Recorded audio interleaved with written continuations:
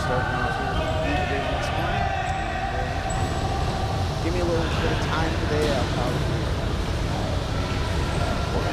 live stream going. Different internet connections. Those. So hang tight on that. Everybody's been going to support that. Also, probably uploading yesterday's footage. That's footage. Motel, I've never done that.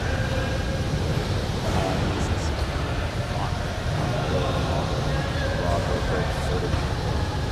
I got a jump start on it. Hopefully, get that all up there. So today's our first long day, first of 3 very long days. Open and close. I don't actually have to list. I'm here in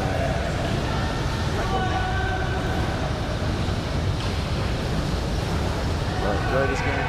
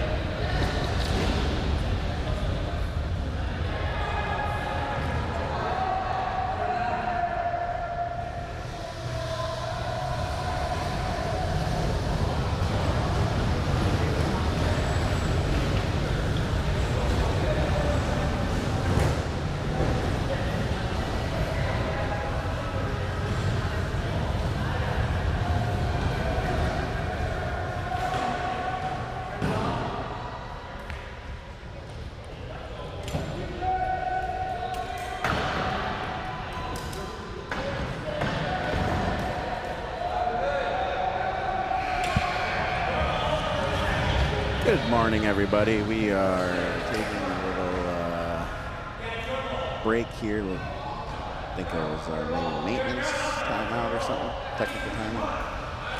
Yeah. Those things happen. We're getting back into it.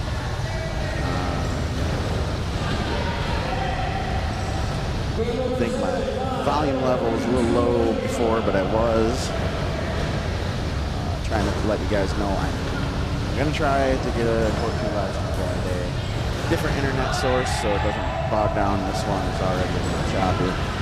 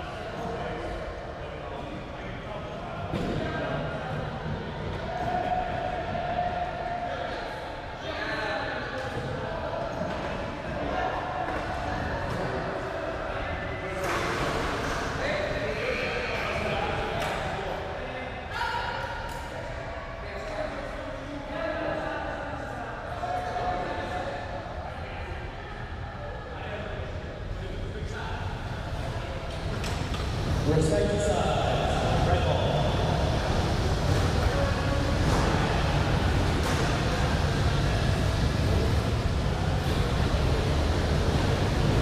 Here we go.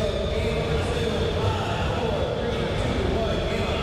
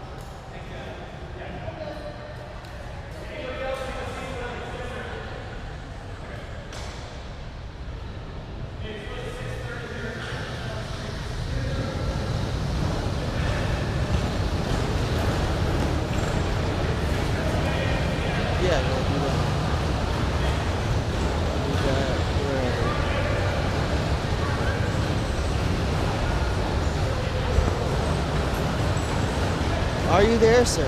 I think so. All right, cool. I don't feel here, but I'm here. Good morning, everyone. Steve Oak, the ambassador here from Seattle. And we have Bill Zarinkis from Chicago. It is Sunday morning, day 2 of the 2024 WhirlyBall National Tournament here in Vernon Hills, Illinois. And we've got some de-seeding action for you this morning as we have the Seattle Sea Otters, yes, the Seattle Sea Otters versus the Chicago Sea Dogs. Both teams have been playing well. They had played a handful of games yesterday. I understand both have had wins, and I just came in on the latter part of the Chicago game where they had victory over the Cleveland B team. We have Chicago starting off with the ball there as number 25, Seattle tried to make a break for it. Good recognition by Chicago. 3 seconds left and a beautiful shot from number 12. Good morning, Aaron. Met him yesterday, a really nice guy. Aaron's a good dude. He's played leagues a couple times, once like a few years ago, and he's got a lot of little kids, so hasn't been around. Came back for leagues this year. Well, when it's here at your center, you know, that's when you get people out of the woodwork who normally would not travel and be able to go. This is fantastic to see. Chicago, 7 teams, Bill? 7 teams. Pretty awesome. Great, beautiful pass over to number 12. That guy is lights out. Not only had he made 2 in a row, but it's dead center. He's going to get a 2-point handball. Are they going to call it? Let's see. Yep, they're already doing Oh, it. oh. 2.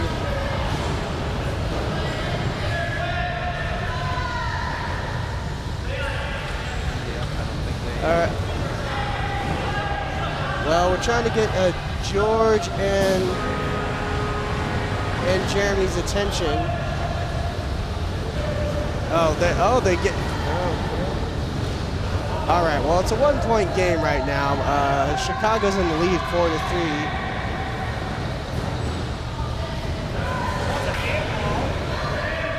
Do we have another handball call? Oh my goodness.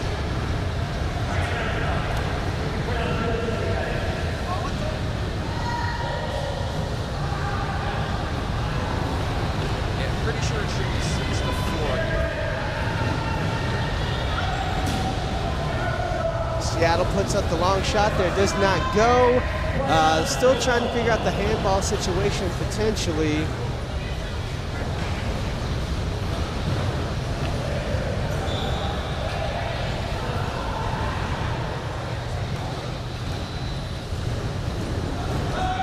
Bill's talking over with George here just to make sure that we're getting the penalties, the score correct. We want to make sure to get that done and cleaned up before tournament time. This is what seeding's all about, is Seattle's trying to put up Nick Carney, I believe his first national tournament. I know there's a Dan Carney as well. Yeah, Dan Carney, that's his brother, yep. Okay. Brothers in arms. I was watching Dan drill some shots yesterday. Yeah, Dan's got a wicked shot, much like your number 12 here, Eric.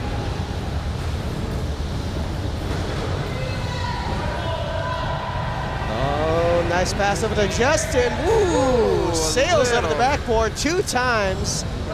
It's early in the morning. No breakfast for him now. All right. Breakfast are for people who score. Breakfast is for score. Oh, Seattle. We did have a first good game for sure. Let that one slide. We all have our good games. Yeah. All right, good 3 inside wall and wedge by Seattle there. Number 12, they're starting to key in on him. He is the hot shooter. Great recognition by Rebecca. Great wedging position there. Chicago had a little bit of a crossbody there, but you know, it was a good look, a good read. Pass over to Rebecca, high pass, back over to Dakota, number 0 for Seattle there. Plenty of opportunity and time here. Good block by Chicago. Dakota wisely looking at the shot clock there. Or possession clock, rather. It's probably going to be a tight game the whole way through. Both teams have been very similar. Good walls, good wedge. Right, I mean, we're, you know, what, almost 2 minutes in, and it's still a 1-point game? Yeah, they're both playing. Nobody's really making any, like, you know, bad mistakes. They got, like you were saying, good ball. Yeah, well, I mean, they just, that one little gap, you know, when that wall's rotating a little back and forth, if you're not watching the gaps, they're going to get you.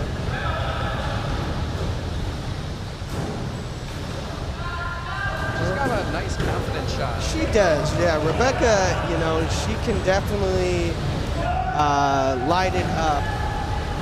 Sometimes it's a little bit rushed, but ooh, nice pass over to Justin. Great layup shot by the young gun there. Dakota puts it up. Nice layup. Yeah, like you said, back and forth tight game here. Who do we have in the green shirts there? That would be John McCurdy. You may have heard the name Matt McCurdy. That is his brother. In green, yes, sir. Family affair. Yes, it is a family affair, yeah. We got Barrett engaged. You got, how many? Yes, sir. And seeing as Nationals is slated to be in Seattle, next year we'll even have more siblings. Jody. Out of bounds. That'll be red ball. We have to reset. Right, so to your point, Bill, just for the viewers out there, if the ball does go out of bounds, whoever causes the ball to go out of bounds, the possession becomes the other team. And it should be respective sides. Yes.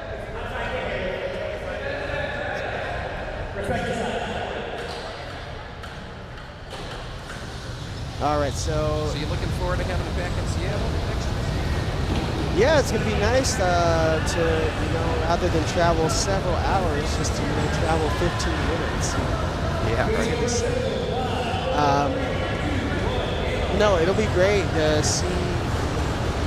Great and interesting in terms of like our numbers have been growing, and as you know, or maybe Bill, have you been to the Seattle Center? Yeah, I played there in 19. Okay, that's it. Yeah. So as you know, our center isn't as big as some of our fellow centers. So with the numbers growing, oh boy, Dakota caught them sleeping there. Oh, Ball's got to be nifty little shot by Mr. Miles. passed down over to John McCurney. He's got a shot. Oh, Beautiful, man. beautiful Just when you think recognition. one team's gonna get a 5-point lead. Right. Take it right back. Great job. Oh, they got the hot hand. He's looking for a pass. Possible gap shot. Oh, there it is. Good shot by Miles there. Pass over to Dakota. Ooh, a little bit of a bobble. Is he going to get it? I believe so. Good communication. Fixed the defense there. Very nice. The Scoop Dogs, they decided to name themselves each after like some sort of rapper Snoop Dogg records. So I'm trying to remember all the names, but Justin has been playing Cherry most of the practice the last few months, so it's big picking. Big picking. I like it. It was pretty good. Oh, we almost had another handball. That's the beauty of D, though. You know, you're still getting used to not trying to grab the ball. We're under 2 minutes left in this first half. Chicago leads 12-7. I don't know if it's the same today, but yesterday, the black cards were definitely the better side. So if you had a close game in the first half, you really got to open it up with the black cards in the second. 0 is still the prime Yeah, that would be Dakota. Really good guy. I've been helping him out a little bit. Definitely building a good, confident shot, good recognition. On cue there. There you go. And we got a broken ball here. Just gonna pick it up for you. All right, so under a minute left. Seattle down by 3 currently. Yeah, Yeah, they should just still be trying to score there, but they're playing a little clock management. I don't know if they realize this is just the first half. Miles eyeing it up, puts it up. Ooh, just barely misses as it just touches the bottom of the backboard there. 30 seconds left by Seattle with the ball. Rebecca looking for a pass over to Nick Carney there. Dakota has a possible layup. Oh, that was a bad pass. Slightly off. They're going to get called for fouling. Oh, No, maybe not. yeah, just I think wisely he was gets a out. little late.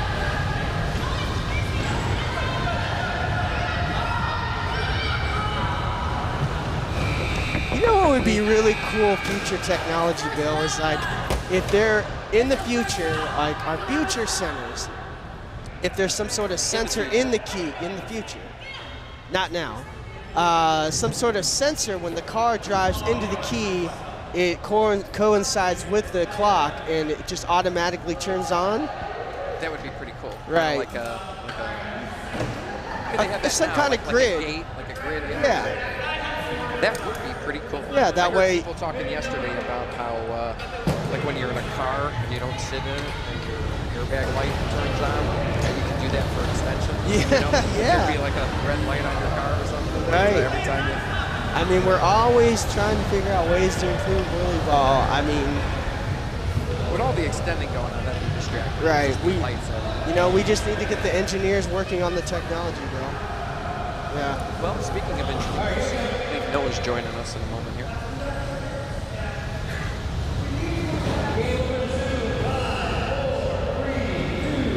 Our good friend, Mr. Noah Aaron. Hello, everybody. Yes, good morning, sir.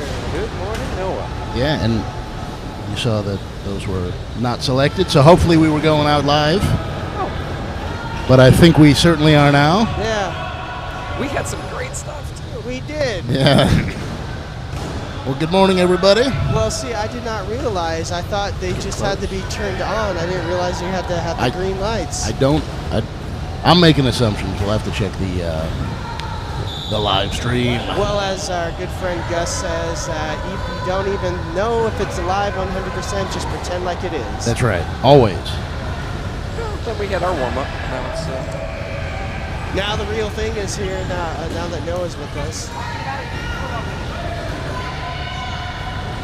So this is a pretty good defensive wall here from Seattle. That's a nice screenshot that they found. Looks like Chicago's got two pretty good primary screen shooters. That Zero car, always one to watch in court one here. That Zero car seems to be a bit of a rocket. Still moving well today, no doubt. And the passing.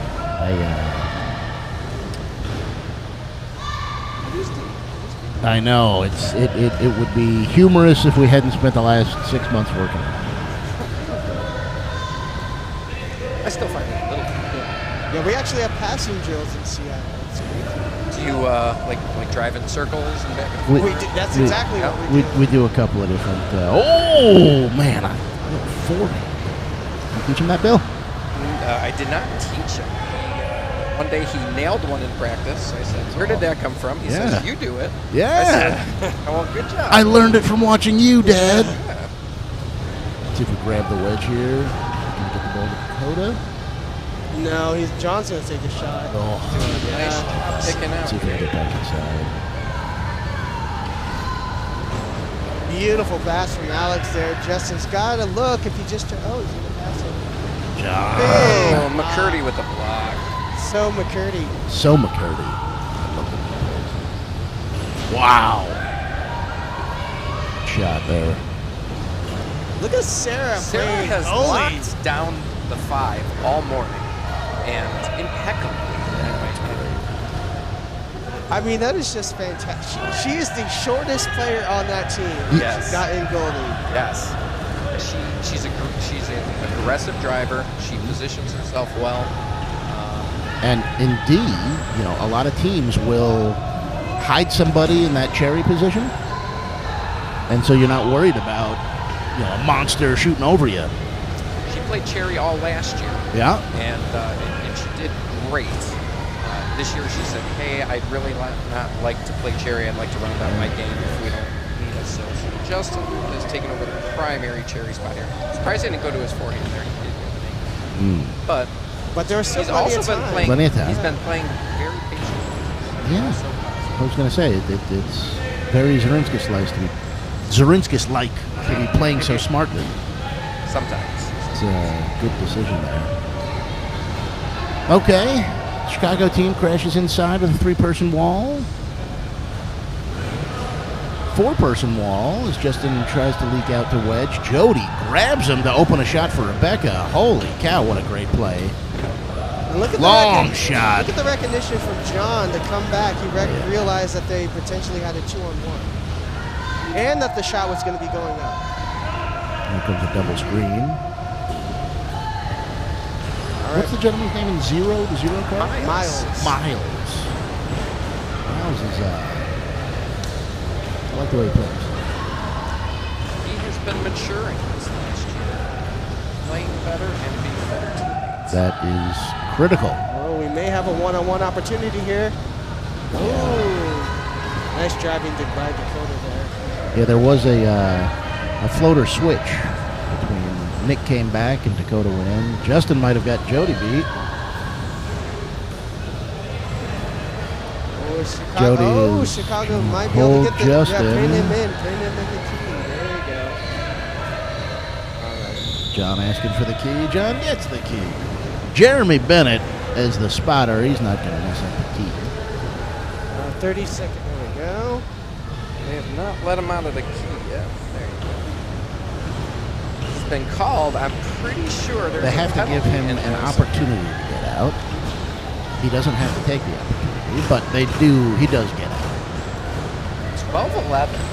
What a great If game. you didn't hear us in the first half, we said this is going to be one that goes down to the wire. Both teams are playing very well, very disciplined. We're still in a 3-point game. Rebecca from way downtown. Oh, 2 points, but a deep 2. Another thing we pointed out in the first half. Wow. What an answer. Yeah. Incredible. You love to see it on, like, someone makes a really hard shot, someone just drives up and buries it. That was basic. Oh, yeah, 2 in a row. Is this D? What is This is, going yeah. on? Love 3 that. scores in a row. Let's make it 4. Okay, 4 inside crashing. It's going to give up an open shot. 4 minutes on the clock. 16-15. A 1 minute, or a 1 minute, a 1 point game. 1 point game. It's early, folks. Still waking up and I've had 0 coffee.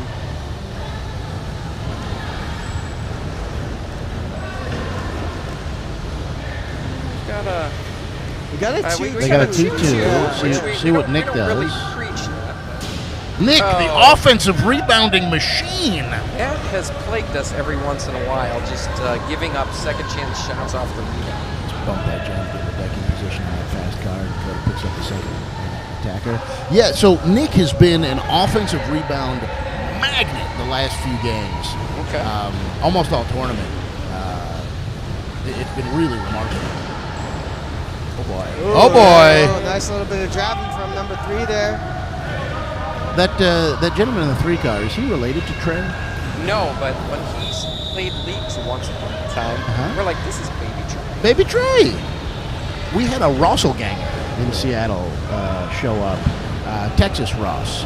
We had a shorter version, looked exactly like him. But I don't think he's that good. You know, no, I may just start referring to Eric as Baby Trey. Oh my! Ooh, Baby Trey. That is a That- shot. that was a heck Baby of a Trey, shot. Baby Trey, yeah. Look at this 4-person wall. Love to see it. Baby Trey sneaking the back of the key. Decides better. All right, Justin, maybe set a pick on that guy, get deep. Okay, there's a screenshot. Nice way to work and find that. Justin's got a mismatch here, maybe. Good wedge position. Oh, boy. That's a good idea. 2, 1. Oh. John able to Times it. catch that. Oh, quick shot. Oh, Yeah. Rebecca giving the slow down, don't take the shot. Yay. That was great. Good shot. Yeah. Back to back. Everything is fine if you make that. You know, and I was just about to comment on how, methodical they were moving the ball around and stuff, and they just put that up. I mean, yeah, good stuff. Oh, he thought about shooting again. He's going to. Yeah, Okay. Looked like it. You wanted to eat you. Yeah. Says, I feel pretty good. So Rebecca's getting pushed way back. So these shots, Rebecca's got to get deep. Oh, no. Find him. Oh, He no. was open. Come on. Well, Good screen they over might be there. running out of time here.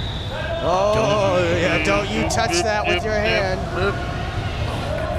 Oh, my goodness. Oh, my goodness. Alex just kind of gave up Oh, on my that goodness. Does she pick it up? I'm not sure. No, I think she just thought maybe Deep. Seattle had a better opportunity. All right, Seattle. 1 minute. Seattle, Dakota doing the math. They're up 19-16 with just under a minute left. They're going to get a 2 for 1 here. It would be nice if the floater got way deep for 3. Oh, I would have iced Aaron it. just pulls up for 3 here. I would give it right back to him. Take your shot. Get that 2 for 1. Yeah. Okay. All right, so they're going to have, about a 6 second? Yep. Let's see how deep plays out. Yeah. What? About Do they 7 shoot? seconds. Do they dump? Do they dump which corner? I mean, if they score 2, the game's over. So that's No doubt. But they're not fighting to get deep. They've been comfortable the last few possessions, just hanging out here at 4 welds. 5 seconds left of possession. Yeah. Oh, Dakota Beautiful. just iced the game. Beautiful. What a baller. Not in What a time. game, what a What an game. incredible Beautiful, game. beautiful. And especially at the end there, the clock management. Beautiful. The nice shot at the end from Seattle. Great game by both teams. Good stuff. All right, I'm going to go run away, talk to these guys. We'll see you later. All right. Mr. Steve, I'm going to jump off too. See what's needed around the center for a little bit. All right, I may join you in a little bit. But yes, everybody out there, make sure to stay tuned. And we got lots and lots and lots of games today.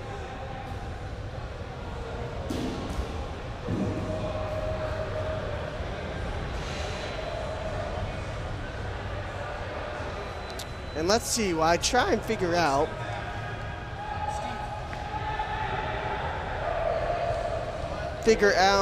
who we have coming up next. So this is live streaming Court 1 here, and that was Scoop Dogs and the Seattle Sea Otters. So I believe we got the Scoop Dogs. Oh, actually, I believe we may be a little bit ahead of schedule. Because it looks like the Minnesota Thunderwolves 2.0 are coming out in the court. I thought there was one more Chicago versus Chicago game. But I do know that we are running ahead of schedule as opposed to yesterday. So we may be a little bit off here. So it looks like, yes, the Minnesota 2.0. And then that would be, I'm going to guess, Crash Cartel from Cleveland. Yes, those are Cleveland players that are coming out.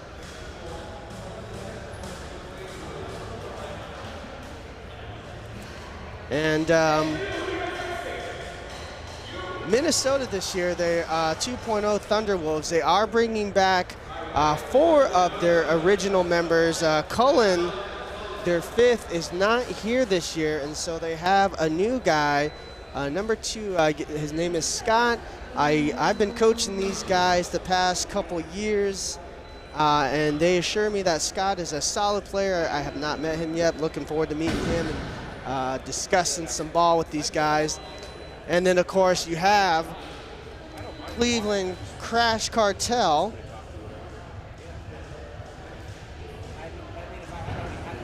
Well, just a quick rundown here. I'm going to try and get in the habit of doing this, at least for a little bit. We got Minnesota Thunderwolves 2.0, Brady, Sydney, Cole, Dan, and Scott. And then for Cleveland Crash Cartel, you have Sean, Josh, Cheryl, Sully, and Eric. All great individuals, all great WhirlyBall players. C division seating is on. 8-minute halves in the A and C seeding games, as both of those divisions have 10 teams, while in the B and D division we have 10-minute halves for seeding. Minnesota in the red cars, Cleveland in the black. We are underway there.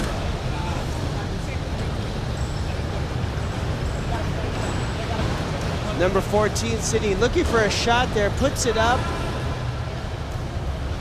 Just a little bit high there as Minnesota looking to try and take the ball away. Nice recognition from Scott. As we see Minnesota attacking with 4. Although Brady wisely makes sure not to go too far ahead. Minnesota puts up a shot there. Brady able to get the rebound. 9 seconds left on the possession clock there. Pass over to Cole. Cole's got to put it up here. Sean, great defense from Sean Mooney. Got a piece of that as Chicago's going to get possession back here. Josh Hersman. Oh, tried to sail it over to Eric in the key, but not able to corral that one there. Quick shot from Brady. Believe this is the Thunderwolves' first game. They did not play yesterday, so this is their first game. So they're trying to get used to the cars and get a feel for each other. As we have our fellow podcast member in arms, Sully, calling for the ball there. Nice block by Dan. Cole in the key there, not able to get the ball then, apologizes to his teammate. Pass over to Eric for Cleveland. Sully's got a screen. Buries the bucket. 2 points, Cleveland draws first blood.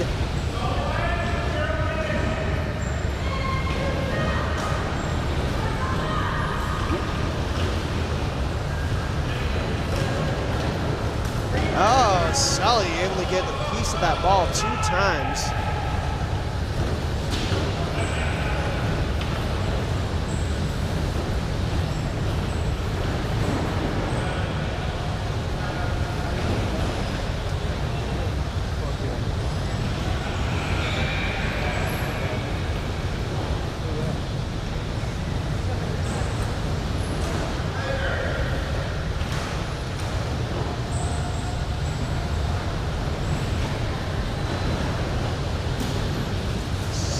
Another screenshot there. Brady able to swat that ball over the corner. Sid's going to pick that up for Minnesota there.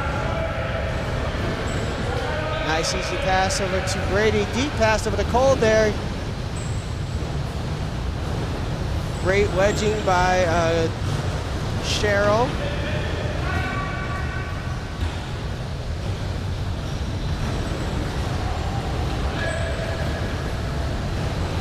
Beautiful shot from Sully.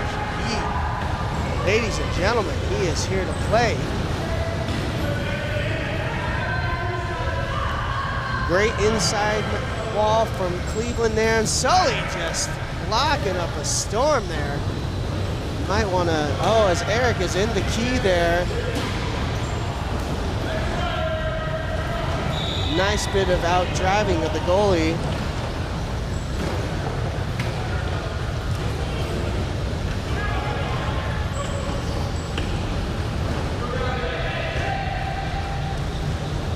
right, Brady is in trouble, and he's trying to call for somebody to come back. They have plenty of time to fix it. I think there's just a little bit of trouble in them driving the cars there. Cole wisely gets back inside to make sure they don't get the 2-on-1, but Sully does have a screenshot. Nearly makes that one. Cleveland up 4-0.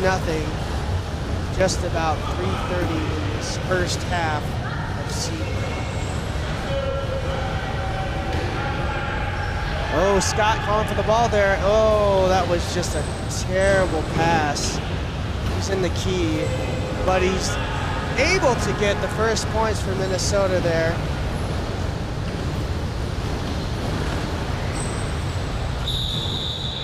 Cleveland gets called 5 for the key there.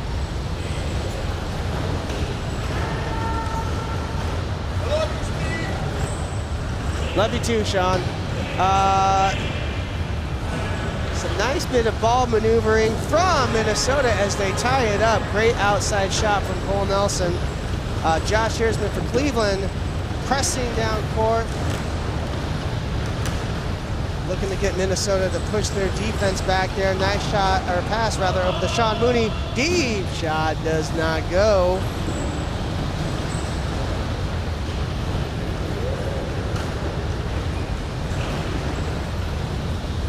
Very nice disciplined defense from the Cleveland squad.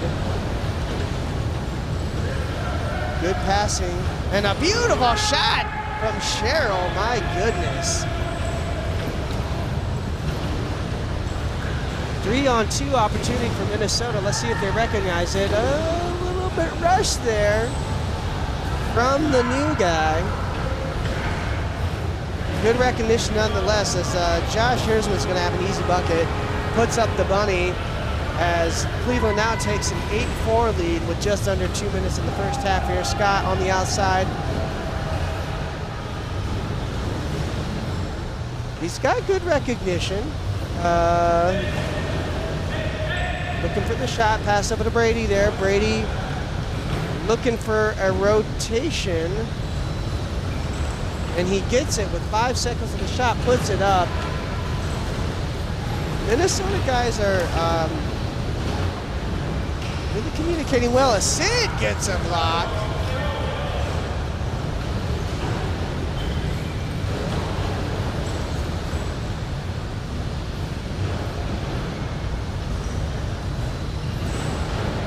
Beautiful down center screenshot from Sean there for Cleveland.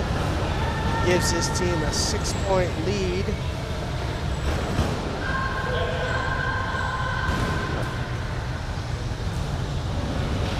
Minnesota puts up a quick shot there.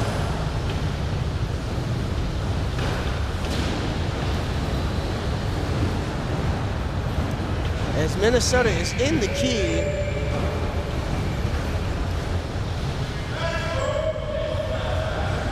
Interestingly enough, I don't believe he got called for 5 in the key, and so just for you out there, if you don't get called for it, you don't have to let him out. So it's interesting that they opted to let Minnesota out of the key. They could have just kept him in for the next possession, but not a necessary move. Just a good strategy for you out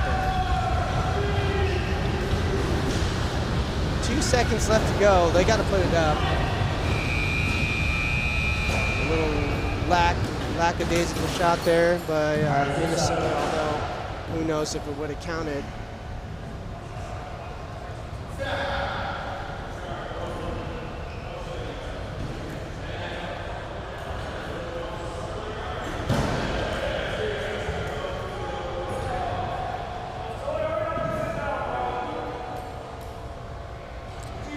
Thank you everybody out there around the country watching and supporting your friends, family members who have come to play National Tournament here in Vernon Hills. And for those of you here in Vernon Hills, but not quite at the center yet, word was they were going to try and get this live stream down in the conference room. I don't know if that's going to happen or not, but So if anybody has any information on that, let me know. Come find me or put something in the comments.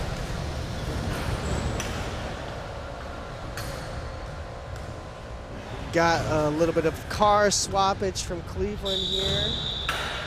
And trying to get the seatbelt situation all figured out.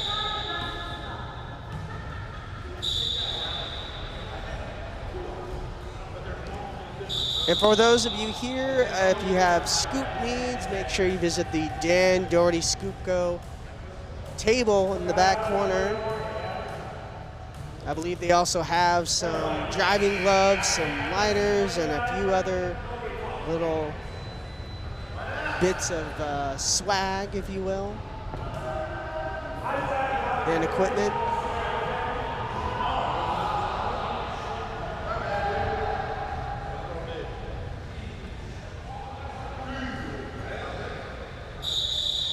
So just something I thought of off the top of my head for the viewers at home, something that has always kind of, when I've gone back and watched the footage, that kind of, it's cool, but it bothers me at the same time, is when you're in the middle of the game and then all of a sudden the resolution gets a little distorted because people start banging on the glass,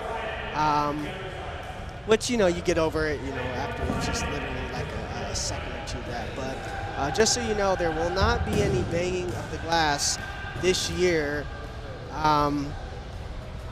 Well, actually, it wouldn't matter because we're actually upstairs this year, and the cameras, I believe, are not on the upstairs window, so you'll be good in that regard. But just regardless, even if the cameras were where the people watching, we're not allowed to bang on the glass this year, so you don't have to worry about that.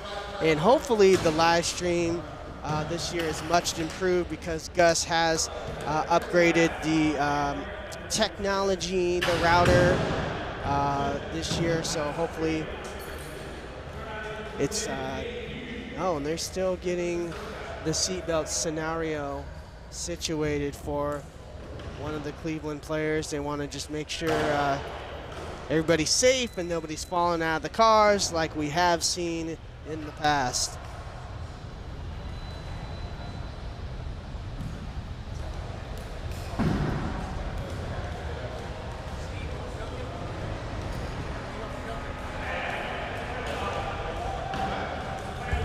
Just like a breakfast sandwich of some sort and iced. What? Yeah, right. And then like an iced mocha.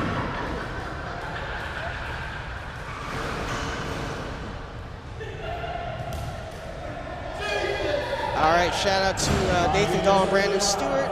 They were asking, they're going on a Dunkin' run, and they wanted to make sure if I needed anything. They want to keep me fueled up for this commentary I'm doing, along with our games that we have much later this evening. But back to the C Division seeding games here. Sully's getting a little playfully chippy with the rep booth. Love that guy. Cleveland with the ball, second half, currently up 10-4. And here we go.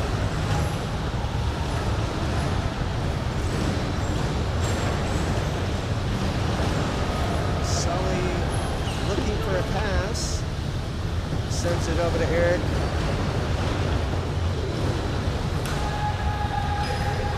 Josh here's been pressing Brady all the way back to near the key there.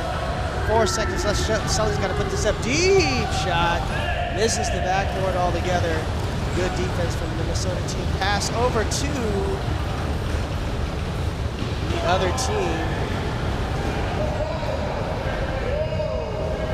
Sully contesting something. Don't see any points put on the board, so it must all be okay.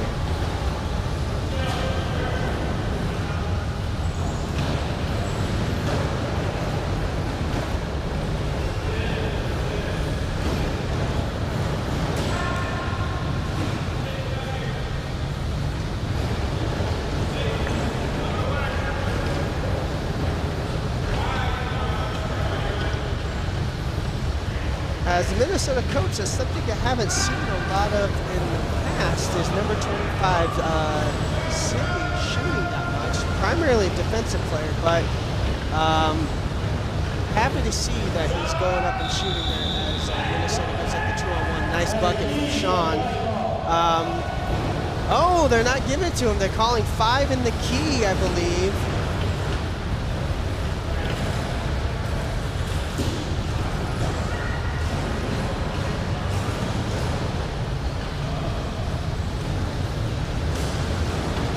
Oh, a rare turnover from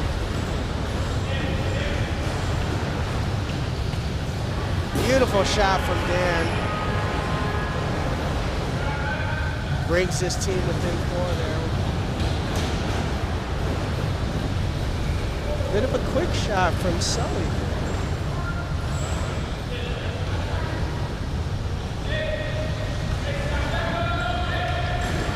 Minnesota leads. Cole wisely comes back though as Minnesota drains another shot.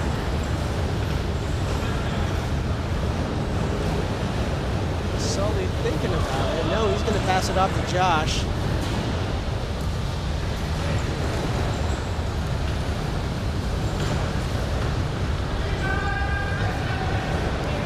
Cheryl's got 10 seconds to put their ball up there. Sails over the backboard. Deep pass over to Dan. Pass over to Brady. Is he going to be able to get it? No. Some unfortunate ball bouncing off the card.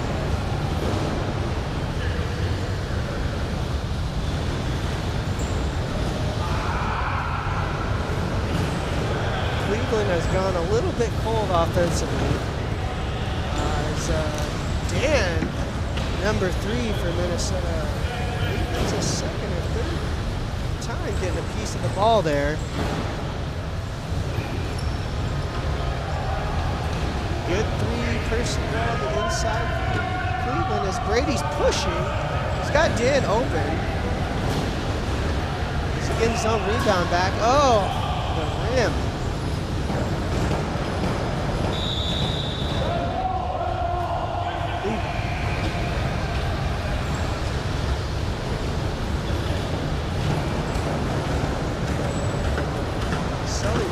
Shot here. Cleveland still has a 3-on-2 there. Big block from Sid.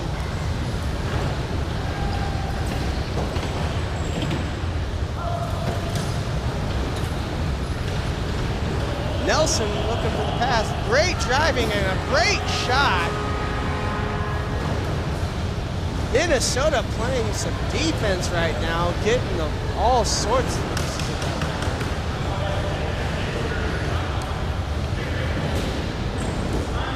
We'll call that a pass over to Dan rather than a shot there. It was a bit rushed.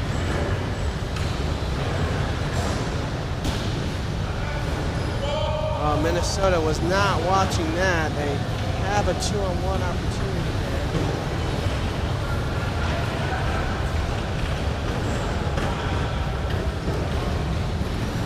Sully telling his teammate, my bad, my bad.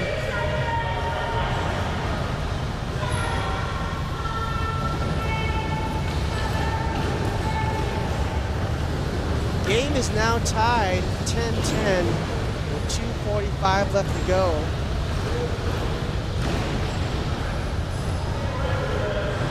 Cole puts up a bit of a quick shot there.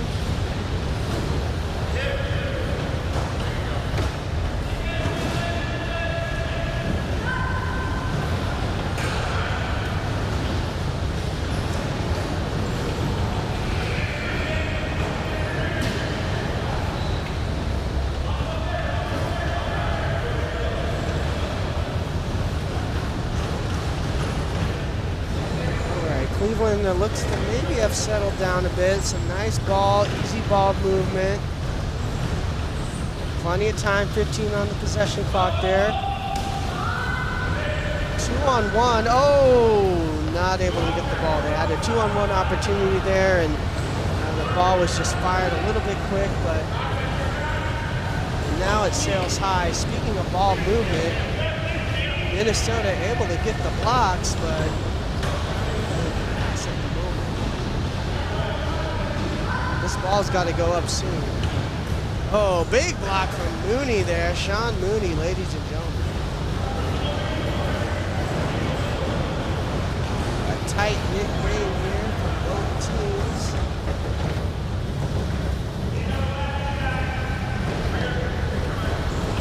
Josh Shearsman thought about going in the key there, but wisely backed out. As we come up on 1 minute there, Minnesota has possession of the ball there. Ooh, a rim out there.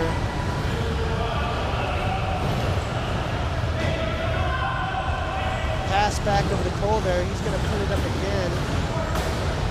Robinson with the ball. Pass back over to Cole. He's going to take a third shot there and a third miss.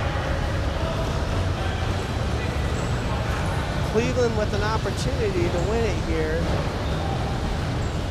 Let's see what they would do with the ball there. Are they going to take the whole clock, or are they going to put up the quick shot there, giving Minnesota an opportunity to tie or win the game? I think they're just going to try and utilize their whole possession. They've got 7. Oh, and a turnover. 9 seconds to go. They've all got to go. 4 seconds left. They got to pass it. I think this is going to be, oh my goodness. They couldn't get the ball down. And that's going to be a tied game between Cleveland and Minnesota. Crash Cartel, Thunderwolves 2.0 tie the game 10-10.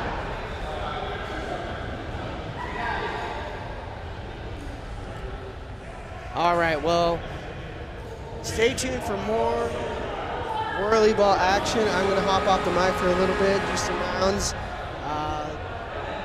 Hopefully I'll try and send somebody else up here to do some commentary. Stay tuned.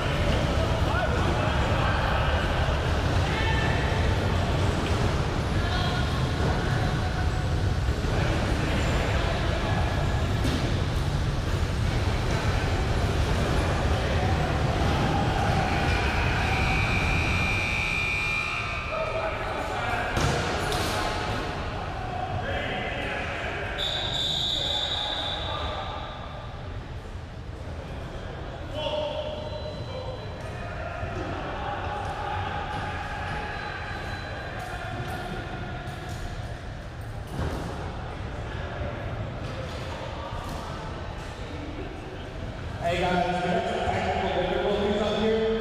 I forgot what the score was. I'm guessing it's 14-2 or 14-4, yeah? 14-2? Okay. Wait, I'm not going to listen to you over here.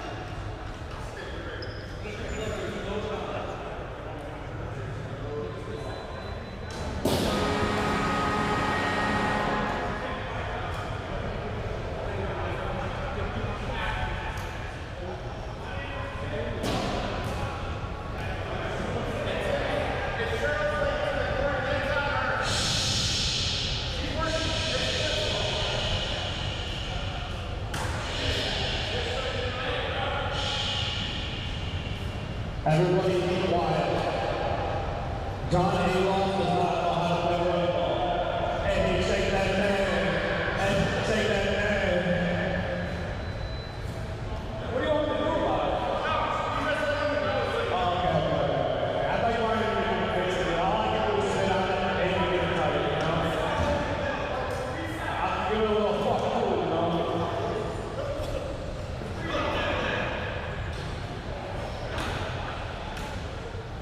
I respect the sides, people.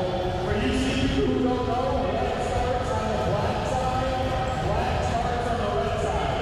Got it? No, sort over here. You sort over here. You sort on the out. You shoot on your own color, bro. Shoot on your own color, yeah? Alright. Wait, that doesn't mean that.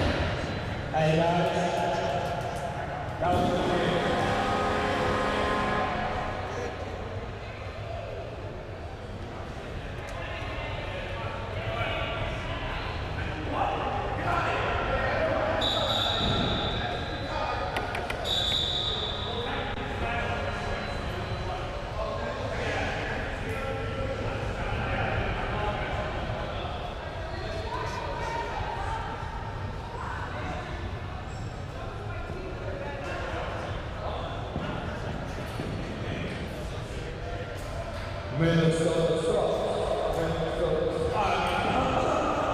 What's up, boys? Welcome to your second nationals. You all got fat out there.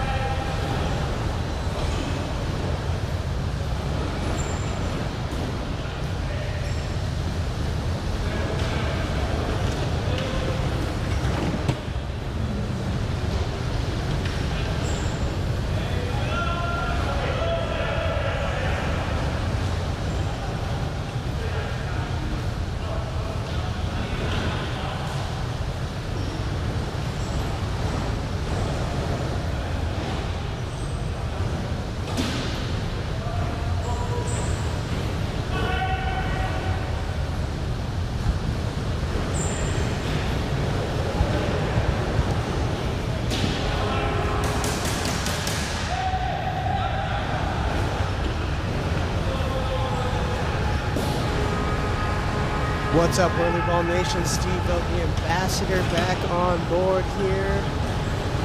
Do a little bit more commentating for you. We have seed teams going on here. We have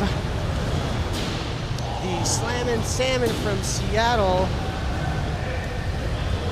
going up against the Whirly Sirs of Minnesota. Minnesota, the red team, Seattle black. As we have Gage Davis putting up some points for the Seattle team. They currently lead 8-5 with 4:36 left to go in this first half of this seeding game here.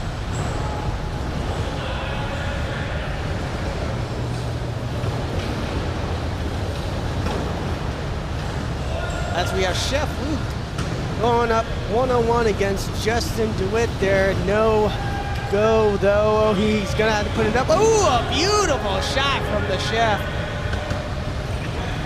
Chef Luke, ladies and gentlemen, great 1-on-1 there. Seattle might be in the key here. No, I guess they did not call. The key clock wasn't on. As Chef Luke takes another look at the one-on-one possibly there. He's got a look there. Ooh, misses just high. Justin doing a great job there at the goalie position. As Seattle has a 3-on-2 opportunity here. Jeff Jackson's going to pass it over to Sean Atchison on the outside. Minnesota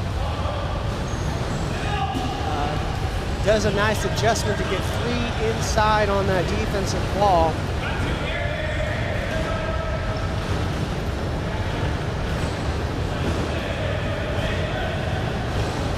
Nice block from Sean Atchison with the follow-up shot too. A great bang play from Seattle. Sean trying to work his card now there. They're trying to isolate for the 2-on-1 there, catch Minnesota off guard. Let's see if they notice. They don't. Minnesota puts up the ball there. Justin passes it down. Dan Carney over to Sean there. He's gonna get the 2.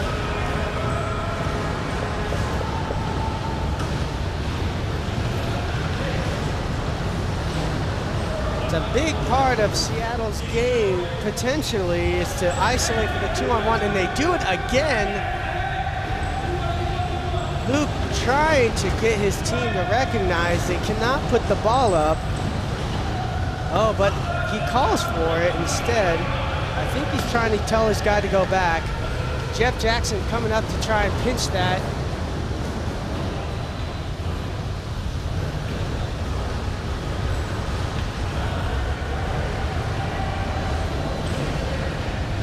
Minnesota with a nice 3-man wall on the inside. Luke playing a wedge position, and he does it nicely there. Are we gonna see a slash call? Yeah, we see a slashing call on Seattle there as Dan Carney slashes the scoop of number 12.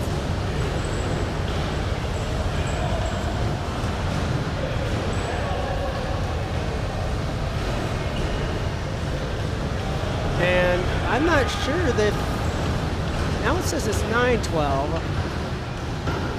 I'm not sure what happened there, if there was maybe a delayed game or something, I'm not sure, but Seattle's still in the lead, 12-9 with 1:15 left to go. Deep shot from Minnesota, does not go.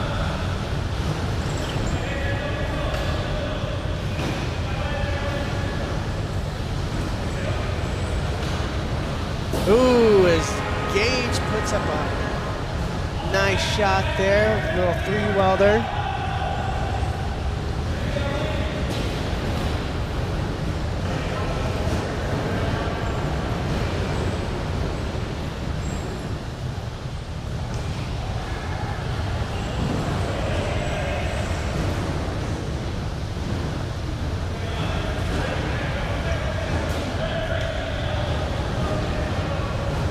One from Seattle coming up.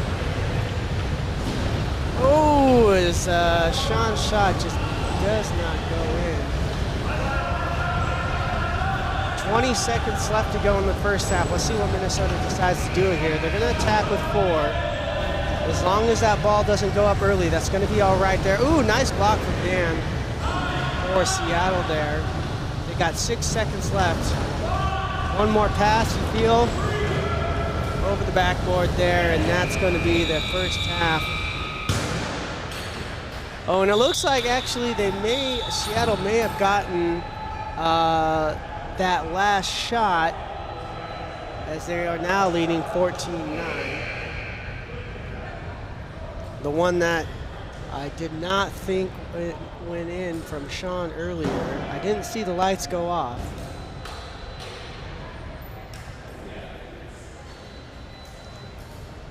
Great first half by both teams there. Seattle able to just catch Minnesota off guard a little bit when they're sending 2 up to isolate for the 2-on-1 there. Minnesota's going to top it out here.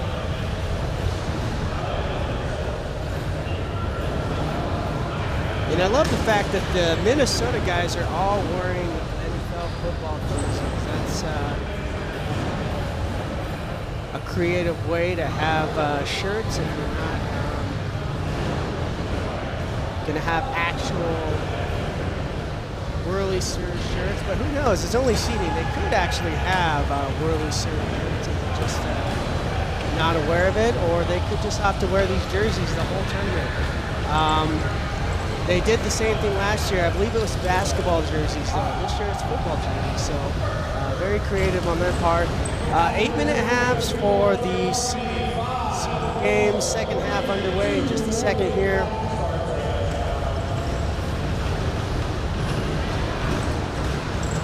Red looking to push through there. A little love tap from Jeff Jackson there. Pass over to Justin Duet in the back there. He's behind the three-point line.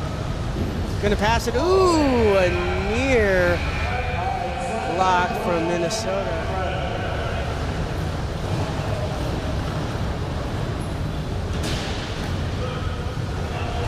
Nice defensive stand from the Minnesota squad there. As they turn the ball over,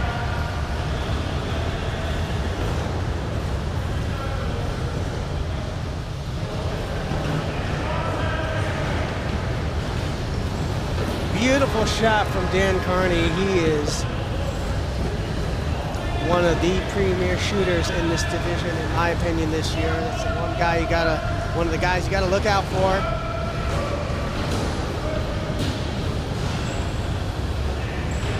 Looks like Minnesota's gonna be able to get this back. They got 15 seconds, plenty of time of this possession. Oh, and a little bit of lazy drop from Seattle here. Luke's gonna put it up. Oh, no bueno.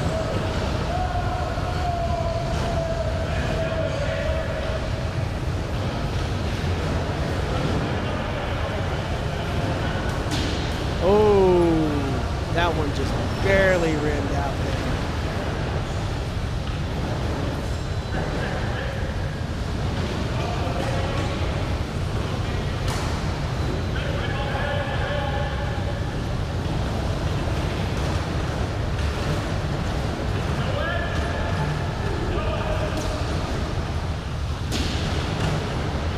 Good methodical ball movement from Seattle here.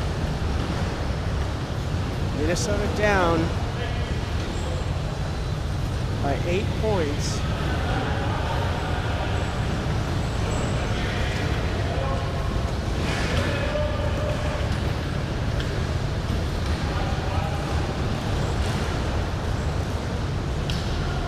Or excuse me, 9 points. It's early. Math aside.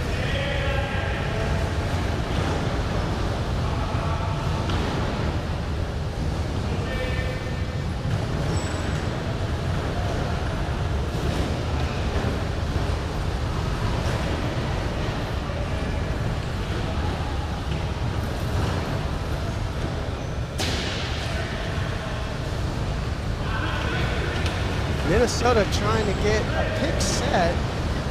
25 doesn't make the read though, as he's able to get that ball in. Seattle with that high 3-man wall. Nice driving by Luke, able to make Seattle's wall come back, and a shot from Minnesota does not go. Jeff Jackson calling for the ball. It goes into his car rather than his scoop.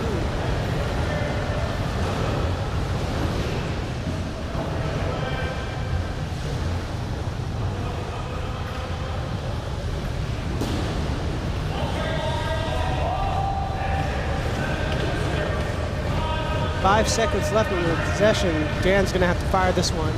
Oh my goodness, a beautiful shot from Dan Carney. Like I said, one of the premier shooters in this division this year.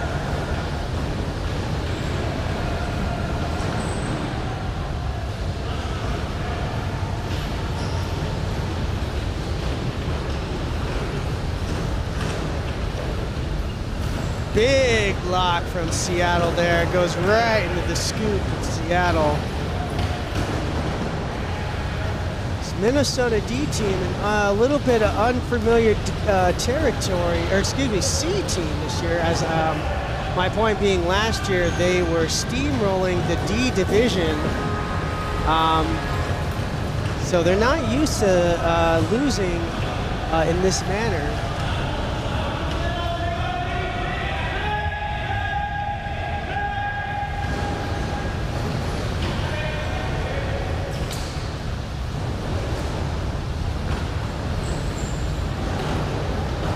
I think Seattle has them a little bit stifled right now.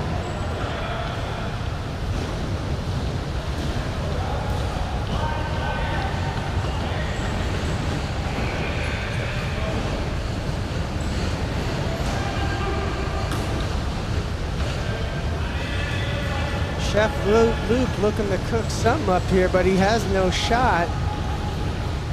Some good defense from Gage Davis there as number 9 puts up the shot. 2-on-1 for Seattle. Minnesota quickly covers that up though.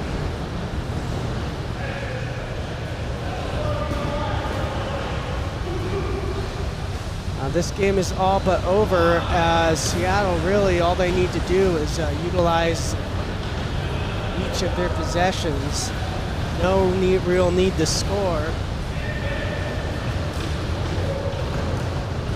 And as of course as I say that, Jeff Jackson puts up a quick shot there.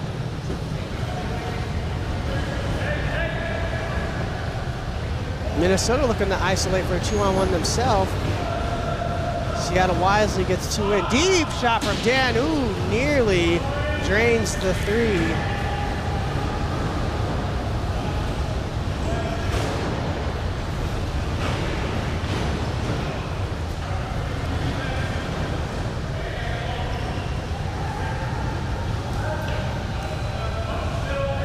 Three-point shot attempt from Minnesota.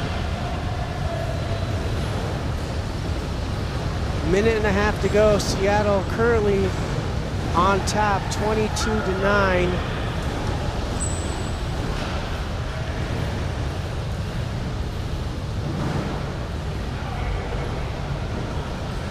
All right, looks like Seattle is slowing this down a bit. They realize they've got this game in the bag.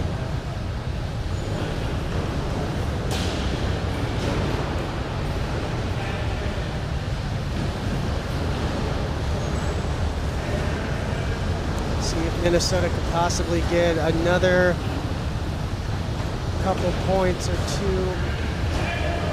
There it is. Good shot from the chef.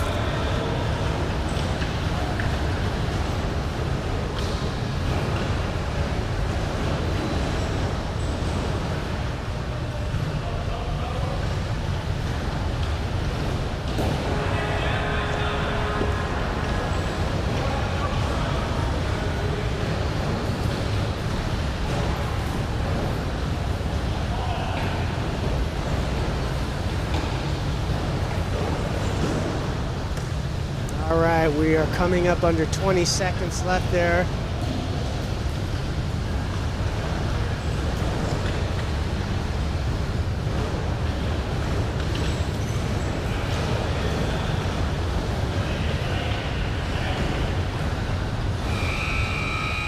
And that's going to do it for this game.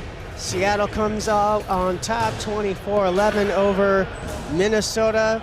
The Slammin' Salmon win this one against the Whirly-Sirs. The handshakes, the fist bumps, minus the hugs going on right now, as Sully would say.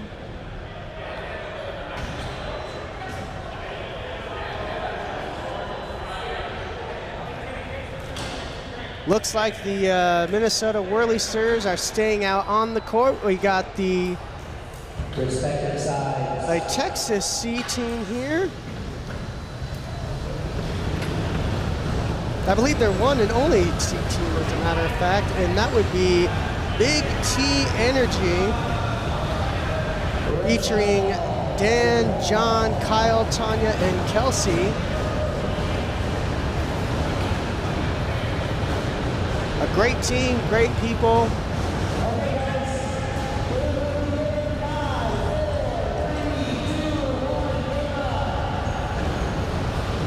All right. right, and we are underway here as Texas starts with the ball. They are on the red team, and of course Minnesota in the black cars.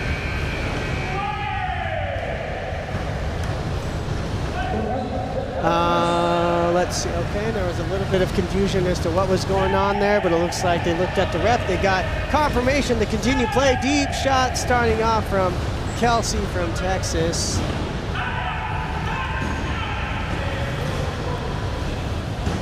Nice 2-on-1 opportunity. Oh, Minnesota capitalizes that one as they get the first points of the game. Kelsey Carter with the pass over to Kyle. Need him there. He may do some one-on-one trickery there.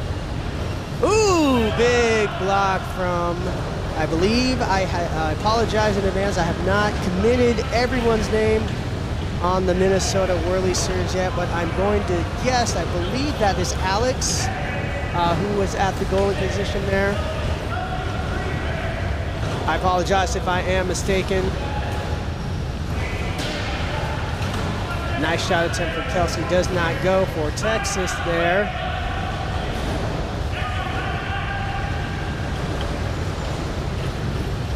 Chef Lucom with the ball there. Nice defense from Dan Bostic as he's got his scoop all up in his grill. Ooh, a little bit of a rush shot there. They had a possible layup from number 25.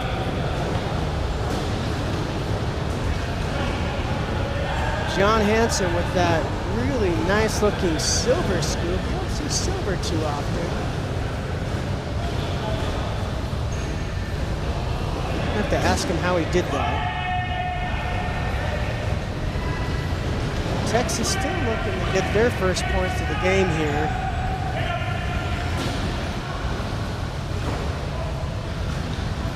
Look at John Hansen all up and in and out of his car. Legally, I might add, he's just got a really long reach defensively, aggressive, like it. Ooh, and Kyle, there you go. Kyle for Texas, able to get the first points for his team as he does a nice bit of driving there. Caught the goalie off guard. Good pass by Minnesota. Oh, but it was not caught by his teammate. Bostic with the quick pass over to Tanya Biggs. Nice little pick by Kyle there to try and get her inside, but Minnesota has a nice three-man wall on the inside there. Screen shot coming up, no. Good, a 2-on-1. Oh, Minnesota having a little bit of trouble getting each other the ball right now. Sure if maybe they're rattled from that last game, or if it's early, maybe a combination of both. I'm not sure, but it's still just a 2-2 game.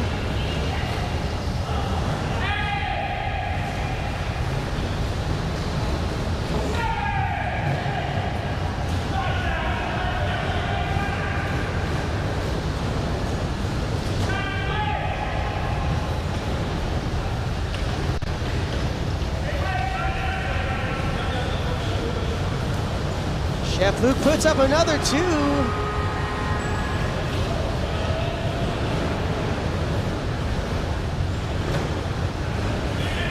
All right, Kyle driving up court. Ooh, you thought he was going to try and set a pick, but instead he saw an opportunity, he saw a lane. Tried to take that middle shot.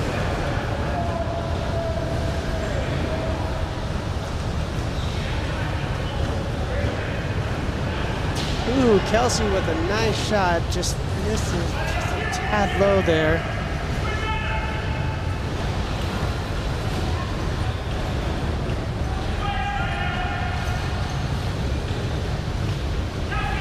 Some really good communication there from Minnesota, followed by a really good block from Dan Bostic of Texas. Kyle calling for the ball. He has a little bit of a position there. Oh, wanted that one back. I think his teammates were telling him just, you know, a little bit more time, not to rush that there as John Hansen's playing big defense.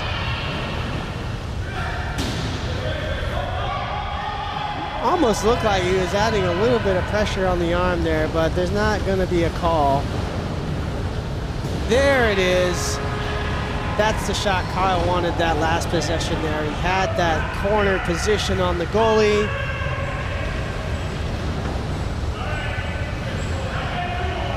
Number 3 for Minnesota coming back to help there. Oh. Minnesota calling for the slash.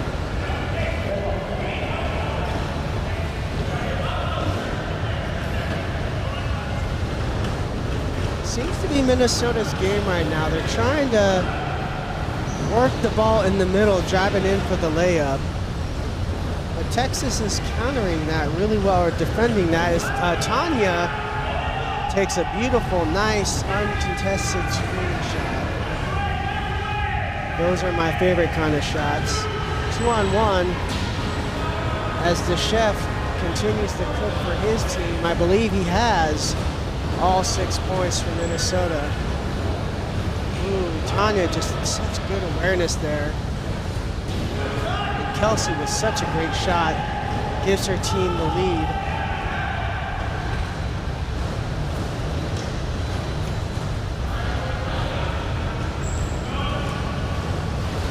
Texas doing a really good job of recognizing that Luke is a really good driver, pressing in, trying to get as close to the backboard as he can, so making sure that that's not going to happen there. And a nice semi-crossbody shot from number 25. And by golly, by the end of the tournament, I promise I'm going to learn the names. I'm going to guess that's Chris. I'm going to play the guessing game.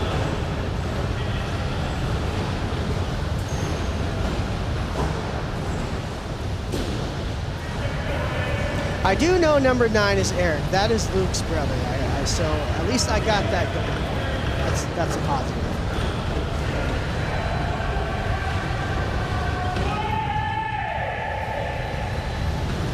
Tie game 8-8-0 as Tanya turns the ball over. Let's see what Minnesota does this. They opt to do best shot, or are they going to just do last shot here? Minnesota making sure that defense is set. Oh, and a nice block from Kyle. Texas going to wind up with the ball, and 7 seconds. Oh my goodness. And I think that's going to do it this first half, unless there's a prayer of a shot here. And oh, at least from the other end, it did hit backboard. So the play never say die. It was good. It was good.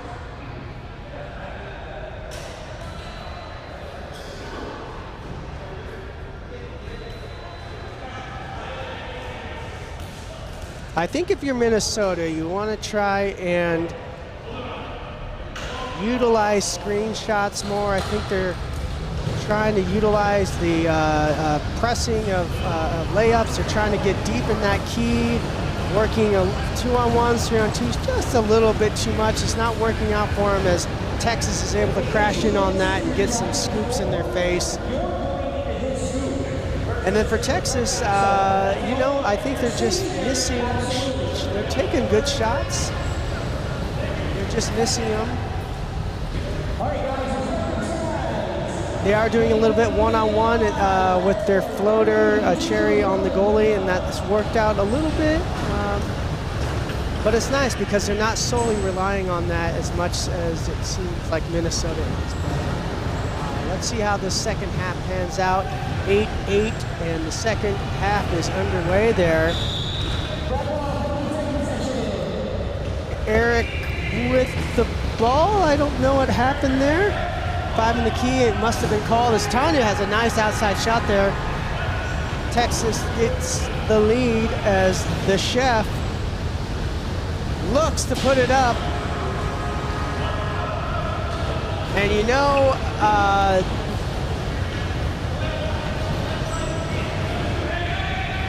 I said maybe they should work on some screens some more, but you know what? If it's working, then screw what the commentator has to say, because, those guys, know their game more than I do, as Kelsey Carter puts up another 2 for Texas.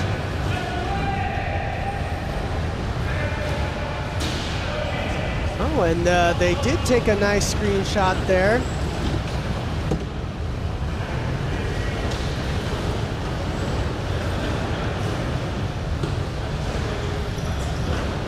Some nice defense from Minnesota. They got 3 inside.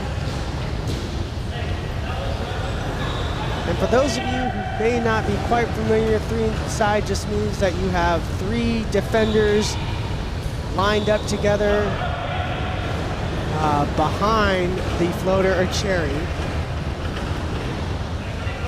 As we have Kyle with a possible position on the goalie there. Just misses a bit of high shot there. Texas still ahead, 12-10. As we have a 3-on-2 opportunity there. We'll call that a pass. Oh, and the rim says no, Minnesota.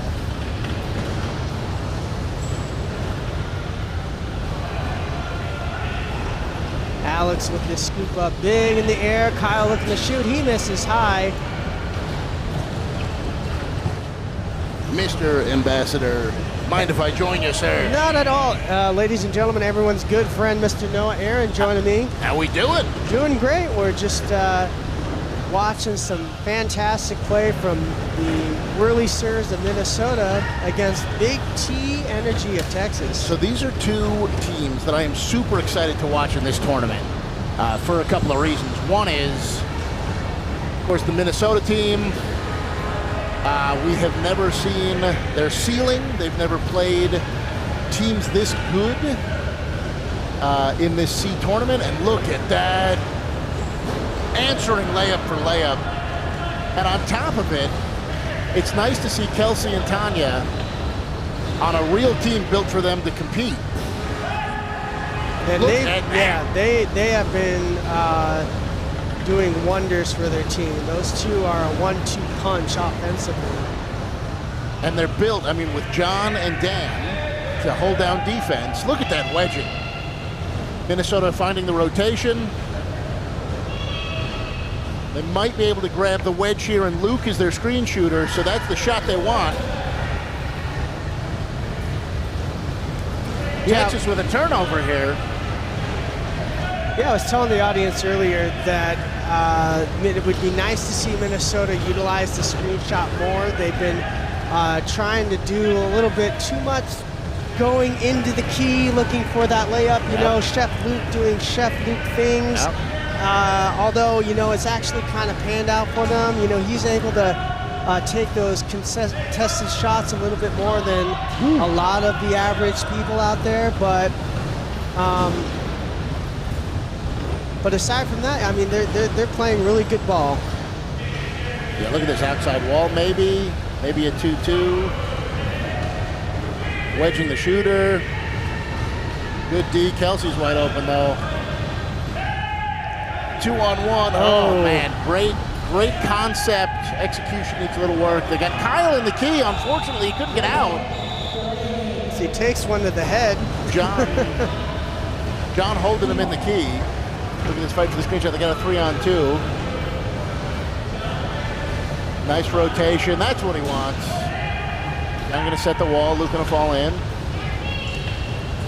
Yeah, and this is what Kyle's been doing all game. He's been getting that corner nose to nose with the goalie, and he's been getting those. Yeah, he's been high shotting that corner. I mean, I assume that's been the difference in the game, because otherwise this looks pretty even. Yeah, you got Kyle on one end, and then you got Chef Luke on the other.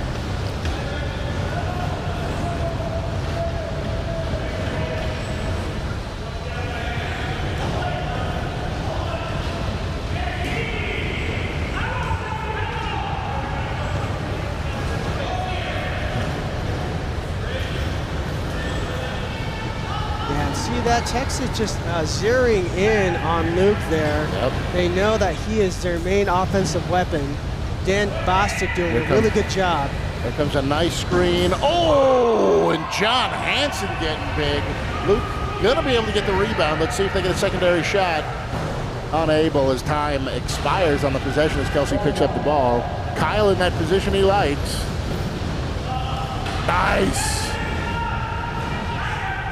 Kyle still asking for it. Oh, man. Yeah, they need to, Minnesota needs to realize that when he's in that position, they got to fix it. That's a game breaker. Yeah, I don't know if they've ever had a floater be able to do that to him. So John coming back, trying to head off the pass a little bit. There you go. There's a little double team, but that's one I'm not mad at. John doing his best to cover everybody. Get a piece of that pass. Move that shot back just a little bit. Just two or three more panels further away. Made the difference there. Great bumps as Minnesota goes into three-point shot mode. As the game is in hand, 7 points in 1 minute. Yeah, I think like you were saying, Noah, that has definitely been the difference for the Texas team, particularly the second half. Kyle just nosing up against the goalie and getting those 2 or 3 shots that he did. And then Texas recognizing that that's where the shot was going to come from and not pressing on offense. So, great job.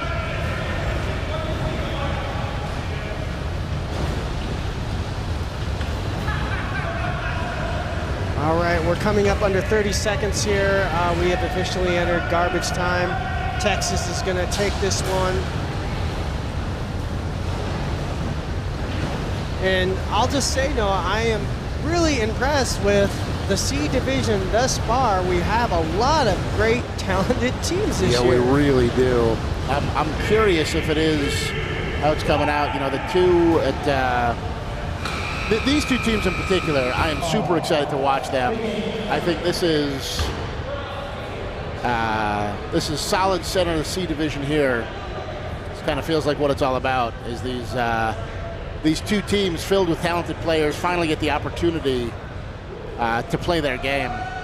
It's just really exciting to see.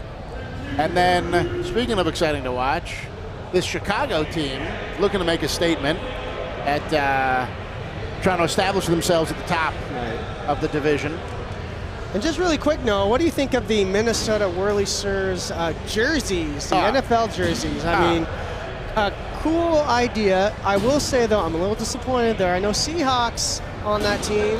Yeah, I wouldn't expect any Seahawks. They're Minnesota guys. Well, I mean, but they have Minnesota, and there's even a Green Bay or two on there. I mean, yeah, I mean they're players that have played for both teams. But they're all from that area. I love it. They've worn those jerseys to the invite in Minnesota before. I love the idea of getting jerseys that are already professionally made. They are absolutely the best dressed out there, and I'm excited to see what costumes, what uniforms, what creativity we see as the week continues. Of course, it's going to be tough to beat the original Taco Cat jumper. Yeah. But someone's going to show up with something pretty incredible, and I'll say Minnesota's probably winning the fashion game on the first full day of the tournament. As the Minnesota C1 team, the OG Minnesota team, your Minnesota team. Yeah, they are 2.0 this year. They got a new addition. Cullen is out this year, and so now they have Scott Bronze as a replacement, number 9, and I've only seen a little bit of his game, but he's actually doing quite well. He fits in with this group really well here, and we are underway as we have the Thunderwolves 2.0 for Minnesota facing off against, let's see, the Willie's Peckerheads. Willie's Peckerheads. Yeah, I'm not quite sure about that, but that's their name, and that's what we're going to call them.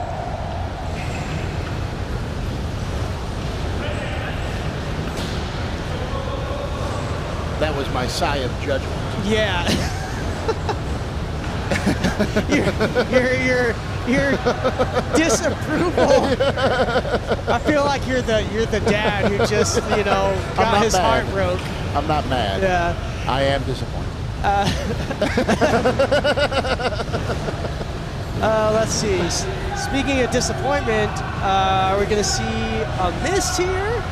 Well, someone's got to be the screen, and someone's got to be the shooter. And they turn this 3-on-2. Oh my goodness! Big block from Dan.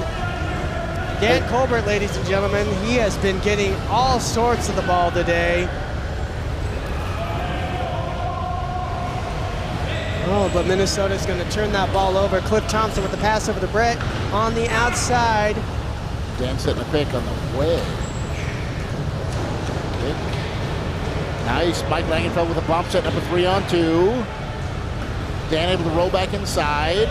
Mike might have a crease here and a turnover. A little bit of the whoopsie-doopsies here. Wow. Ooh. Minnesota looking pretty good against the Chicago team.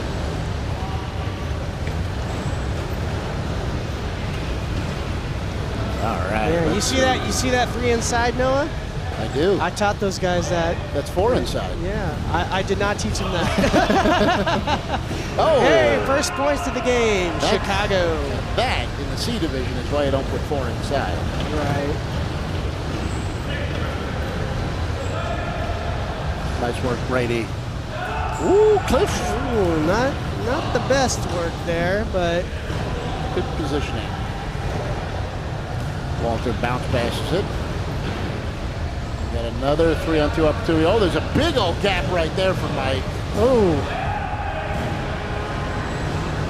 Brett getting way deep, exposing the defense there a little bit. The Chicago team starting to roll a little bit. Langenfeld, great work in the back of his car. Ball goes right past Walter. Yeah, a little communication out there. Walter knew the ball was there. He could have grabbed it. Screenshot here. Look at Cliff getting so big. Brady directing traffic. Love to see it. Outside wall, drops to an inside wall with a wedge. Chicago's 4 up, but no, Walter's going back. It's all right. Walter calling for a rotation. Brett coming back to pick up Brady. Walter eyeing up a shot. Look at Brady playing that. Yeah, he's doing that wedge position really well. And perfectly. He's kind of recognizing that Walter is one of the premier shots in that team. He elected to stick with it. Yeah, I like that. You know, even though Brett almost hit that shot,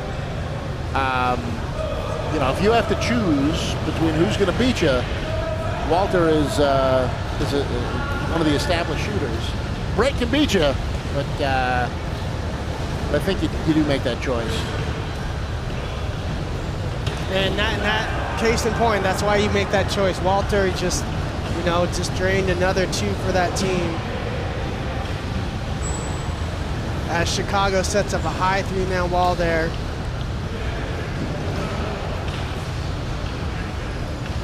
Minnesota looking a little bit lost right now. Yeah, the floater, unable to set a pick because they were kind of trapped in the corner. They're going to settle for, no screen. Scott Wisely, the new player, recognized that they were pressing for a 2-on-1. He wisely came back. Brett Coonsey calling for the ball. Oh my goodness. Wow, I did not think he was going to get that. Smart move by Brady to keep him in the key, though. That's fantastic. Fantastic work, Minnesota. And that was one of the first, and I hope last. Oh, and they're calling a delay of game. Yeah. Yeah, because of the shot. It was so late. It's Tommy and Clint refereeing this game. So a couple of rookies. How often do you see a 6-1 game, Noah? Or an 8-1 game, rather? Yeah, that is pretty wild. Ooh, a little bit of a heat pass there. Luckily, it takes an advantageous bounce. I would call that a chest pass. A chest pass. And an immediate turnover again. Yeah.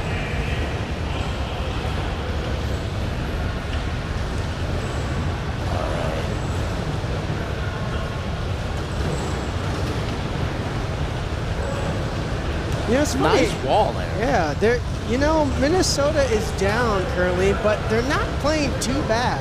It's more turnovers than anything right now. That's right. I agree. Good defensive setup.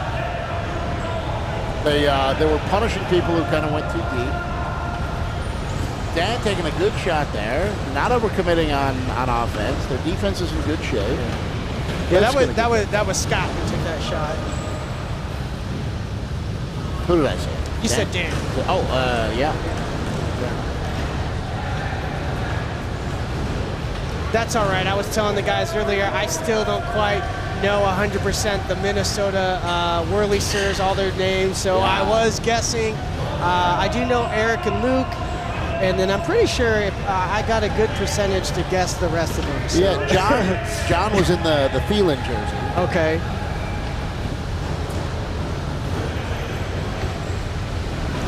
All right, this is where you got to look for a screenshot. Tell those guys, yeah. Cole is opting to do that cross-body gap shot. That's just, not a fan. Yeah. Brother, That was the disappointing Connor. All right, 8-1 still with under a minute to go. Chicago still with the lead here. Walter looking to do Walter things, possibly, and he certainly does. He does that Walter thing. Yeah, and by that I mean scores from real close at tight angles. Tight angles, yeah. All right, I'm looking for Minnesota to score here. I almost said Minnesota. Minnesota? We can use a Minnesota in the last 25 seconds. Yeah. Oh! That would have been like a magical quick screenshot. Speaking of magical. One more pass. That's not the shot. 2 seconds left. 1 second. Yeah, out of time. Oh, we're gonna see a deep three here. Attempt. Oh, no, you're not. Oh, they. No, you're not. Yeah. Mike didn't see it. Yeah, we should have seen it. I am looking forward to the first Minnesota of this game. That is not delay of game from the other team dependent. I think maybe I have stumbled upon a team name for them at some point. Make sure to pay me some sort of royalty, or I love it. I don't know. Minnesota is so good. Minnesota. All from Minnesota. I mean, is that the equivalent of a whirlic for Minnesota? It should be. Yeah. It should be. Or a bucket in Cleveland.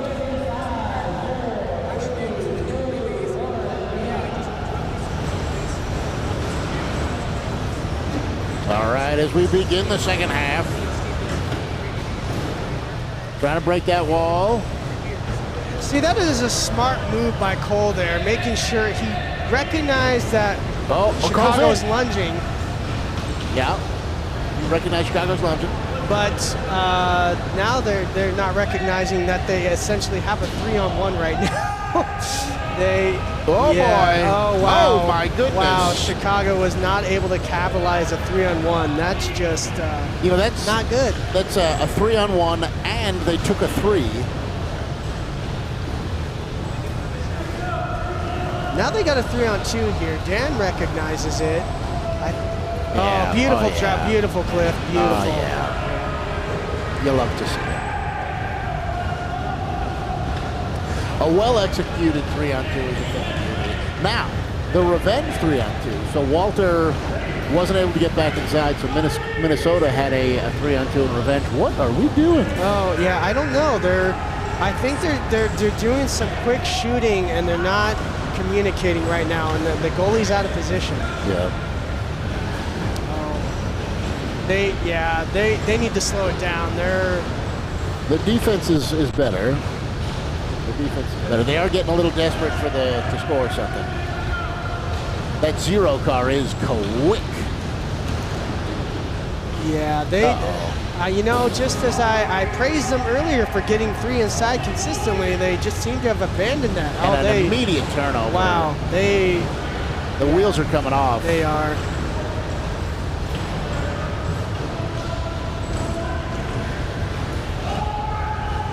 Yeah, Chicago is just like open the lid.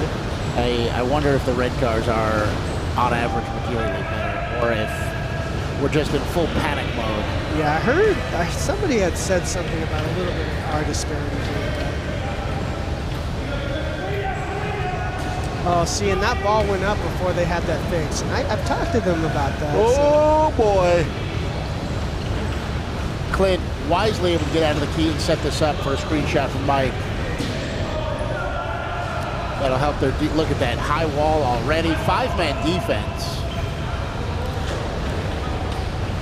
Yeah, Brady's going to go. Brady's got an opening. Brady's in the fastest car in red. But not a great pass from Scott. That would have been... That would have been two. That had to have been two. Crack the case. Here we go. Nice shot. I like that. And if you can believe it or not, you know, Minnesota has not scored at Minnesota this entire game. Their only point comes from a delay of game. Here's a 3-on-2. Oh my. This is a good shot. Good shot. Red's going to get it. Minnesota's going to keep it. You know, at this point, I would not be mad if they just opted to do 3-point shots. They got to do something. Here it is. Here's something. Oh, that was something. That's a whole lot of nothing there. That was not something. Walter's going right around for a layup. Oh. Oh, Mike Langenfeld cleans up that mess.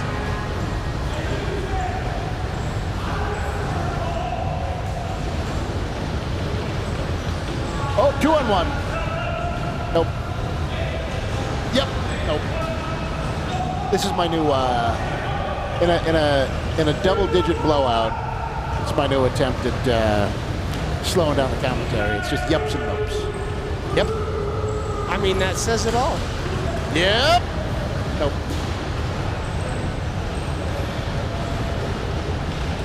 Oh. Yep. Yep. Yep. Yep. No. No. There we go. Yeah. We're on the board. They're on the board. Go with the first minute scorer of the game. Oh, and a turnover. The wheels are getting put back on. Wait, what? Yeah, I don't know what quite happened there. Do we turn over the turnover? Did we feel guilty and give the ball right back? Shouldn't feel guilty about that.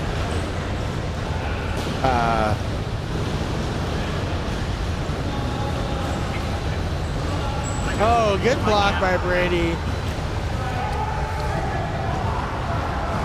Let us see what happens here.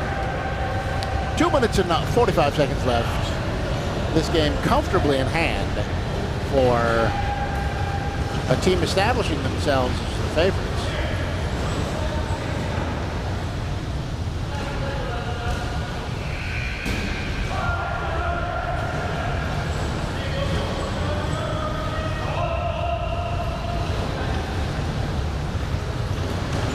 Oh my goodness. Yeah, that Minnesota just got some good looks. They're just not capitalizing. Yeah. Yep.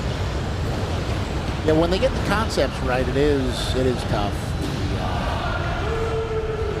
Execution isn't there yet, but you know, it's early in seeding. It is. Early in seeding. These seeding games are all about figuring it out. You got to wash this one away. You got to figure out what is the lesson that we have to learn here. Right.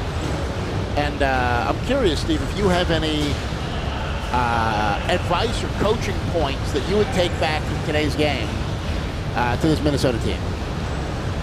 Just really, that first half was actually really good. Yeah. They played solid defense. They were communicating both offensively and defensively.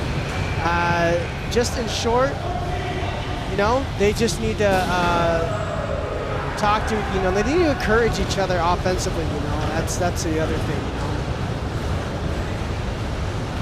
know. But just, yeah, the fundamentals, keep playing those. Don't get discouraged when you miss. The shots will come. They will come. But yeah, I'll have a few words with those guys. I do just want to point out that was an incredibly difficult pass that Sydney just made to Dan. Yes. Sydney was able to bob that inside into a player who was triple covered. Yeah, Sid, when it comes to passing the ball, Sid is a bit of a wizard sometimes.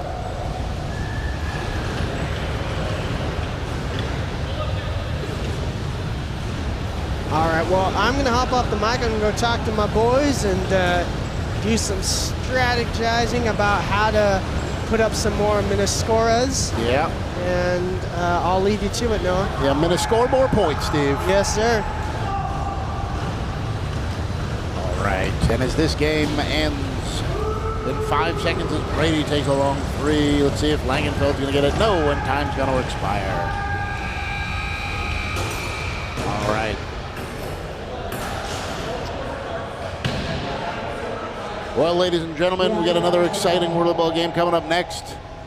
I'm going to hop off the mic for a second, and we will see you soon.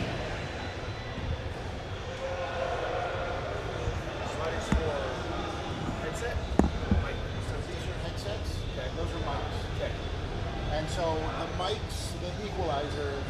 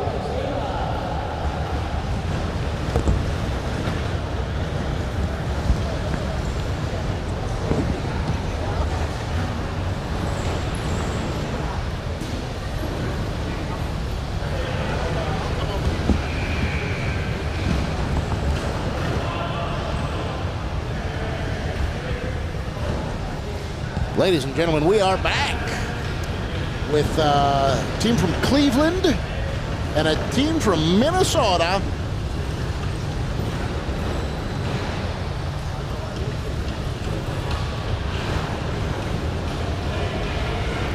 So this is, let's see here. We've got the Whirly Sirs and the Cleveland Steamers. Familiar faces to longtime WhirlyBall fans might recognize that zero black car. Ricky. Oh, Luke. Just unable to keep cooking. We got a 5 second in the key. Luke will hit that layup. That'll come alive. Looks like Minnesota has switched goalies.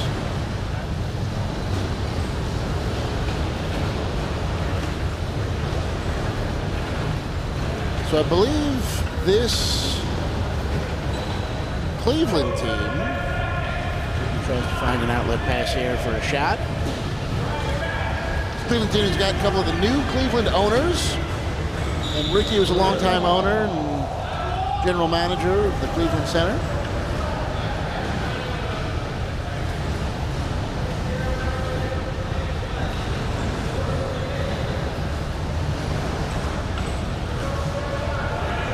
As John,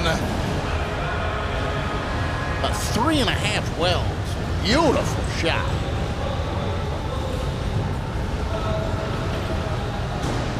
Nice contested screenshot. Good wedging there by Luke. Nice goalies in position. Stuck on some bumpers. Solid defense. 10 seconds of possession left. Is Cleveland able to maintain possession? I think we're going to try this again. Luke almost able to intercept it. The ball does skitter away. Luke threatening a pick. Nice little drive there. John's got a screenshot. John's trying to open up the 3-on-2 that they've created. Wow, a no-look pass. It would have been a laser beam over the top that was blocked by the goalie in the 13 car that has since died. Minnesota's got a nice inside wall, and John at the wedge position there. Luke staying inside.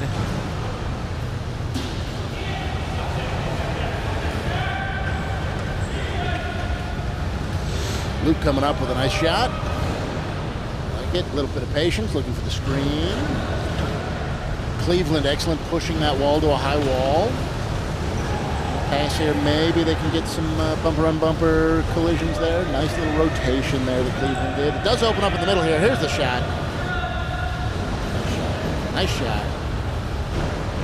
Cleveland set up for that double floater style screenshot right over the middle. Double floater is what we would call it in Seattle. Here they got a 3-2 with not a third person in that defensive wall yet. John's wide open, the angle's tight. Oh, that looked good, but it didn't go. The laser doesn't lie. That looked really good. Minnesota might have a high wall here.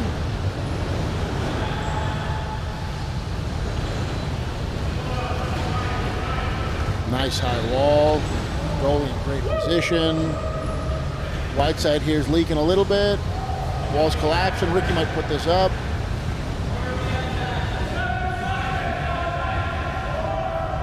I think Ricky's going to raise him. 2 shots. 1 backhand, 1 forehand. Neither went. Ricky almost got the bobble.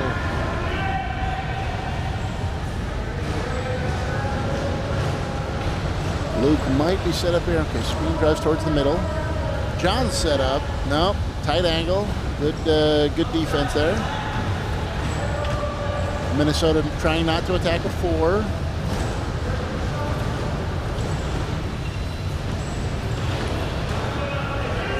Double screenshot as time expires.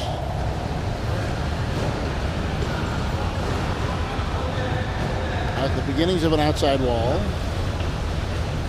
Cleveland not attacking a 4, so they might be able to play a 1-2 wall.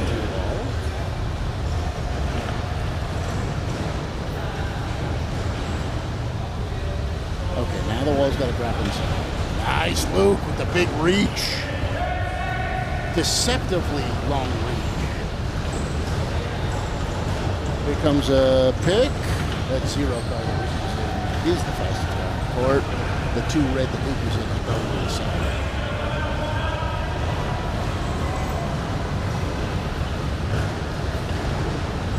Ooh, low shot right into the faceplate. Batted around and passed on the ground. Picked up by Cleveland, bounce pass. Ricky with the screen, drives past it. Recognizes he drives past it, looking for it again. The second time around, he loves it.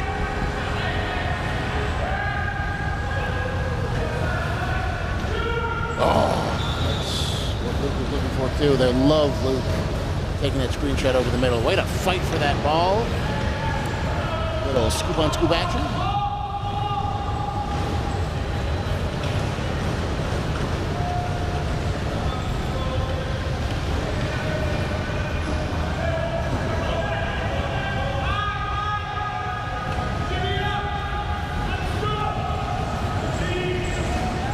Trying to set a screen. Good rotation by Luke. Man, it is so impressive to me to think about this Minnesota team developing all of these really excellent team tactics. When my understanding is they don't have the level of competition to play against them. They are effectively the top tier in their center. So the only time they get to play against teams that they can't beat regularly when they come to nationals. 1 week a year, they get to improve. It's dramatic. Oh, and they're already a good team. So it'll be exciting to watch their progress as the week continues. As Ricky tries another low forehand.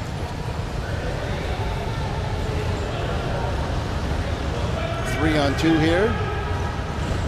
Time is almost expiring, and Luke drives right through it. Chef Luke!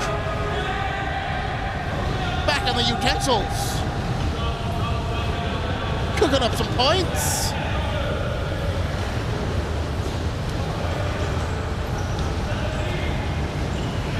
$15 seconds left. Hopefully they see the clock this time. The short seeding games, nobody's calibrated to it naturally. Nice, they see the clock, 5 seconds. They've communicated, 3, they get it, put this up. Love that. Love that, perfect.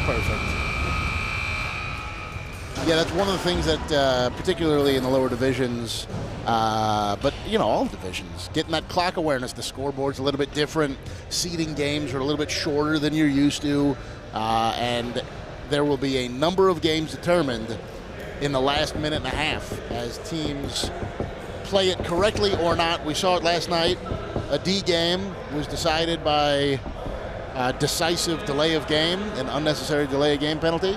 We saw it this morning with shots going up perfectly to get 2-for-1s.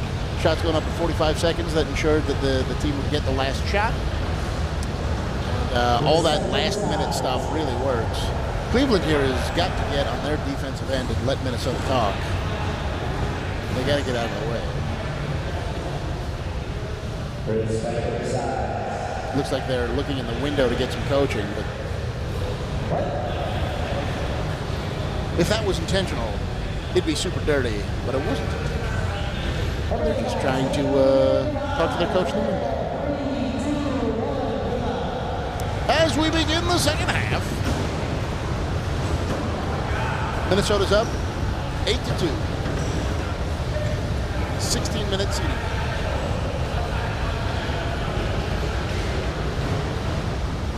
$16-minute seeding games for the A and C division that are encumbered with some of the largest divisions we've ever had. Oh my goodness, is John hits a 4-welder. Half even.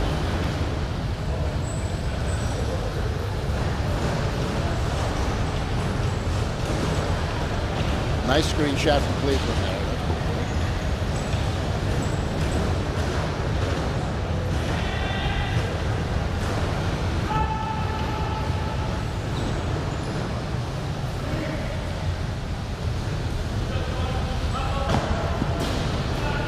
And I am privileged to be joined on the mic by Sean from Cleveland.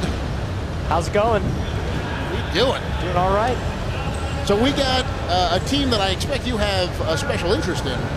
Yes, sir. Playing out here. Have you been watching the first half of this game? A little bit. A little bit. What are your thoughts on how Cleveland is faring against this great Minnesota team? Looks like their defense is starting to slip, and they're just not able to make their shots. Yeah. Yeah. I mean, sometimes it really is just that.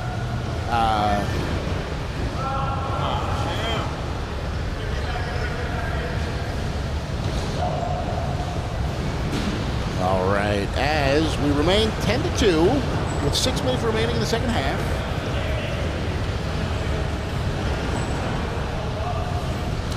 All right. Minnesota coming up the works with a great wall there. Good defensive positions. Luke talking about a rotation. 10 seconds left. They're beat for a 3-on-2, but it's 10 seconds. So they may not be able to convert. 5 seconds. Here comes desperation shot up the middle. Oh no! way to crash down on that. Here comes a 2-on-1.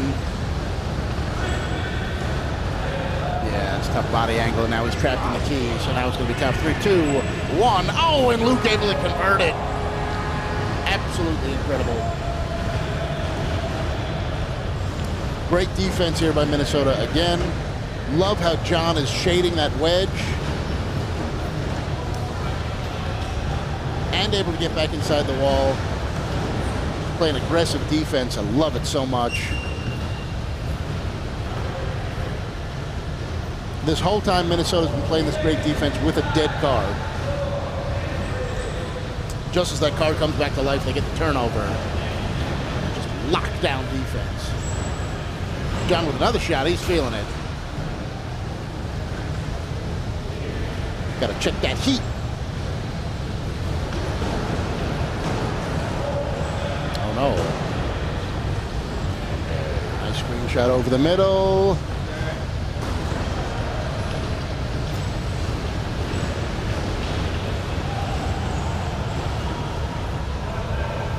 Oh, man, Sean, if you could tell these guys how to fix what they're doing, you have any advice for them? Well, I'd start with making some shots, but Your shots, man. I think that there's a little bit more than just that. Yeah, that always helps. So that can cure a lot of problems. If you're hitting shots, you can play kind of silly and still come away with a win. That's a nice little screenshot. Oh, it's getting contested. Big old black. Here's a good defensive shape that Cleveland has. You love to see that. But now you got to pick who you're wedging. And the two guys that have scored a lot of the points there in the 0 car and the 3 car, it's John and Luke. There's a 4-man wall on the inside, no wedge. Luke, just incredibly selfless play to set up his team. 3 seconds left, 2 seconds left. Unable to take advantage of the screenshot they had there, but really they're just trying to take all 30 seconds, I think is their game plan. Take all 30 seconds of every possession. Choke the life out of this game. Find that screenshot. Oh! I think Rick has hit all of the points that come from those screenshots. All of 4. All of 4. Both shots. But unfortunately, oh, nice block again. But unfortunately, after that nice screenshot, give up a layup and they both count the same. Luke tried to take advantage of the numbers game. That was a decoy. Oh, double rimmed and out. Lasers don't lie.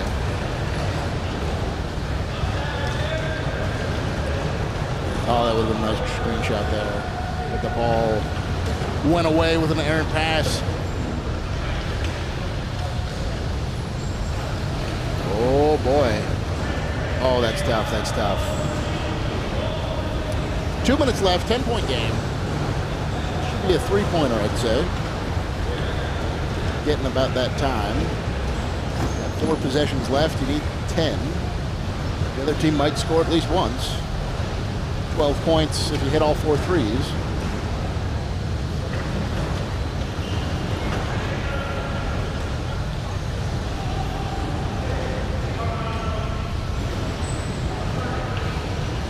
Most important part of the all-30 offense. Oh my goodness! Wow. Unbelievable! And he kept a straight face as if it wasn't the first time he's done that. John Wiederin with the greatest layup we're going to see this tournament.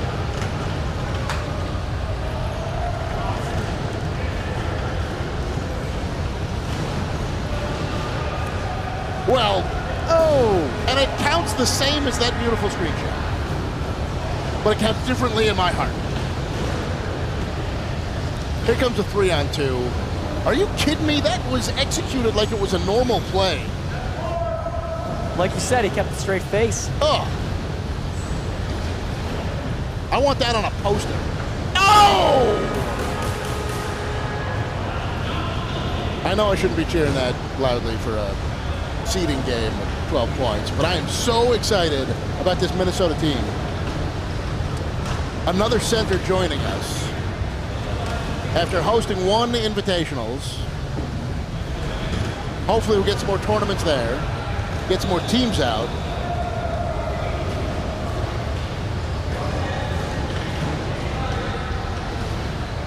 Ricky's gonna race him. Oh. And that might have been no shot and a delay again. And here comes the last possession. What circus trickery? We're officially into recognized garbage time if we want. Oh, yeah! Points. All right. And with that, Sean, thank you very much for joining me. I'm going to take a break, head down and talk to that team. As you should. Right on. Thanks, Thank man. you for having me. Yeah.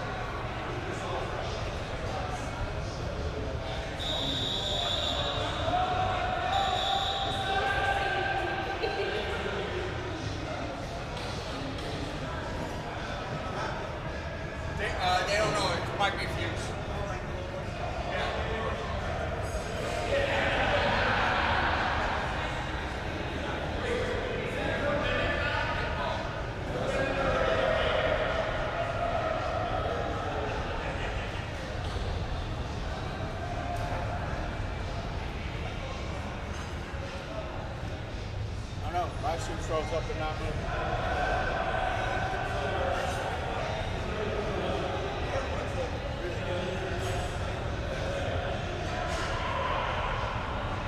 Starting off rocky. This thing has three different networks, cell carriers, and they're all like business priority towers, like, and it'll go with whatever one's fastest. But in here, I don't have enough signal to do too. Another thing I'm struggling with.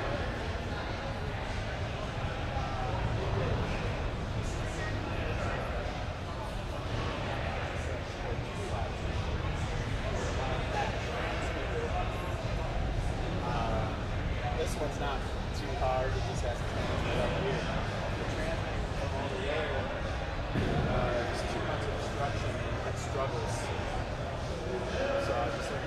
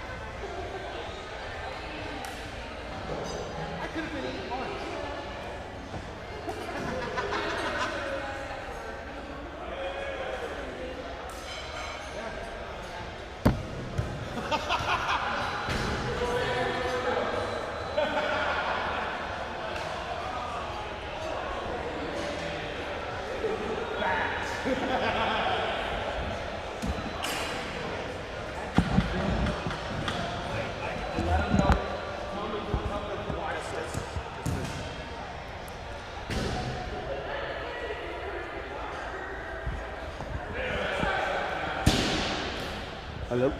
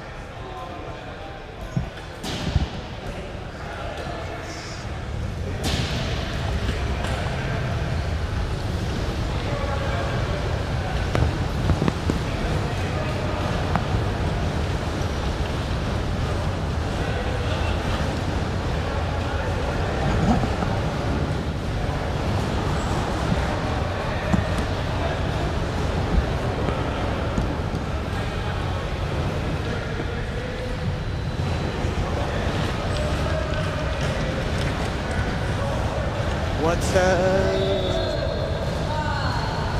oh, that's a good point. That's a good point.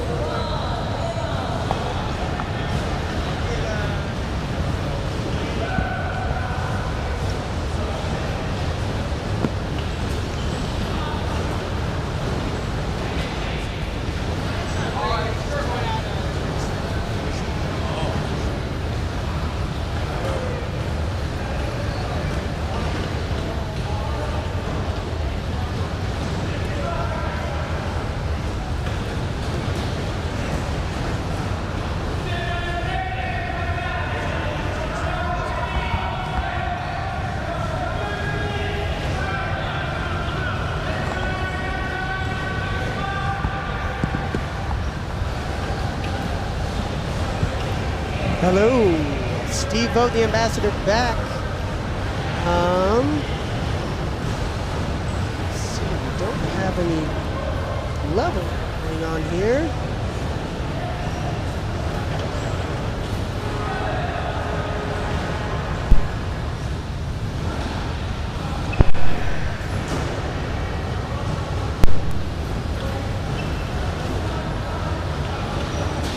All right, there we go. We got levels going.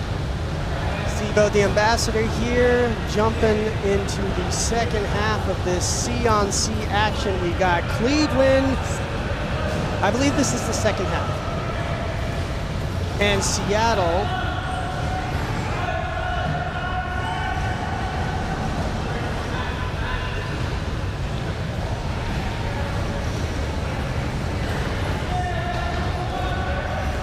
This is the last minute legends Seattle team versus Cleveland the Steamers versus the Steamers, yes. Getting a little bit of confirmation from Sully from Cleveland there as Nina from Seattle puts up the quick shot, no good.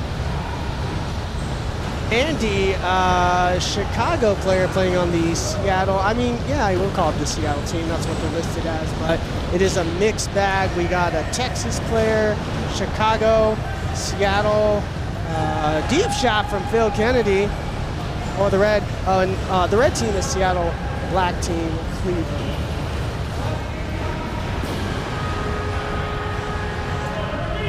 Current score 8-4 with 5:25 left in this second half as we have shotgun Lee Jensen putting it up. Oh, misses just to the right there. Cleveland with the recovery. The ball down to Ricky. He might think about it. Ooh, quick shot, no good. Nate from Texas passes it down to Andy.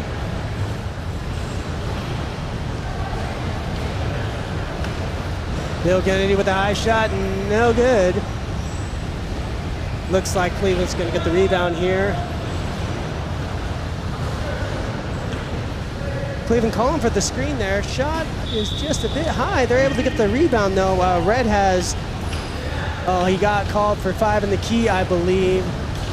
Deep pass down to Andy there. Pass over to shotgun Lee there. Shotgun Lee Jensen. Is he gonna put it up? He certainly is.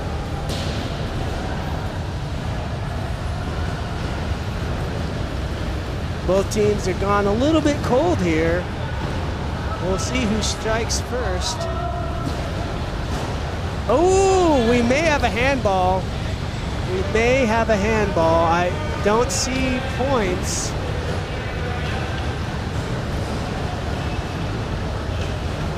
I don't think they're calling the handball.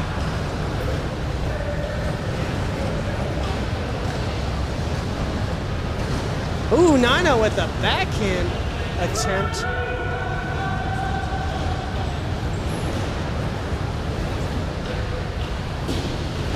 Nate getting big for defense there.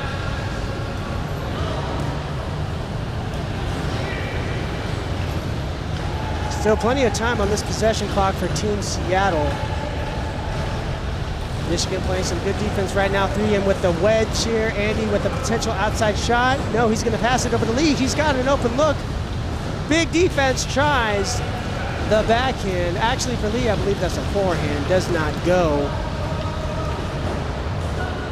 Ricky looking to drive it in.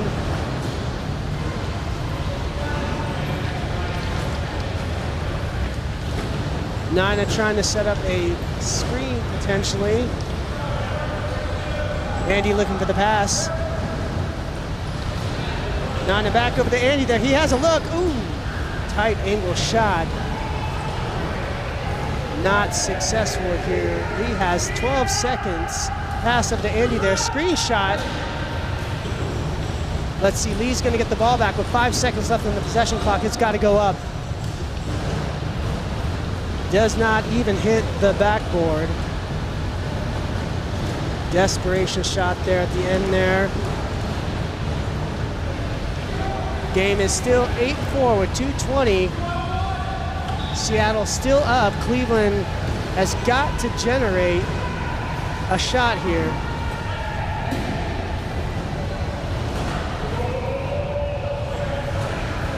Seattle still needs to score here. Let's see if they opt to do that or to slow it down. Something tells me they're still going to shoot. Ooh, he just misses there. Andy was looking for something there. I'm not sure here. The shot from Cleveland does not go. They realize, though, that was a good quick shot. They realize they need points, though, as the minute is coming up, or as the game rather is coming up on a minute and a half here. Down by 4. Bit of an errant pass from Nina.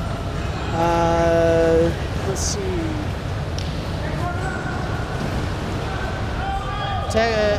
Nate still has the ball there.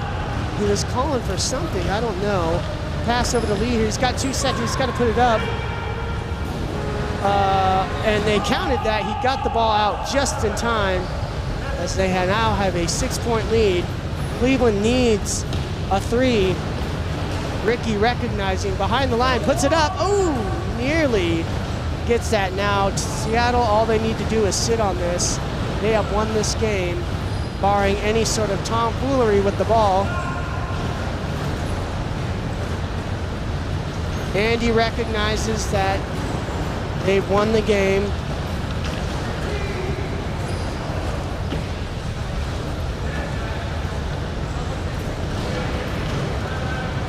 Six seconds left. I believe Nina's going to put this ball up. All right, and that does it. It does not matter what Cleveland does here if they score 3.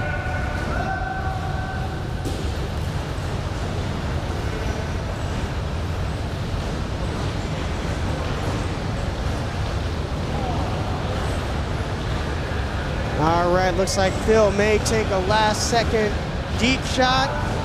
He does. And that'll do it, Seattle. The last-minute Legends comes out on top 10-4 over the Cleveland Steamers. Cleveland just running out of gas there offensively at the end. Both teams played a good game. Still rather a lot more whirly ball to play in the C division. So by no means is that an indication of how that's going to wind up if they meet in the tournament.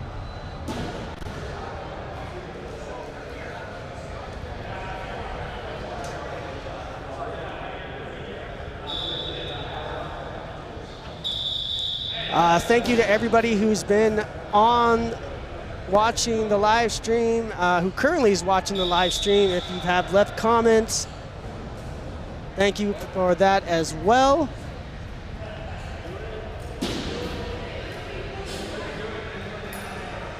Again, this is the 40th annual WhirlyBall National Tournament in Vernon Hills, Chicago, Illinois.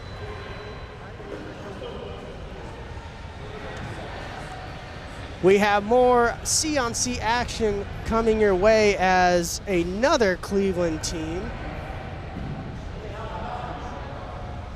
followed by a Chicago C team.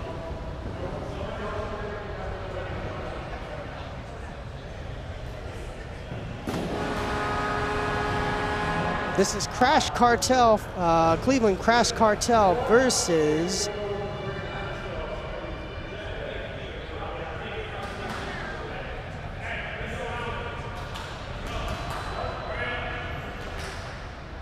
Castaways. Apologize for the delay there. I just I have a list in front of me, and there are a lot of teams this year. A lot of teams to look through.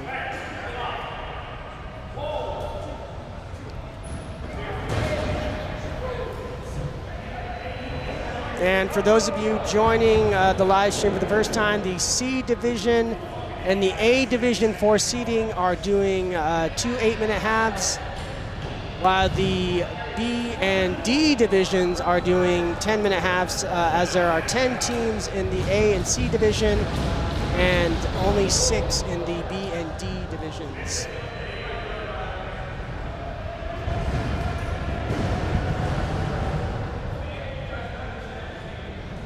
And we're going to take a minute break to thank our sponsors here, one of our many sponsors and good friends of the show.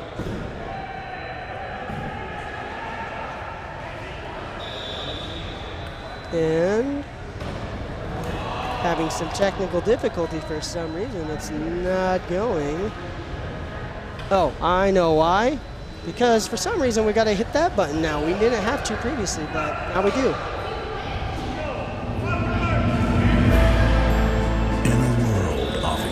Scoops. One company dares to make a superior scoop. Dan Doherty Scoop Co. A superior scoop for a superior player.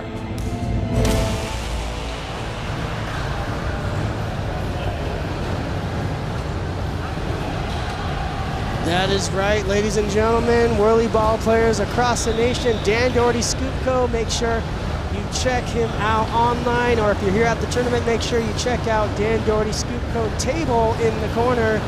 He's got all your WhirlyBall scoop and accessory needs. Big shout out to Dan and his wife Sarah. They've been phenomenal hosts, and like I said, they'll get you what you need. And we are underway with Cleveland versus Chicago here, as we got Anthony trying to free up Scott.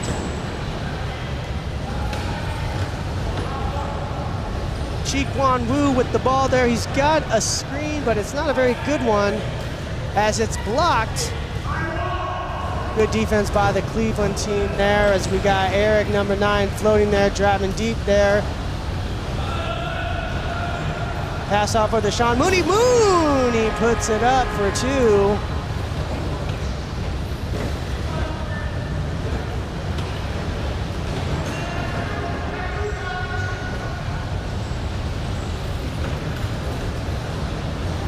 A little bit of a crazy bounce pass over to Scott.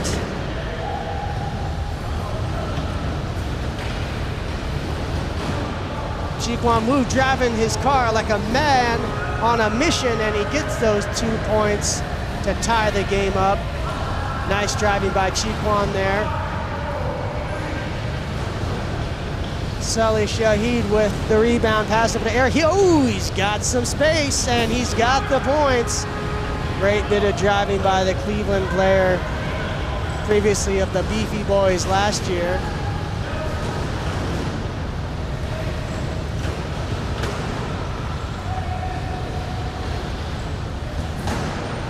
John Alof with the ball, looking for an outlet, but he has an opportunity here.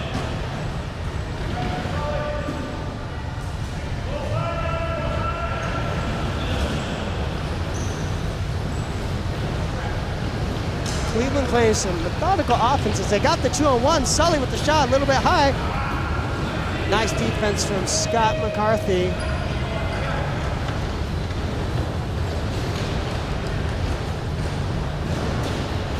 Wide angle quick shot from Anthony does not go. Luckily, Red was able to realize the shot was going up. However, Cleveland has a 3-on-2. Sully, is he going to recognize it? Oh, and he's going to opt to drive it out for the screen instead.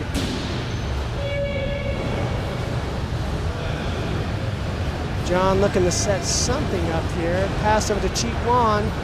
He's got the look. but not the points.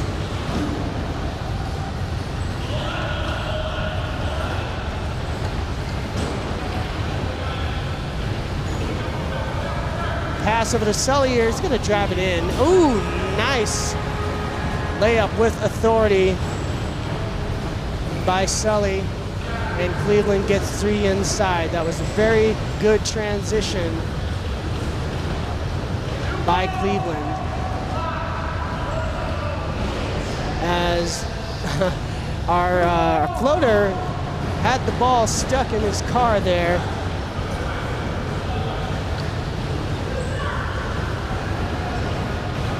Anthony from Chicago with the screenshot does not go.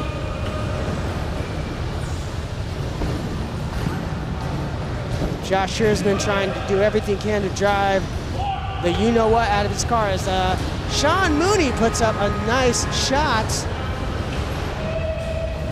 John Aloff trying to punish them by driving under the backboard, but they're not able to capitalize on that play. Good ball movement by Chicago here. Rob, number 24, looking for something there. Smart play. He doesn't go too far up. He wants to make sure that Cleveland doesn't catch him off guard and send him 2 down. Wisely meets Josh up there. Chicago has 3 back. They need to get 3 inside. Otherwise, it's going to be trouble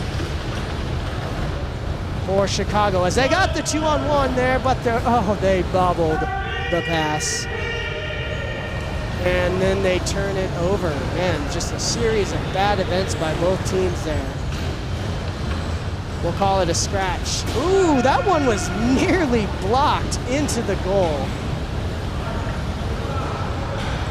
Haven't seen one of those yet, but the tournament is still, or seating is still young. Ooh, big shot from Scotty there.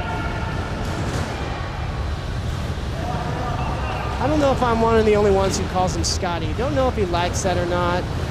I'll have to ask him later. Cleveland up 8-4 with 2:45 left to go in this first half. Not the best shot decision. Oh, he's gonna get it back though. But possession clock ran out, so they were not, it's a win for the Chicago team. Oh my goodness. Cleveland should have had that, but Chiquan got lucky there. Nice defense by Chicago. They got a 4-man wall. They do need a wedge though. They should have a wedge, otherwise Chicago's gonna get an untested, or uncontested rather, screenshot.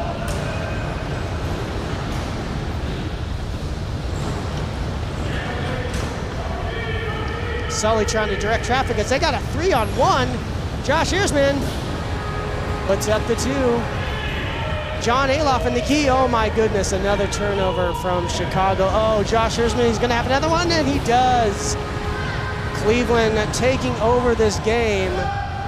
Now up 12-4. A series of unfortunate events for the Chicago team here.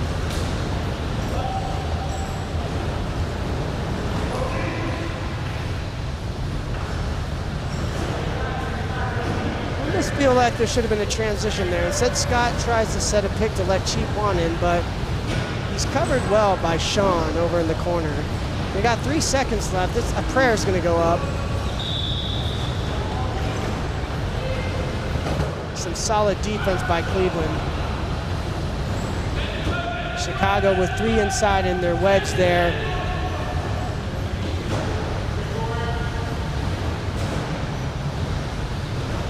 If they can get it off before 45, that's a 2-for-1 opportunity before the half. But I think they may opt to just take a shot from Cheryl from downtown. Beautiful shot from Mrs. Mooney herself.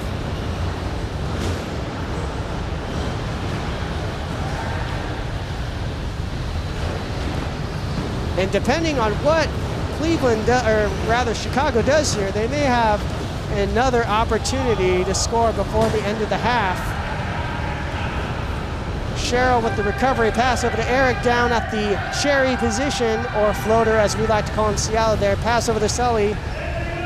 They're taking their sweet time with this shot here. Ooh, 7 seconds left. Whoa! That ball was a pass, or actually it was a shot attempt.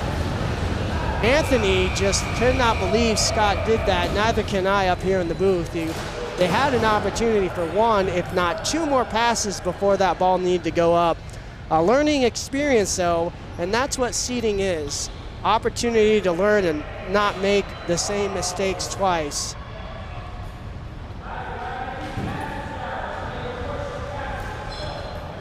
Clock management and awareness is a real thing in this game.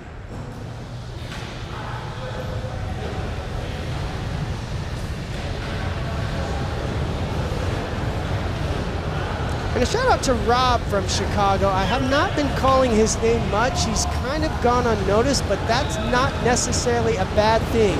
If I'm not calling your name, that typically means that you're not doing too much wrong. You're being a really good teammate and your court awareness is good, as Cleveland starts the second half with this as number 12, Eric, trying to get through that wall there. A little bit of a bump. Oh no, though, you got a 2-on-none here the other way. Chicago needs to realize it. They need to fix that. Sully's calling somebody to come back and help him. They got 7 seconds there. I might just corner this ball. And that's exactly what Sean does. It's almost like he was hearing me from the booth. A very smart decision by Cleveland.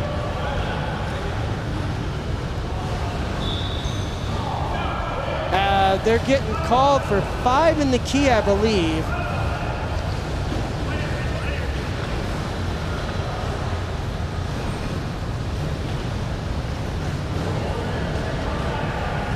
Josh Hersman trying to bust through the wall there. This is some good defense by Chicago. They're not letting him get too close to the backboard. 4 seconds left. Oh, and he does a behind the back shot attempt. I mean, not much else you can do there. Ooh, Anthony, oh, he may have it. Oh, and the ball wasn't in his scoop. He's looking up at the ref. He's wanting a slashing call. He's not going to get it, though. That just was some sloppy ball movement and by that team. I just got to say it. Well, yeah, I did not see enough to elicit a slashing call there. Pass over to Sully on the outside, who's Scott needs to go right. Good shot attempt by Cheryl.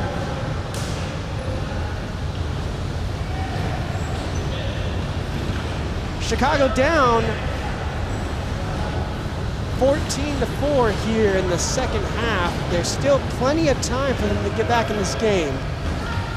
Good pass over to Chiquan Wu, puts it up. Oh, just not get the bunny there. John Aloff had the ball, but I believe 5 in the key was called. As Sully puts up the easy bucket from 3 welds out. Yes, I believe Chicago just got a delayed game penalty. Sully was not paying attention, but intent does not matter when it comes to delay of game. If you're impeding the other team from getting the ball, regardless, you're getting that penalty called on you. Nice block from John Aloff. If Chicago can score here, it may be second life for them, as John's got an open look right now. Oh, good pass. Then good score, Chiquan.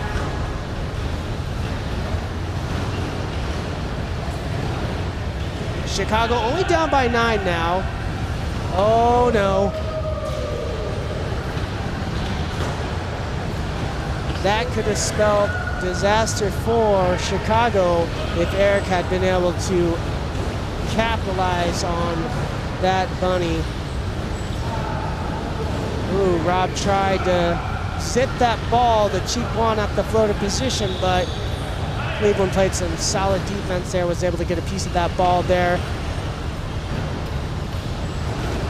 Chicago with the 3-man wall outside. Ooh, a little bit of a quick shot from Sean. Ooh, that was not the pass you wanted.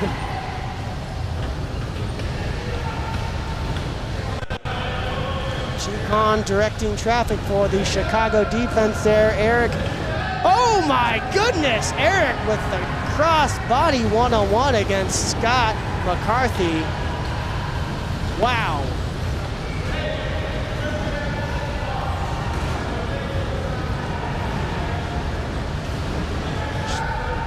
Cleveland just playing lights out right now. Chi Kwan putting on a clinic on how to drive that car there. Cheryl not able to do much against that.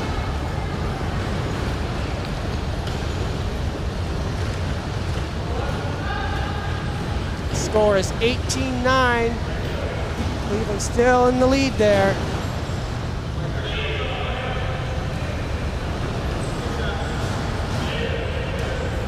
Sully directing traffic for the Cleveland defense. Ooh, Chiquan may have another opportunity, but the ball is not put where he needed it to be there. Pass over to Scott, back over to Chiquan. He's got the screen. Oh no, he's gonna opt to take the shot from Anthony instead, which pays dividends as it goes for 2. Chicago not out of this yet, as they are only down by 7 points with 2:40 left to go in the second half. Cleveland needs to play smart ball here. They still need to score. Oh, and that is we'll call it a pass.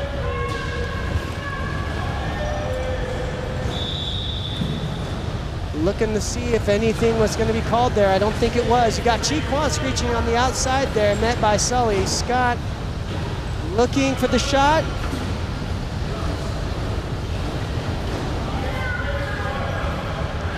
Eric looking up at the clock wisely, realizing that, coming up on 2 minutes, like I said, you still want to score as Chicago is still not out of it, but you want to take smart shots. Sully trying to direct his offense, but making sure that defense is set before the ball goes up. Long 3-point attempt from Sean there. Does not go. Chi Kwan is opting to take a 3, and it goes in. Big, big shot for Chicago. Now down by 4 points with 1:20 left. So Chicago needs a quick 2 on their next possession.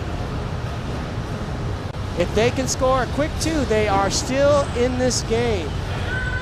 Unless, of course, Cleveland ends up scoring here. Ball with the rebound. Pass over to Anthony outside. John Alof wisely avoids the key. Chi Kwan looks, fires the shot, does not go. And that, ladies and gentlemen, is going to end this game.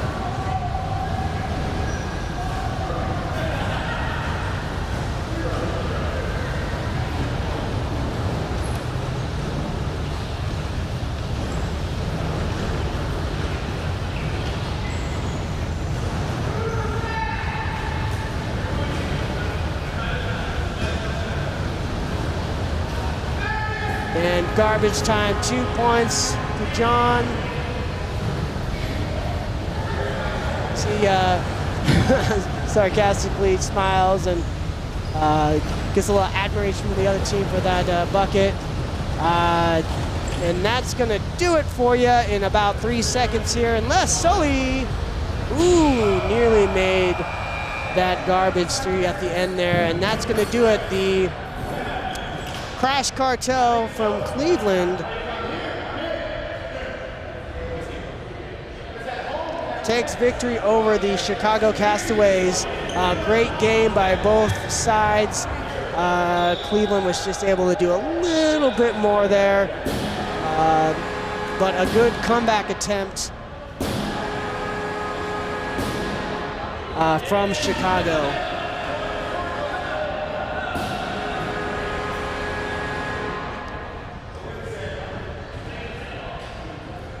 And WhirlyBall Nation, we have, by the looks of it, coming up next, our first A division action as we have, let's see here, we have a Seattle team, we have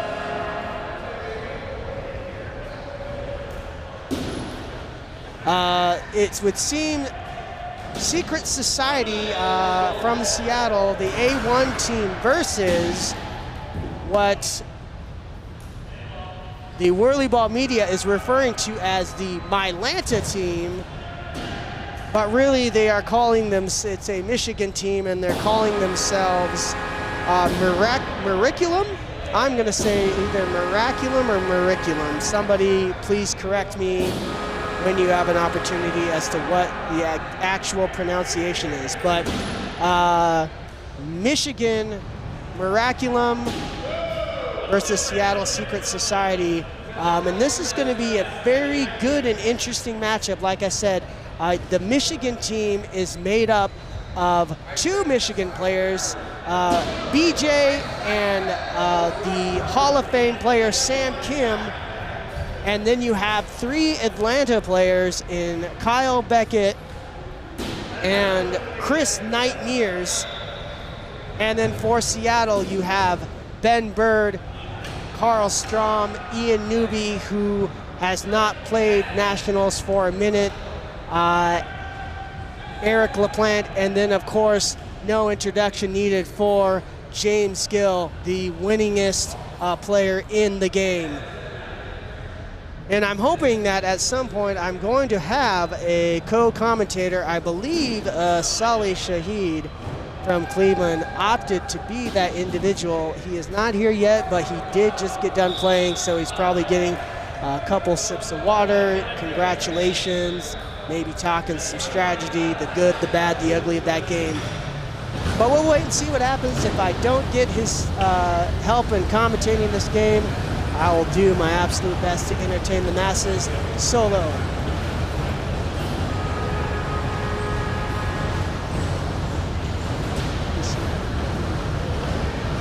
All right, we got a little couple practice shots here. The A players have just kind of been sitting around all morning long. It's the afternoon.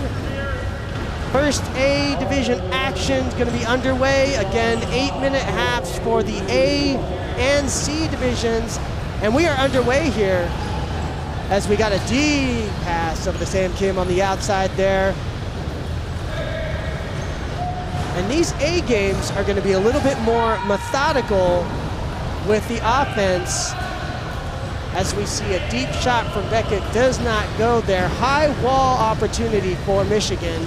They got a 4-man wall. Ooh, as Eric is breaking down that wall there, causing them to go back.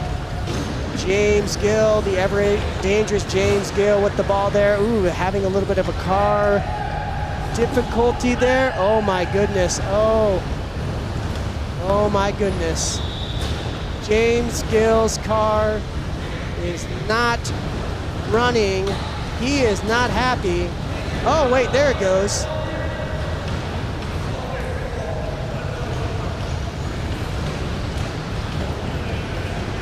All right, well, initially it looked like James was calling for the court to be shut off, but he was able to get the car going. It is still a 0-0 game, as Carl's calling for Eric to isolate for the 2-on-1 there, and he gets it. They're isolating Sam out. Kyle coming back to help on defense. They still have it. Oh, Eric is wide open. Oh my goodness, James does not see it in time. Oh, Eric still attempts to take that shot there. Carl looking for the pass over to James. James Gill in the goalie position. Not something you typically see from a player of his caliber. Don't get me wrong, James will play defense, but that's not necessarily where you want him to be, as Seattle gets the first points of the game there. Ooh, Black not paying attention though, as Sam nearly gets, oh my goodness. That's 2 in a row Seattle should have had. And I'm not sure if the possession clock was reset or not.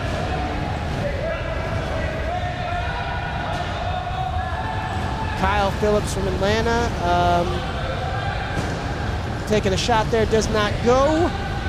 Mr. Ian Newby looking for his first points in a national seeding game that he's had in a while, as Sam Kim from the outside gets his team on the board. Pass over to Carl there. Everyone crashing on top of Eric. Nice outside wall from Michigan. Pass over to James there as Ben is trying to free him up for what you can only assume is going to be a deep shot. Either that or James is looking to create offense for his players.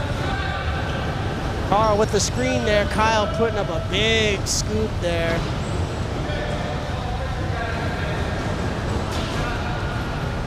BJ with his first shot attempt does not go. Zip pass down over to Eric LaPlante. Looking for some kind of pick as Michigan has a nice high four-man wall. Kyle coming up to bridge the gap. Deep shot come for James over the backboard. Very uncharacteristic of James. Then again, like I said, he has been a little bit cold. He has not played today. This is their first game. This may be even his first time on this court. James not yet calibrated, but that is not going to be the case for very long. As Eric lasers one in. Sam with the quick shot. Quick pass over to Eric. Seattle. Ian Newby looking. Ian Newby with his first points of the 2024 national seeding game.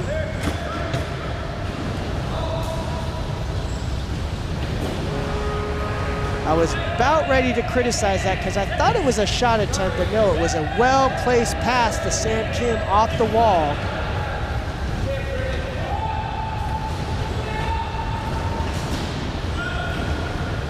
Ian with the good look, four-man wall opportunity for Seattle, high four-man wall. Chris Mears looking to break that wall there, pass over to Beckett on the back end. Back over to Sam Kim, he may have a screenshot opportunity if Chris can move his car. He's got a bit of a screen gap. Gonna opt to pass it over to Beckett. They got 6 seconds left on the possession clock. Ball's gonna go up. Just low. Pass over to Eric LaPlante. He's got a screen, and he's got the points, and the ball is going to sail in the corner opposite end. And that's the thing about this year, ladies and gentlemen, is that there is no flap with the plexiglass. It is solid, so if you hit that ball hard enough, like Eric does, it's going to ricochet and go quite the distance.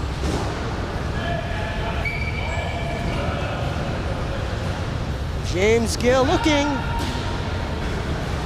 Eric,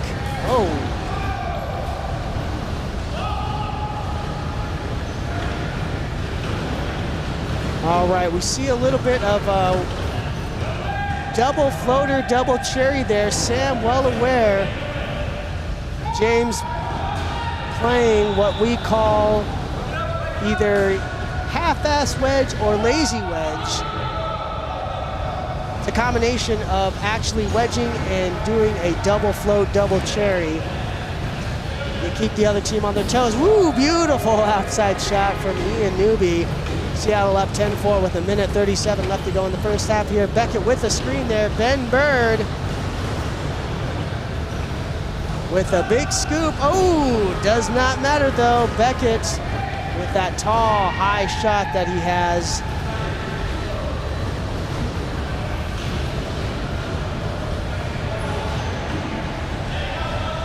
Seattle with the 3-on-2 now. Ian wide open in the middle there. He's going to get the ball back. He's in the key. He's got 2 scoops on him though. Some tough defense from Michigan. James Gill calling for his defense to come back. As Michigan has a 3-on-2 Nightmares from the outside. He's going to drive it deep. Oh, does not go.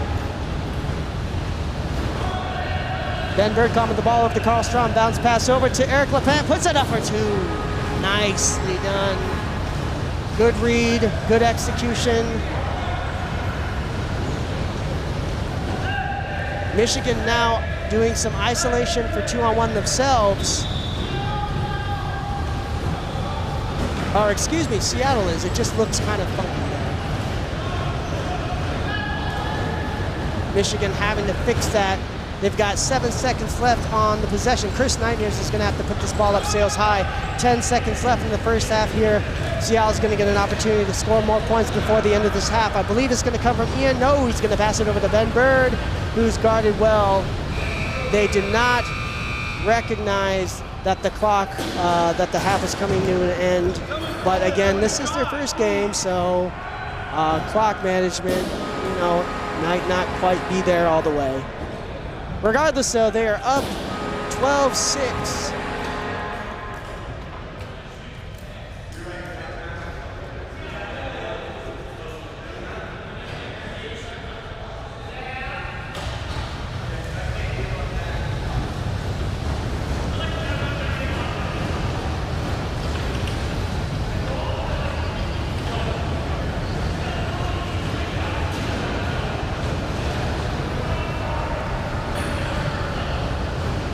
All right, so far for Michigan, it just seems like, I mean, the points, if I'm not mistaken, have come from Sam and Beckett.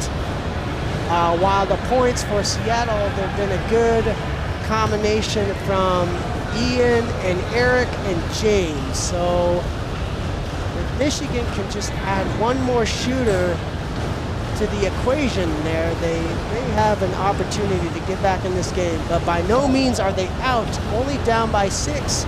And if we know anything from Michigan, they have great shooters. And Atlanta. Like I said, it's 3 Atlanta players. Oh, Ben Bird taking flight, ladies and gentlemen. He gets another 2 for the Seattle team there. And of course, Seattle with 3 inside immediately and a wedge.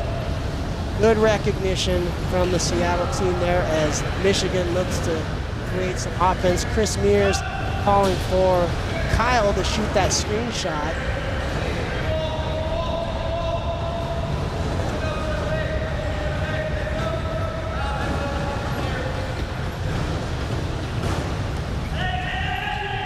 Got 20 seconds here. James Gill may take a deep shot. Ooh.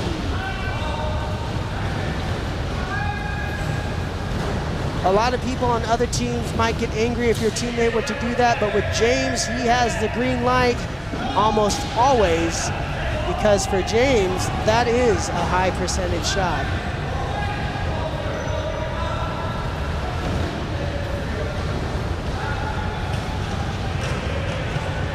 All right, Seattle playing some good methodical ball here. Ian making sure that defense is ready before the ball goes up. We'll call that a pass over to Carl on the outside, who has 7 seconds left in this possession clock here. He's going to take kind of a, we'll call it a cross-body shot. I might have done one more pass there, but as James Gill, one-on-one battle against his fellow Hall of Famer Sam Kim. BJ tries to put up the shot, does not go. Carl, one of the best in the game, trying to set a pick for Ian. Instead, James is going to come streaking down the outside there, puts up the shot, does not go.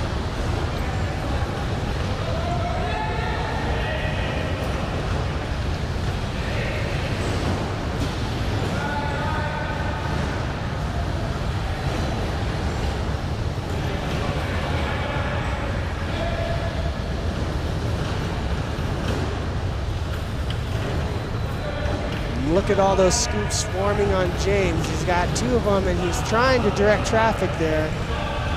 Beautiful over-the-middle shot from Ian. Ian is certainly going to get a lot of looks for his team. Oh, and he's going to get a lot of blocks, apparently.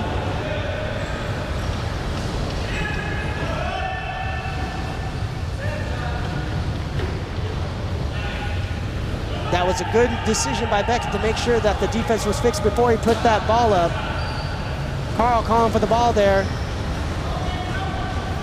James has an open look.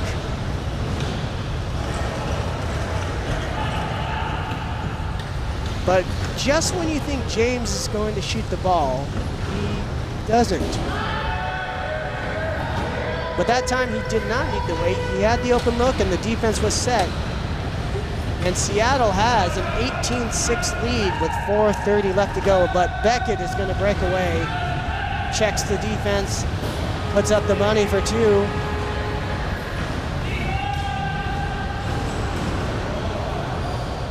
There was some question as to whether that was a delay or not. I would not have called that. The ball rolled in front of him. Beckett's car was stopped, and he did give the other team an opportunity to get the ball. I know that intent does not play a factor in that decision. However, I would not have called that.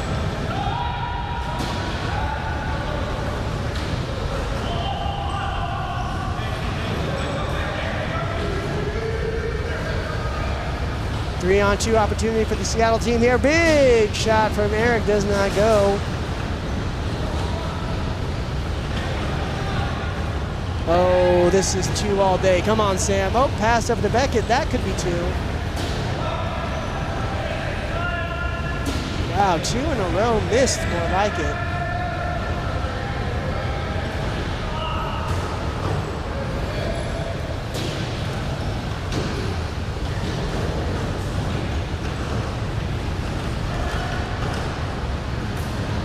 All right, I think Michigan getting just a little bit desperate on the shots there.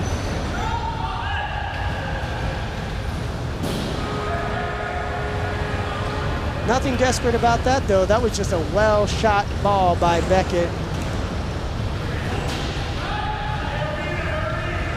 While Carl for Seattle does a little bit of a quick shot there. Michigan only down by 8 now with 2:45. It's still possible.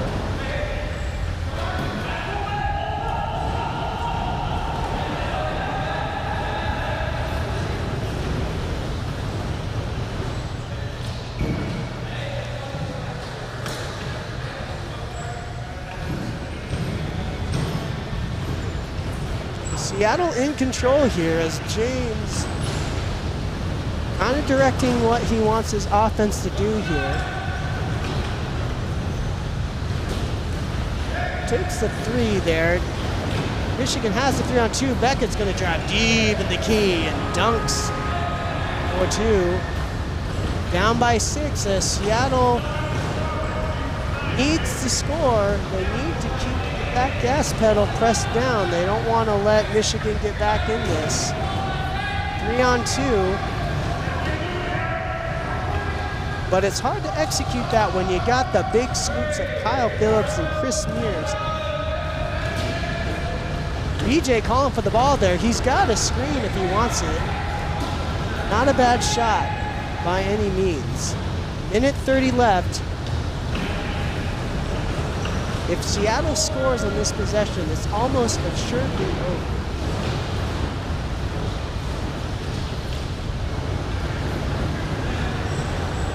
My money's on deep ball from James here.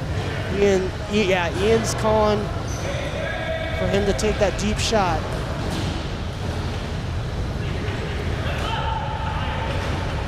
All right, they need a quick 2 here. Oh, I don't know why they did that.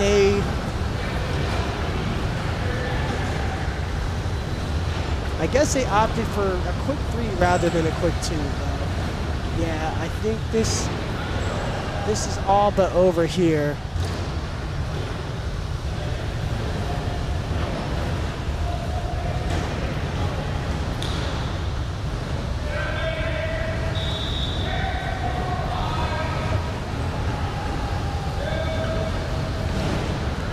James's 3 is not quite yet calibrated.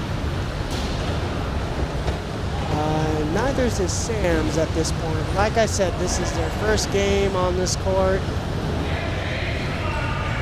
I won't go as far as say it's jitters because those two have played in more national tournaments than myself or the majority of players here. So no nerves when it comes to these kind of games, especially the fact it's just seeding. But with that, we have a Seattle victory, 18-15. Again, that is Sam Kim's team, the Miraculum, and the James Gill team, Secret Society.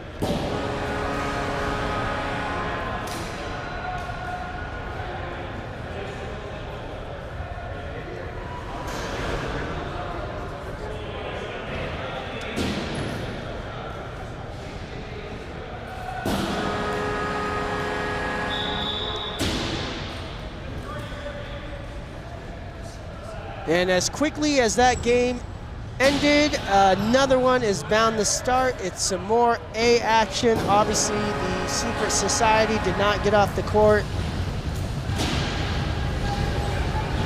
And replacing the other Michigan team, we have, let's see here, Jeremy Bennett's team, the Phoenix. In the black team, we got Zach Johnner, Ben Heisel, David Bernard, Lord Voldemort himself, Kalen Willis against the Secret Society. And if you look at their shirts, you can kind of see, obviously, the Illuminati inspiration behind the design there.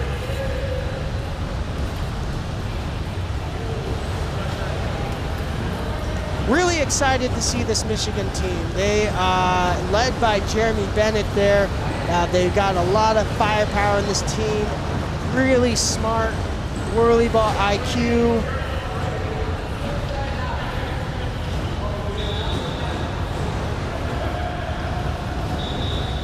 All right, getting some countdown from the referee there, and we have Wingy and Dan from Michigan repping this game. James Gill looking for three and does not go.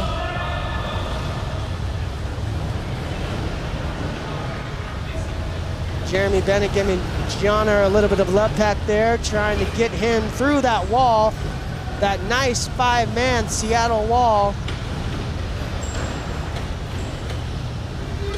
Johnner looking for the shot there, puts up two. Great shot by former Unlimited champion Zach Johnner.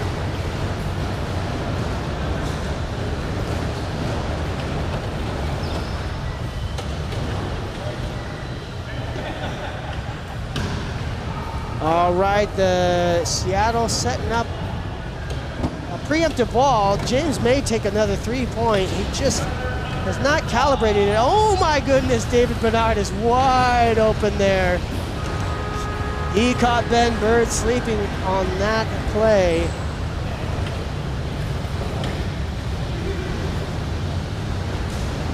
Ian Newby in the key. Oh, tries the quick shot over Jeremy, but is not successful there. 2-on-1 for Michigan. My goodness, David Bernard puts up another two.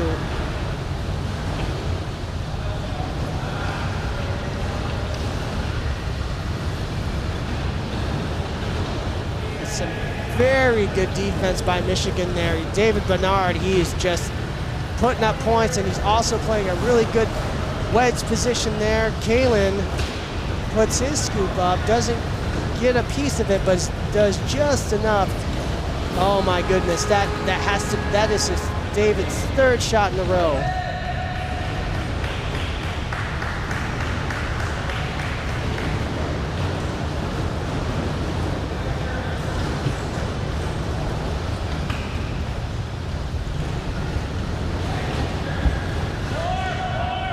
Ladies and gentlemen, everyone's good friend, Mr. Noah Aaron, joining the broadcast. How we doing? I'm doing much better now that I have a co-commentator. I'm doing my best to entertain the masses. Doing your best like Zach Johnner hitting that over Ben Bird. And would you believe it or not, Michigan up 10-0 over this fine Seattle A team. You know why I would believe that, Steve? Why? Because this Michigan team made it to the finals last year. And they have beaten, I think they may have beaten all of our Seattle teams thus far in early season. They're playing really well. The possession clock is not running, yet they are still playing. I don't know what is going on. And that's got to be up to Dan and Wingy to point that out. They've got it fixed now. All right, there we go. Yeah, Dan Serlin and Wingy from Michigan helping ref these games. We appreciate all those refs. We do. Get Carl and Ian hankering this defense. Eric out there. Kalen diving in, looking for a screen over Johnner. Oh, and Carl with a no-look block. Those are almost like the best ones. I like those surprise ones. I really enjoyed it. I had one on Snowy yesterday. I got pretty lucky, as you have to with those no-look blocks, but just a nice little reflex. It's nice when it works. Okay, and Seattle commits a lot to breaking this wall. Michigan dropping back, respecting the offense. Playing good, hard defense. All right, and James puts Seattle on the board.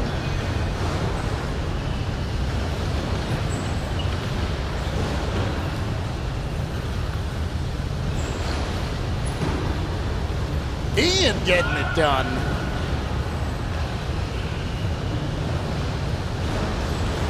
Ian deceptively tall. Reaches that arm up. Good high shot. Solid defender. Eric, same way. Much taller than he appeared when he was sitting in a relaxed position. Oh boy. Oh. Split the offense there. Yeah, honestly, that's probably the first real mistake I've seen Seattle do. Oh boy. The last game of this game. Oh boy. Johnner with another layup. Jeremy trying to hold Eric in the key. Eric able to squeeze out, and Heisel's back in. Carl in a great position. Kalen wedge. Carl working over to free up James for a screen shot. See if James shoots it. Finds Ian, who can shoot it and pick up Kalen. Set a high wall. Nice high wall from Seattle. See if it holds.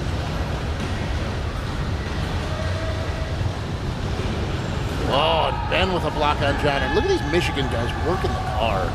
They in Texas, the clutch car homies. They just work the car the best. Wow. Carl posted up on Heisel.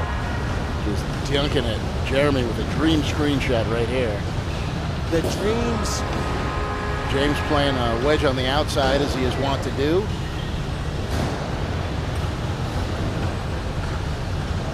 Oh, that's a beautiful pick. And then Pillowy, 3-2 here with Eric coming up. Oh, rebound takes a bad bounce to Jeremy. Or a good bounce if you're a Michigan fan. Bernard burns him. Oh, no. The Dark Lord does not get the shot.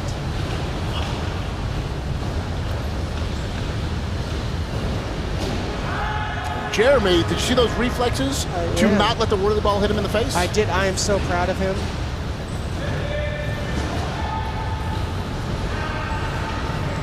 The Kalen trying to get it out of that sandwich. Yeah. I mean, if Zach would have just bumped Ian a little bit. Or David hit him. Yeah.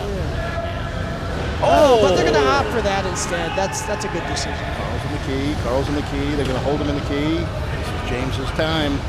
Yeah, I mean, how many times have you seen that happen and James just has no. Carl got out. Eric able to put it back up. Seattle finding a little bit of rhythm here. Just having a little structural difficulty with their wall. Looking pretty good. 3 inside with a wedge, now out at the top of the key. See it? Pretty good. That was a little bit rushed by Michigan. They could have utilized the fourth a little bit more there, but not bad. Especially when that fourth is Jeremy. Right. Right. David starting to cool down a little bit there. He had 3 in a row at one point. But still, he's scoring a lot of points there. We got 14 seconds left in this first half here. Let's see if we're going to see another deep shot from James. Oh, you know you will. Oh, yeah, Ben trying to set his... 6 welder. There it is, ladies and gentlemen. No That's doubt. what we've been waiting for. For anybody wondering how James is feeling or how his shoulder's doing, there's a good answer for you. 6 welds like it's nothing, because it is to that man.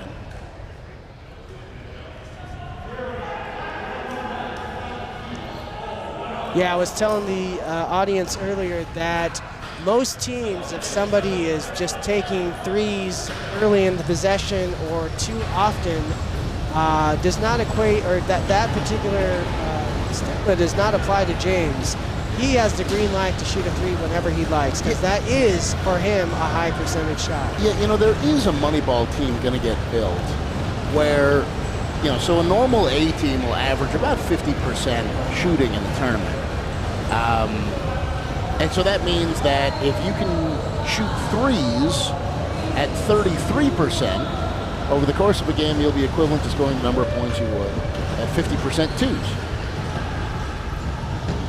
So if you can do 40% 3s, you're going to roll some teams. Right.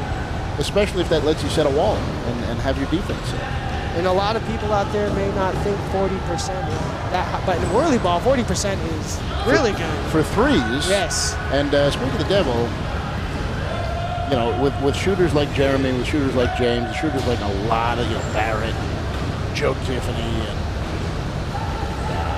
there's so many good 3 shooters. You know, even on this team, Ian, Carl, they're all killers. Eric. We've seen Kalen hit 3s to win games. You know, everybody's done it to get to this level. So if they're open, 40% is totally achievable.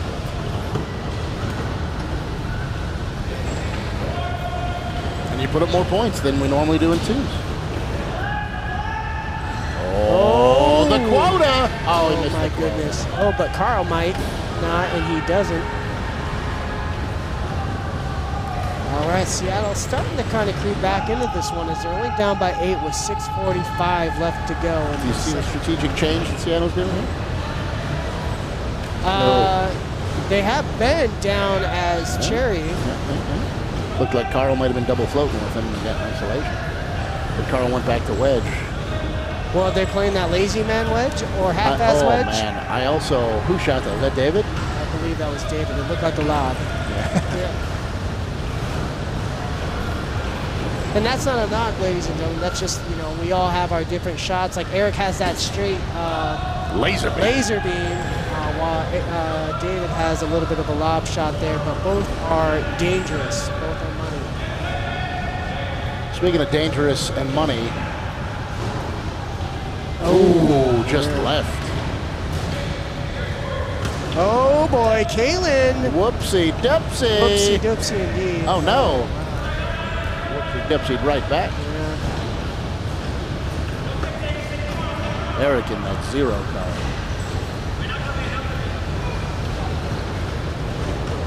Yeah, he has not tried one-on-one against Heisel until that very moment. I was just about to say, I kind of hope he does, and it's like he read my mind. There's been a bit of that today. Yeah, I probably shouldn't say this on the commentary because I'm playing against him, but I think I overly respected Ben Heisel. You know, I know him as an unlimited goalie, an unlimited champion, one of the best defenders to ever do it. And so when I was floating on him, I thought, oh my gosh, this is Ben Heisel.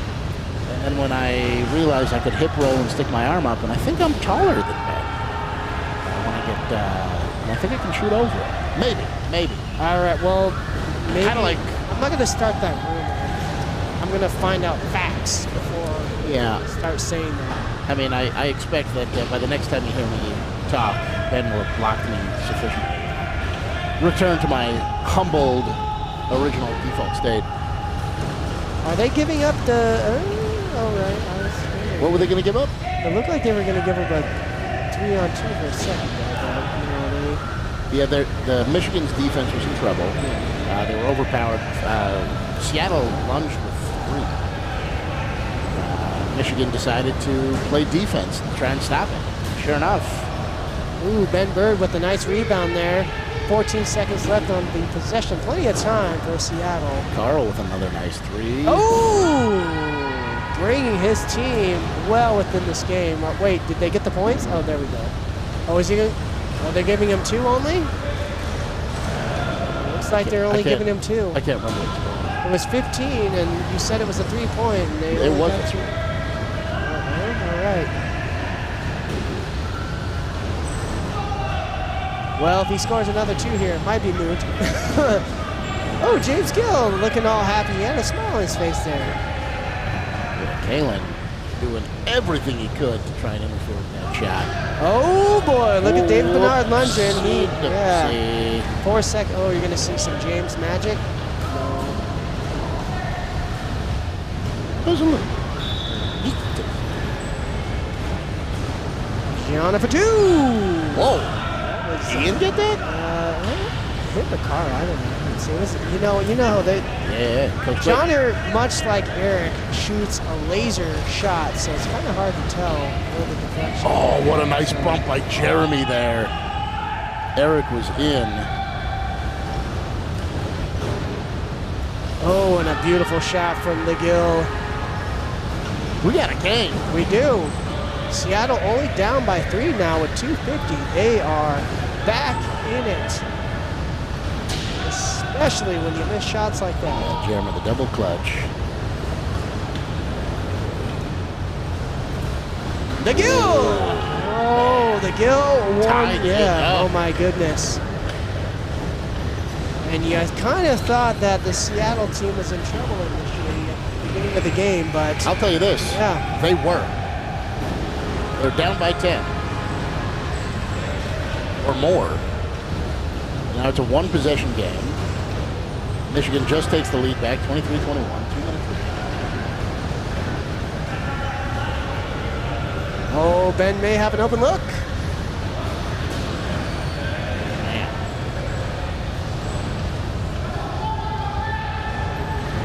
Johnner's going to get a screen look here, see if Eric wedges it. Jeremy's going to leak out. Carl's going to pick him up.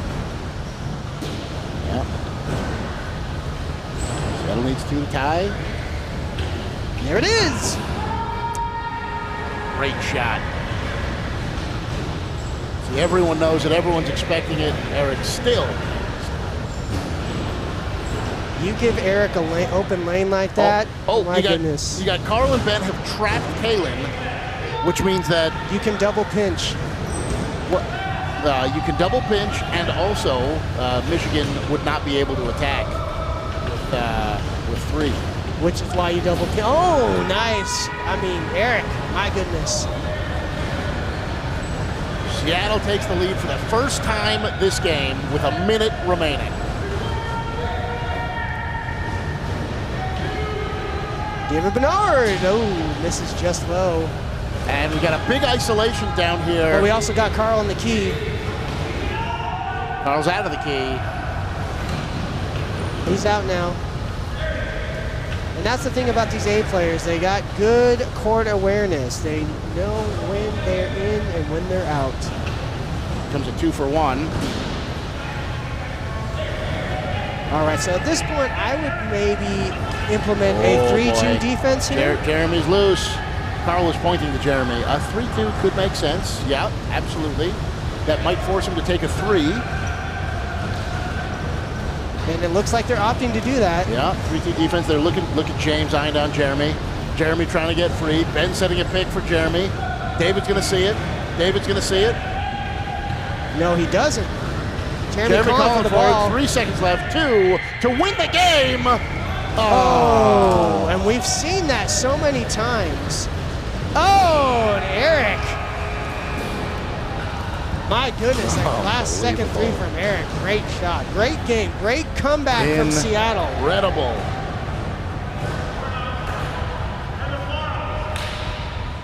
All right, well. Yeah, I mean, What? I could use a break after that. That was just some great whirly ball action there. That was absolutely incredible. Congratulations to both teams. Seating is getting hot. You can see the intensity really taking off here. You love to see it. No, when are you up? I'm up in about 1 game, so I'm going to go head out of here and start warming up. All right, good luck, sir. Thank you.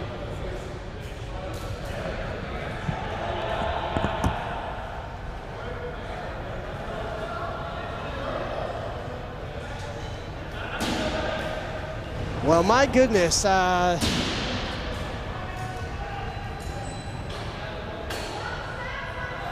Let's see if this game can match the excitement of that last one. That last one came down to the wire. James Gill giving a little bit of love to Chris Flores from Texas. It looks like we have Texas in the house, Texas A.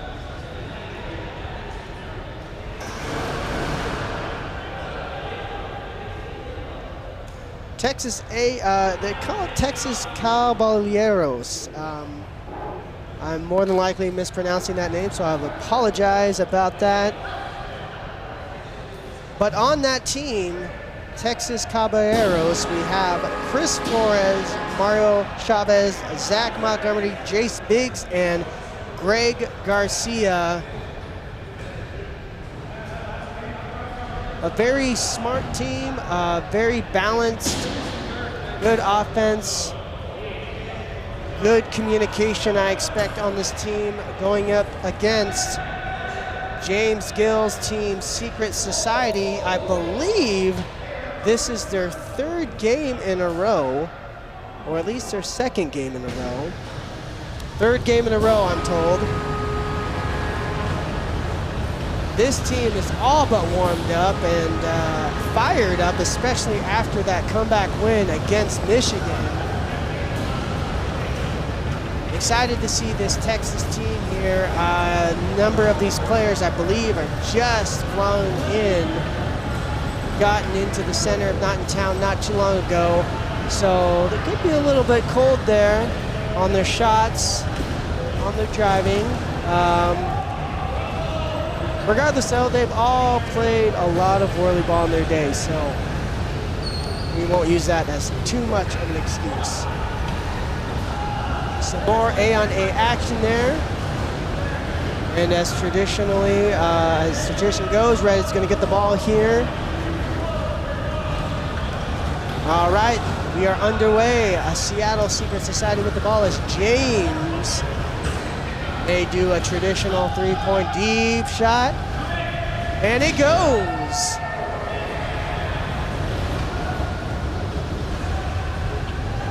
Ooh, Poppy with a quick outside shot as Mario pass up to Greg Garcia. Ooh, no good. Oh, is James not able to get the ball there? Oh, but the 30 was reset. You gotta make sure that the other team actually has possession before you reset that 30, so they're gonna get a little bit of extra time unless they're actually gonna count it down there. Ooh, nice shot from Greg Garcia.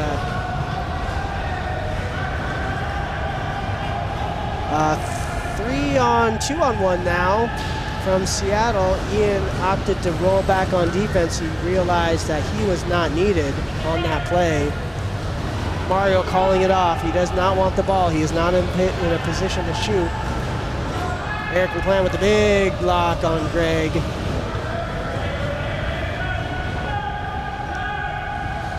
Texas opting to play a 5-man defense, no floater, and that is a dangerous game when you got a 3-point shooter like James who just barely misses. I'm not sure if that was by design or it just inadvertently happened. Seattle isolating for the 2-on-1 there. Mario wisely recognizes it. They gotta wait to put this ball up until they get that fixed. Ooh, with a deep pass over Ian. He's lucky to get that. Ben Bird with an open look there for 2.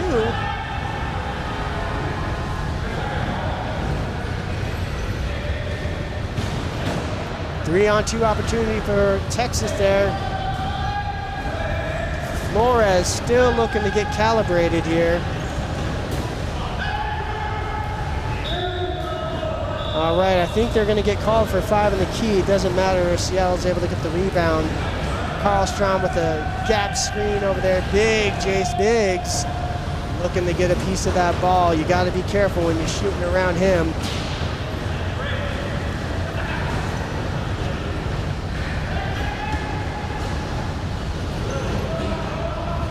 Ben doing a good job of making sure Mario doesn't go down. He's holding him back as opposed to Jace. If you're gonna let one of those two go, it's more than likely gonna be Jace.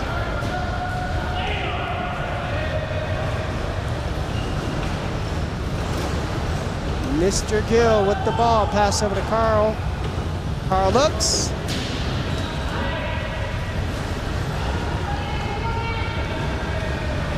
Seattle up 5-2 with 4:53 in this first half of seeding. As Mario kisses the rim there.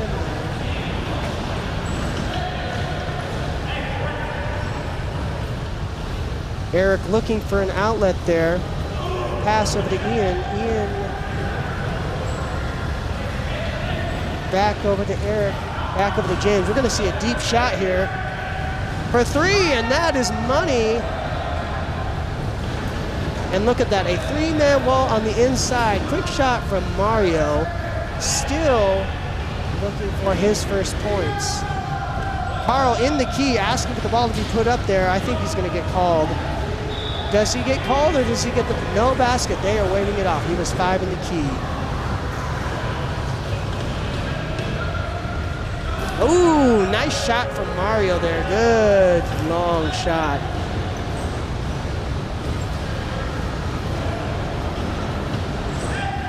Greg doing everything he can to make sure that the Gill doesn't go. He's got to fall back on defense though and play wedge. Oh, 3-on-2 opportunity. Great driving. Ooh, and a quick crossbody shot from Ian.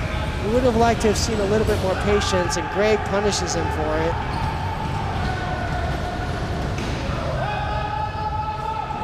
Ooh, another long shot from James.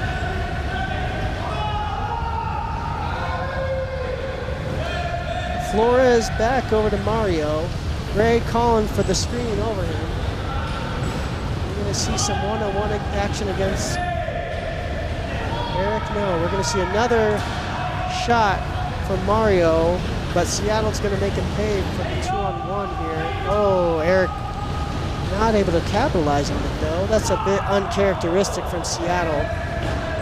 Eric blocking Flores there to be able to get make sure Ben gets the rebound.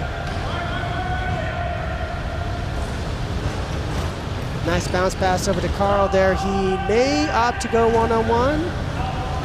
He's looking for some of the power. Oh, nose to nose. That is usually dangerous against those facing off against Carl. He's pretty good when it comes to that one-on-one.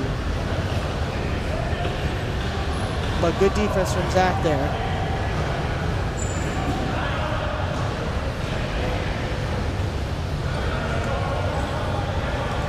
Texas only down by 2.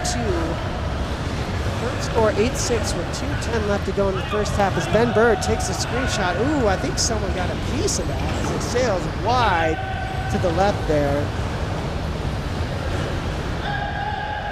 All right, there's a no wedge opportunity as Seattle opts to keep 2 down. Let's see if Seattle double pinches this. They do not. They opt to keep 3 in. Pass over to James there. He's got a screen. I don't think he's going to take that. I didn't think he would. Oh, Carl with all sorts of room. Nice hit from James to send Ben flying back inside the defense there. A little dump pass over to Mario on the outside. He's got Flores streaking on the outside there. Woo! High shot does not go.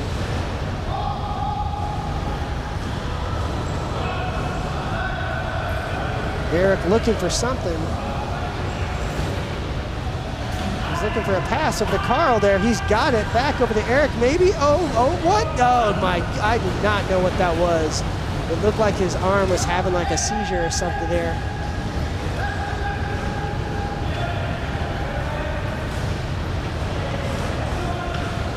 All right, we're just under a minute left there. Seattle with the ball.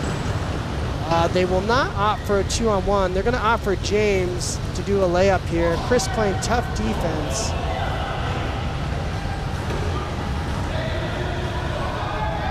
Ooh, and a nice angle shot from Carl. Seattle going to have an opportunity to have last possession of this half, unless they opt to do a quick shot here, which it looks like they are. And that's a good decision. They get 2 points here.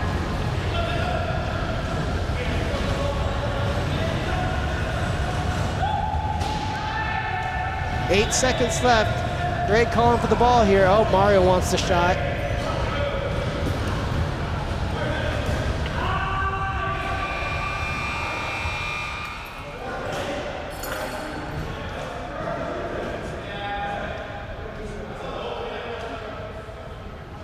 All right, a 12-8 lead for Seattle. Both teams seemingly evenly matched right now.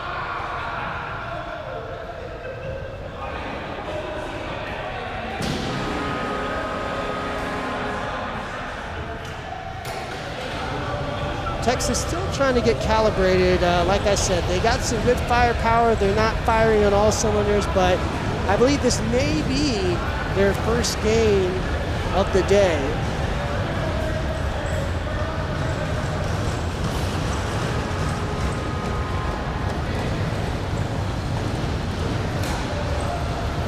All right, we got Texas looking to do a little bit of car swapping here. Let's see what happens. Oh, they're asking for a seatbelt extender. All right, excellent. Make sure everybody's safe and comfortable.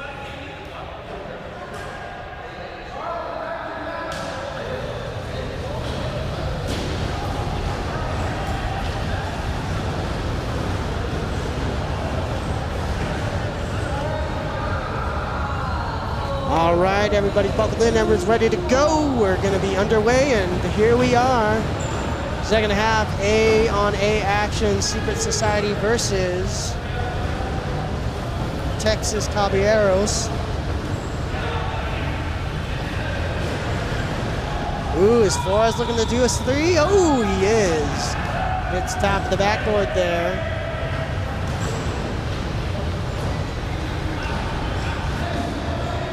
Oh boy, you think that James might be putting on a clinic on how to drive. He's asking for the ball. He's gonna, he had a second where he might have been open, but nice defensive love tap to help Greg get in the position there. James with an angle shot. Ooh, nicely done, Mr. Gill. Ben calling for high wall. They have it. Still has that high wall. Ooh, Eric lost a little bit of momentum there. Now they're forced to drop inside. Eric playing that wedge position there. Chris looking for that shot. Greg setting that screen. Texas missing low. James pass over to Eric, who's wide open.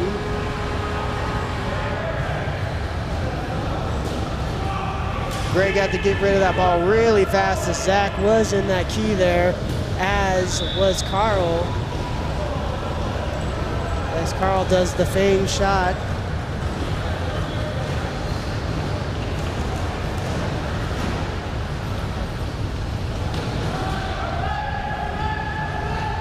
Ooh, we got a screenshot coming up from James. Oh, big block from Jace. He says no thank you to Mr. Gill. And Seattle isolating for a 2-on-1.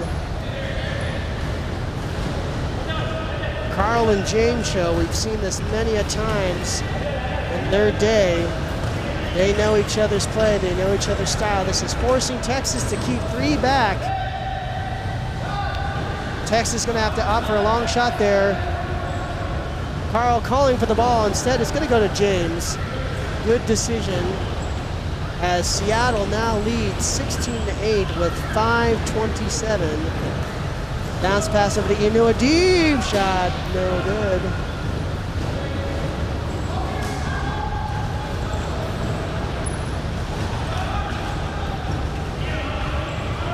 2-on-1 opportunity. Carl, ooh, gets blocked. Jace just building a house.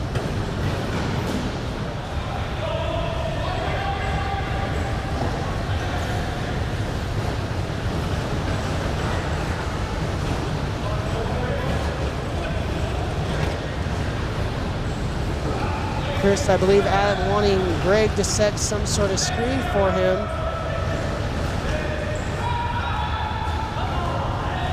Carl with an opportunity here. Ooh, tried to get the ball over to James there. He's blocked though. Great defense by the Texas team. Oh, but they turned the ball over. Carl in the key there. James psyching him out and then getting the 2.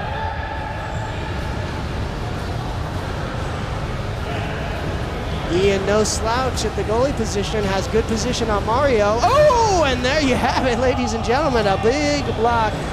Mario acknowledging that with a little bit of a tap on Ian. He had to try him once. I doubt he's going to try him again now that he knows.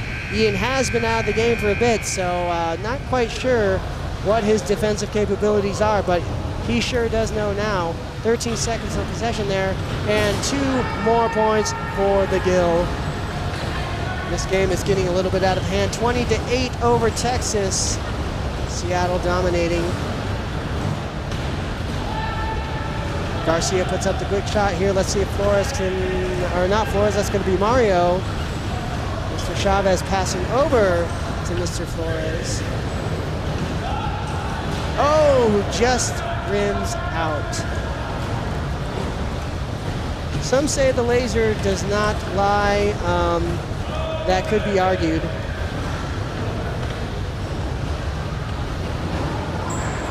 Then Bird with an opportunity to pass it to James. Back over to Eric. He's got a look, and he's got the 2.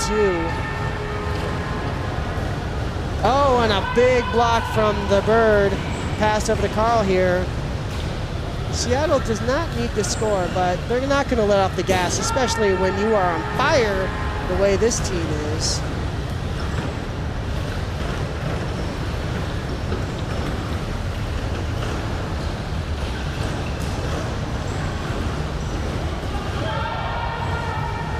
All right, 2.5 to go, 24-8.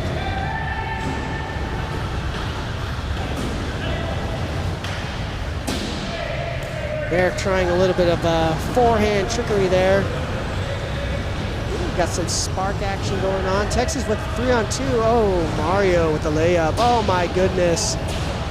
The rim again says no to Mr. Chavez.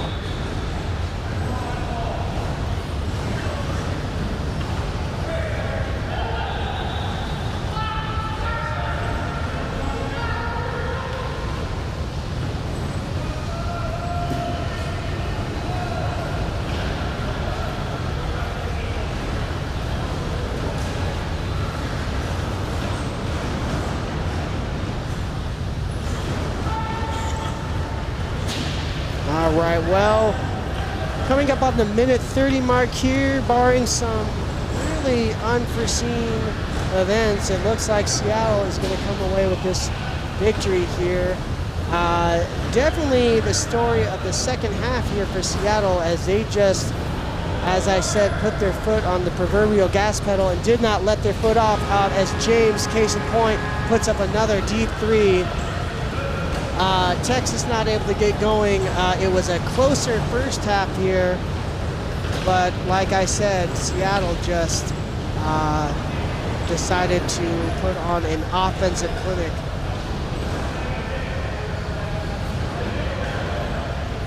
We're going to see the garbage time 3s coming up here. Let's see if Flores. Come on, Flores. There it is. There he goes. All right, you just need to get that going, you know. Maybe that's what he needs in order to get going for his other seeding games.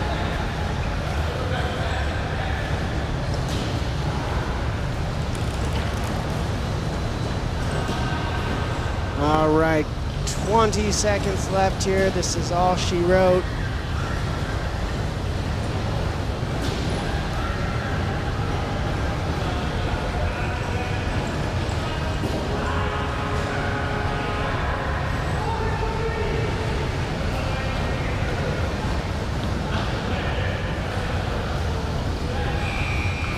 And there you have it, final Seattle 29, Texas 14.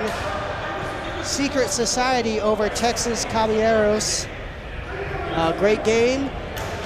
And stay tuned, as it looks like we have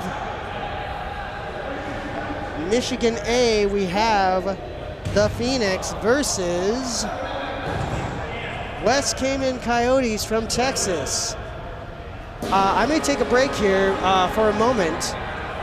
I'm not being asked to do one more here. We're gonna have our good friend, Mr. John Hansen from Texas, one of my favorite Texas individuals, jump on the commentary. It's not a hard. Are you hearing me?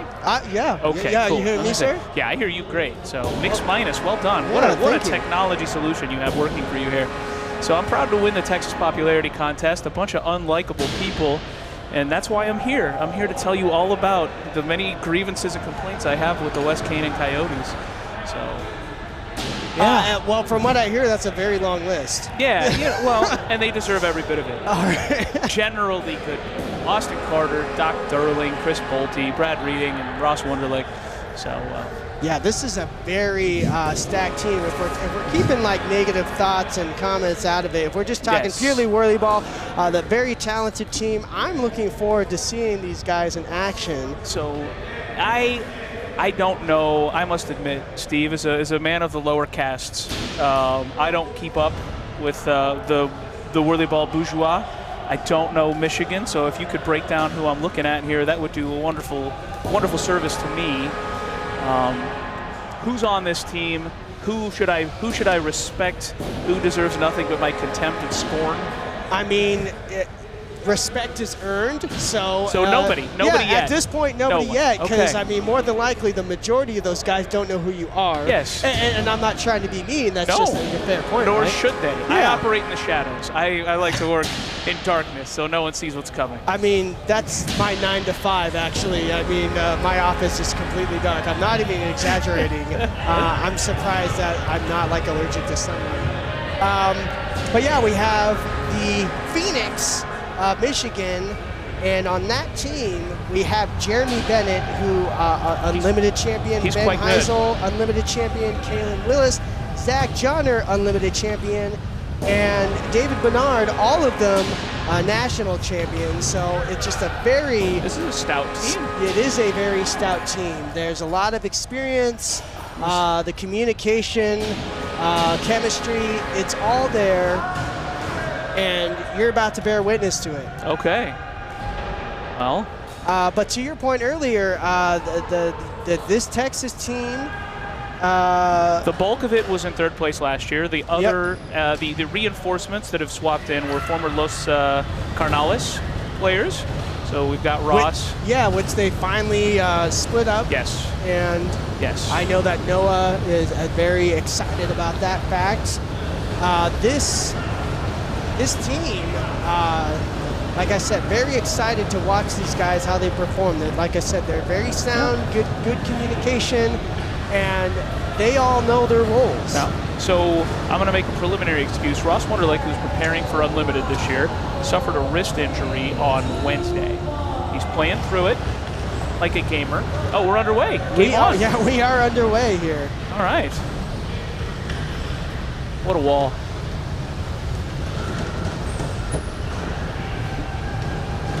Now, if I had to garner a guessing, Jeremy might opt to take a deep three shot here to open up the game, and that's why.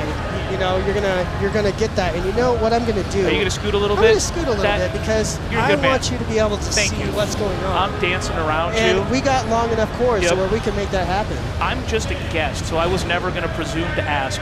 But Yeah. I thank you for your kindness. Well, I mean, as the ambassador, I do what I can to make my fellow whirly ballers happy and accommodating. And as an annual contender for Mr. Congeniality, I try and show gratitude and good spirit.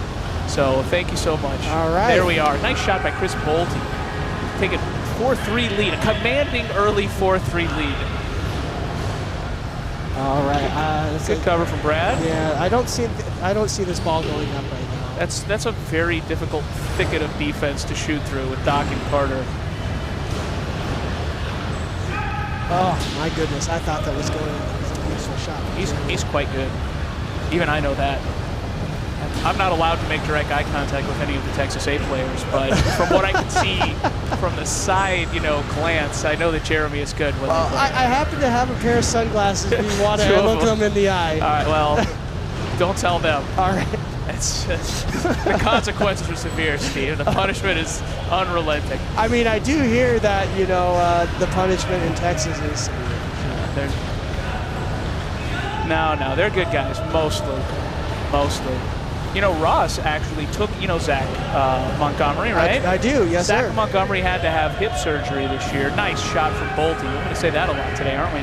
He took in Zach Montgomery while he was healing and recovering from hip surgery, brought him into his home, nursed it like a baby bird, nursed him, chewed his food, spit it directly into his mouth, I believe. It kept him for like days and days. And I mean, if that doesn't win you, Congeniality Award of the Year, I don't know what does. You'd think that. But here's the thing, Steve.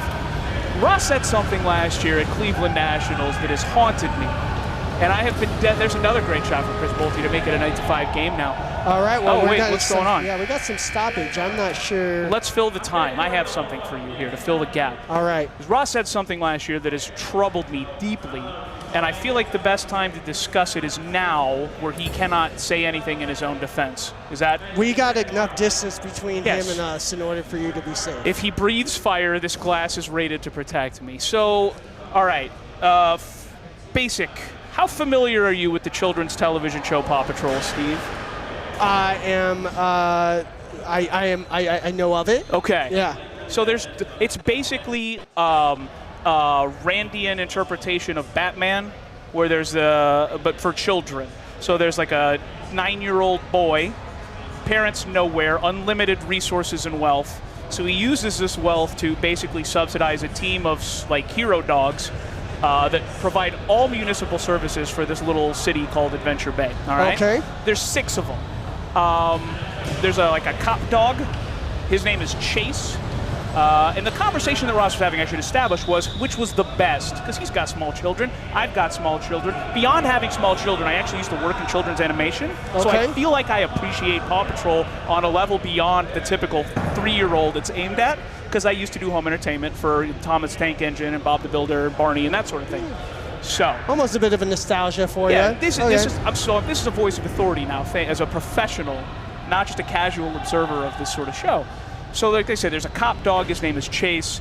I could see an argument for that, but I don't want to get into the state of modern policing in this country. But if you do prefer that dog, all I will say is he's a German Shepherd, Steve. Oh, okay. And that was Hitler's dog. Yeah. So anybody who tells you that's the best dog, you have to question about, right? There's a Dalmatian. He's the fireman dog. His name's Marshall, and he's factually correct because Dalmatians are inbred to hell. That's how they get the spots. But it's the sort of people that would say Marshall is the best dog are the ones that make YouTube prankster a viable career path. You understand what I'm saying?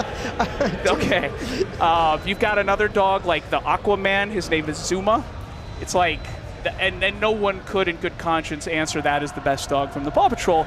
So I took you out to, what's your favorite restaurant? You got a fancy place you like to go for birthdays and anniversaries and such? Let's say, oh, that is a good question. You put me on the spot there. I didn't mean to. Let's say, in Seattle we have a steakhouse called the Met. That's the fancy place, the Met. Steakhouse. So if I took you to the Met for your birthday and afterwards we're enjoying, whatever beverage you have to conclude your evening, I'm like, Steve, what was your favorite course of this meal? And you said, oh, the parsley they used to garnish the plate. That's Zuma, all right? There's 2 possible correct answers, neither of which is the one Ross gave. One is the girl dog. Her name is Sky. She's some sort of spaniel.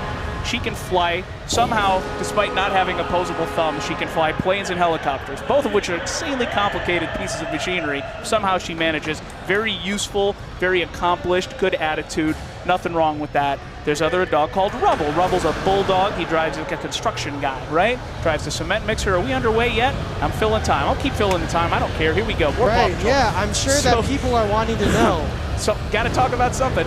So, he drives a cement mixer. He's an ally. He codes as aggressively masculine, but he's very, he loves bubble baths, and he wears star-tinted glasses. So, he's a friend of the community. So, he's an ally. Pride Month, whatever. And then there's the one that Ross picked, and this is the troubling one. As Carter sets up at half court trying to get the ball going after that break in the action. Bolte with the ball, he can hit it from there. Ooh, that was very close. Anyway, Carter with the rebound. Passing to Brad. Brad at the top of the key, getting tapped on the elbow. Ross in there. I'll get back to slandering him in a minute. Another nice shot from Bolte. The one that Ross picked is a dog named Rocky. And Rocky is basically trash rubble. He's some sort of mutt. He does not bathe. He drives a garbage truck or a recycling truck, and all he's good for is when rubble is tired. He does the construction activities, but with garbage. So to hear him say that Rocky was his favorite and the best, I'll tell you, Steve, if he had told me the Holocaust was fake or that we hadn't actually landed on the moon, I could not have been less horrified than to hear him say that. He sounds like a heavy conspiracy theorist almost. It's just troubling that a man I thought I respected could have such a garbage opinion about a literal trash animal. I mean, what was the rationale? Oh my gosh, almost from half court. What a beautiful shot. Yeah, good shot by Kalen there. Brad could not answer it. But Bolte did. He did. Back to a 1-point lead. But yeah, and what was the rationale behind this pick of like useless almost? I don't know. I fled as quickly as I could from Ross because I don't know what he was thinking, and I'm terrified to find out. So I'm sure we'll have a conversation about it later. I'm going to make sure there's someone else there to keep me safe, because any man whose mind works in such a twisted way could be capable of anything. And he's capable of a very good pass there, very responsible pass. Brad to Bolte. I mean, he probably learned that from watching his favorite character on Paw Patrol. Well, you don't learn anything from that. No? I hope he learned how to bathe better than Paw Patrol. Rocky taught him. Anyway, enough Ross slander. He's playing through pain, and I respect that. So good for him. And he's so tall. It's infuriating how tall he is. Yeah. And we actually have one of the Chicago C players. She actually broke a finger, and so she's playing through that. She's got it all casted up and everything. So. Did you notice she's playing with a tennis ball? Yeah. You know, it's funny. I don't know if this is because of my suggestion, but I actually made that suggestion to Bill, her husband, the other day. I'm like, yeah, Dave Fry from Cleveland used to do that. Pop a tennis ball in there, like almost like a suicide handle, right? Yep. Carter going for the rebound. That's what I do. So I have arthritis issues in one hand, my driving hand. So I splint 2 middle fingers, which if you've ever tried to drive with a 3-fingered claw, it's almost impossible. So I had a tennis ball ready and I had a backup, and I saw her splinted finger. I thought, finally, someone who understands my struggle. Another nice shot, up by 3. Texas up 3 with about 2.5 minutes to go in the first half. Oh, look at this 3-on-2 Bolte rotated back in defense, scoop up, did just enough to make it difficult. But, so no, I was very happy when she saw what I was doing. I was like, is this a chronic problem? Or she said, I have a broken finger. I said, have you tried the tennis ball? Because it hurts to drive if you can't grip with those fingers. And so I gave her one to use. She lost it, so she went out and bought a dozen. Really not. Who's that in 12? That is David Bernard, the Dark Lord Baltimore himself. All right, well, you'll have to explain to me where that comes from. Nice answer from Austin Carter. Yeah, back when we first kind of started playing against him, he's just a really, really good player. And then when we started the podcast, I referred to him, he who shall not be named. Okay. We did not, we felt like we were talking about him too much, so we stopped using his name. And so we started calling him the Dark Lord. And yeah, that's where everyone gets their nickname from somewhere. And it's funny, on the Zoom calls and everything, he'd have Harry Potter backgrounds when he would join that. That's a nice block. Brad reading that blocked. But yes, sir, that's where he got that name from. All right. Yeah. Good pass over to Zach Gianna there. He's looking to set a pick for David. Back over to Jeremy. Plenty of time on this possession. Time and formation there for the Texas defense. A good sandwich, making sure that David doesn't get freed up. There's the screen, though. Just enough of the screen. And Brad finds way in. And that's fine, though. If you're going to get with a contact, I think you got a piece of it. If you're going to get somebody to shoot, my money, you want Kalen to shoot. I mean, not that he is not an effective and capable shooter, but he is not the high-powered one on this team. Oh. Speaking of high-powered. Shot up and in. Yeah. 7-point lead as we approach halftime. Only 45 seconds left to go at the half. Uh-oh, we got a 2-on-1. Doc's in a rough position. The shot pass. Was that? Good recovery from Carter. Pass up to Bolte, who's got a wide open lane. just off the rim. What? Okay, so Dan Doherty and his integrated laser solution technology company. I take issue with some of the reaction times, and I reject the premise that these are accurate lasers. I'll tell you this, Steve. You know who looks at lasers and thinks, there's a solution? Supervillains and prog rock bands who do stupid concerts. I mean, so I don't trust Doherty for looking at this issue of scoring goals and gauging success or failure and thinking, lasers are the answer. So what is he? Is he an aspiring Rush cover band musician, or is he Dr. Evil?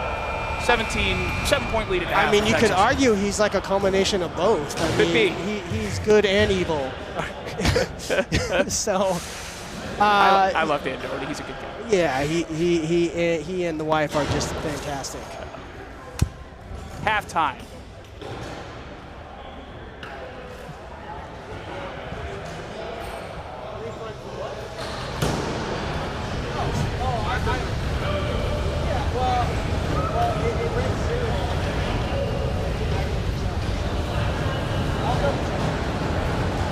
Steve's off mic. He's having a chat with Andy Housen. So it's just me as we prepare for the second half to begin. Very good first half for Texas. I feel like Red also has the car advantage on this court. Have you played enough to dispute or agree? No, I played one game, and I haven't even played today yet. So, you can have a busy night. yeah. Not only do I get to play, but I get to ref the end of the game. So it's going to be a very late evening for myself. Busy day, don't you? Carter to Bolte. Bumper. It's Jeremy, right? 9? Yeah, Jeremy. Right. Bolte with the middle finger. I don't know what that's all about. Well, he's trying to direct some traffic Screening, there. just contemptuous. Carter to Doc. Doc working his way up. Doc has been really putting his work in on that shot. And it's just a little bit off there, but Doc's kind of a mentor, hero, inspirational figure for me. Oh man, who's that? 13 that hit that shot. That was Zach Johnner. Good job, Zach Johnner. Cutting the lead to 5. Pass across to Brad Reading. Jeremy's still the edge. Brad. I'm all out of Paw Patrol material, so I hope we don't have another stoppage in the game. We'll have to find something else to talk about. Yeah, I mean, there's all sorts of pop culture that we can bring up, I'm sure. Close one for Carter, who's got his bumper held. Fights through it, though. Oh, look at this screenshot coming out. Oh, Jeremy's coming back on deep. I don't know What's going why. on? Do they have a problem? Oh, Brad's got him boxed out of the lane. Well, they had it fixed for a minute, but He's on the underneath. yeah. No shot, no good. Bolte with the rebound. Brad is now out. Now he's out of the key. So all that disrupted the whole Michigan possession and cleared out of the key. Screen, but not a clean shot. Doc to Bolte. Bolte from a little past half court. He's got the gap. Brad off the rim. See? I'm telling you, these rim inserts, I don't know who to blame. The rim inserts or Doherty? I'd like to blame Doherty because I like the human face when I'm conspiracy theorizing. I mean, we'll get him on the broadcast at some point, and we can, You tell him I said it. Yeah, well, no, you're going to be on here, and you guys can have a face-to-face conversation with the WhirlyBall Nation. Oh, man. I mean, but to your point, yeah, there have been a couple times where the ball has crossed the plane Just doesn't, it's and not just registering. not go off. Now, I will say it's the same laser for everyone. So, whatever arch villainy alchemy that Doherty has used to put these machines together, it affects us all the same, theoretically. I think it's called Amazon Prime, but Okay. I don't know for sure. I don't know. Lasers scare me. I'm Amish, so it's none of my business. Oh, Doc, with a man after. Big block. Got my sharp playing WhirlyBall in Pennsylvania Dutch country. You lose a lot of horses when the bumpers collide, but otherwise, it's a good experience. A lot of wiggle and waving. Ooh, a little bit of a lean shot from Bolte on the angle there. Pointing again, this time with a more culturally appropriate finger. Good rebound from Carter. Gentle toss up to Ross. Ross working the bumper. I just feel like that would be a good team name. What's that? Gentle toss. Gentle toss, good shot from Bolte. Put it back to 7 points, under 5 minutes to play. Now, this is where we would play stall ball. I've been years, Steve, in the lower divisions where if we get up by 4, trying to strangle the life out of the game because we are generally not a high-spirited shooting team. But things can change fast in the A division. Absolutely. So you think a 7-point lead Oh is my comfortable? God! Off of the scope, Yeah. there was contact and it still goes in. Yeah, and so you are not letting off the gas if you are Texas at this point. You No. still have to score. Absolutely. Yep. Ross rolling off Bolte with a nice screen, just a little bit off. And that's an okay shot because Texas is going to get the rebound. Yes. Brad picks it up at about half court. But look at what's happening down here. They're isolating for the 2-on-1. We got problems. Yep. We got problems on the defensive end. Ooh, Bolte fixing that problem though with 2 points. And it's a, what do we, 7 again. Sorry, arithmetic, you know. Oh, I'm terrible at It's math. late. It's late in the day.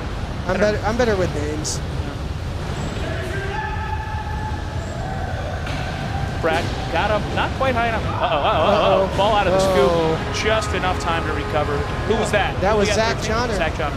Okay. Yeah. I can't remember these things. That's okay. That's why we're a team here, Yes. you know? That's why it's nice to have a partner. Somebody to talk to. Oh, man, Kalen. Good save from Brad. Bolte up and up the midcourt. Shoots off the gap. Maybe a little early. Do I dare criticize Bolte's shot decision making? You know, it's well, when yeah. you got layups like this, absolutely. Yeah, I mean, and now it's a 5-point game again. 3 minutes to play, 5 points to make up. Ross, another one, just not quite there.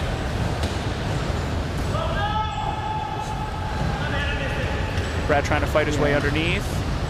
you know, I'm not really mad at that quick shot. I mean, they're down by 5. Oof, now they're now they're up by 7. now it's a 3-point game. Oh wait, I'm sorry. That was Michigan the other way. making up the gap. okay, 3 minutes, 3 points. That's it. Things change fast in the A division. I'll never find out myself, but you know, it's nice to watch. I mean, with that attitude, come on, man. You stick with it long enough. I mean, I'm breaking down physically. I was playing with 10 fingers in 2018 and 9 fingers 2 years ago, and I'm down to 8 now. So I mean, but with the the advances of technology, you can have robotic everything, and tennis ball technology. And laser technology. Yeah. See what Doherty can whip up for me. I mean, we did talk about having laser scoped scoops at some Oh my point. gosh, that's another one. Now we got a 1-point game with 2 minutes and 10 seconds to play. Ross underneath, and he gets it right back. It's a 3-point game again, 2 minutes to play.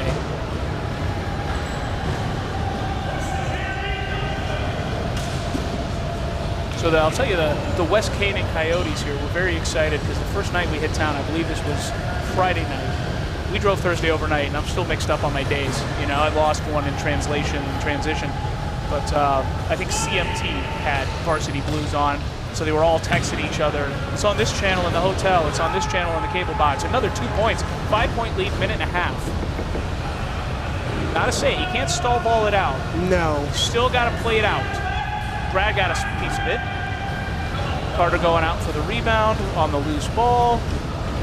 So, Ross uncontested. I was about to ask you, do you hold it there, but not if you've got an open look. Well, and I kind of wish you would have drove that in a little bit more for, more straight layup rather than that angle. Yeah. He had it. Well, what did we say about his decision making? All right. If he made good choices, he'd love rubble. I mean, maybe we can convince him, Maybe. to change his ways in Paw Patrol decisions.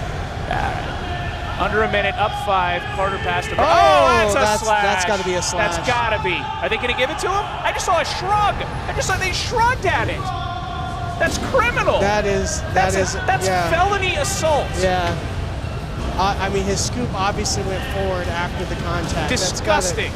Disgusting. That's what'd you say? What's the guy? Voldemort guy? What's his name? David Bernard, ladies and gentlemen. Well, now that I know him, what a degenerate. Nice shot from Bowling to get it there. He got the points he should have earned for the slash.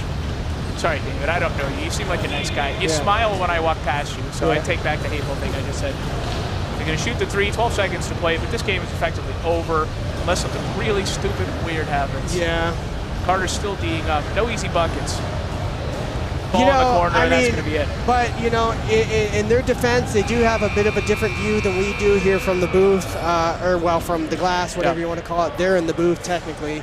And so they may not have seen it the same way that we do. So, same. And I've been looking right at it. But hats off to all the ref volunteers out there. It is a hard job. It's not a perfect job, but they're doing the best that they can.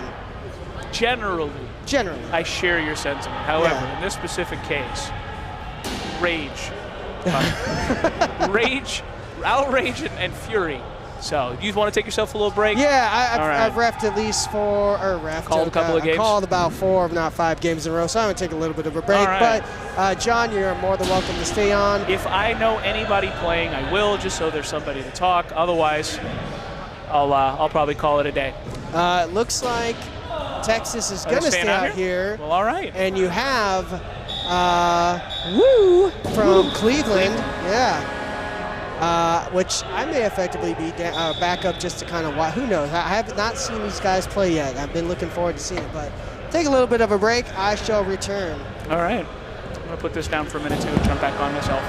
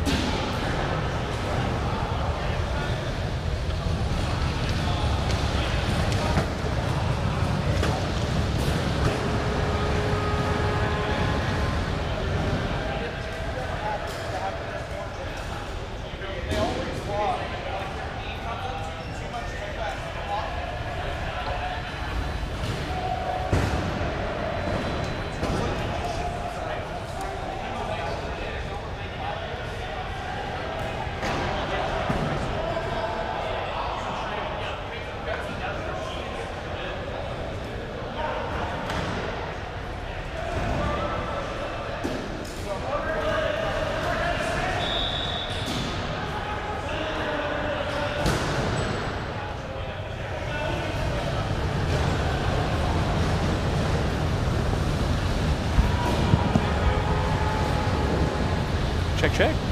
We're muted. Check, check, test.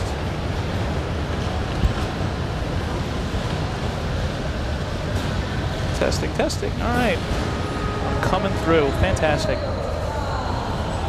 Just back-to-back games for Texas here. I've got Kyle from Atlanta, sort of, by way of Austin. He refuses to accept that he's a Texas player now.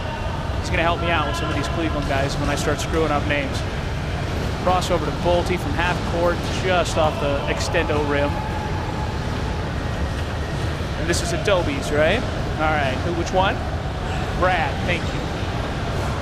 Chili in the middle, stuffed by Doc. That's not nice.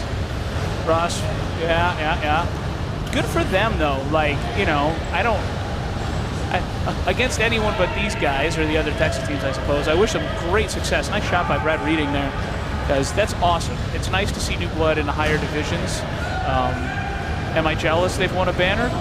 bitterly, but you know, maybe so. Another one from Doc. So the sick thing is, I've been counting all the blocks I've made in this tournament, Kyle, with the light, and I know it's absolutely meaningless compared to what he can do with half the effort. Nice shot from Bolte to put another 2 points on the board, a 4-2 lead, just 1 minute into the game.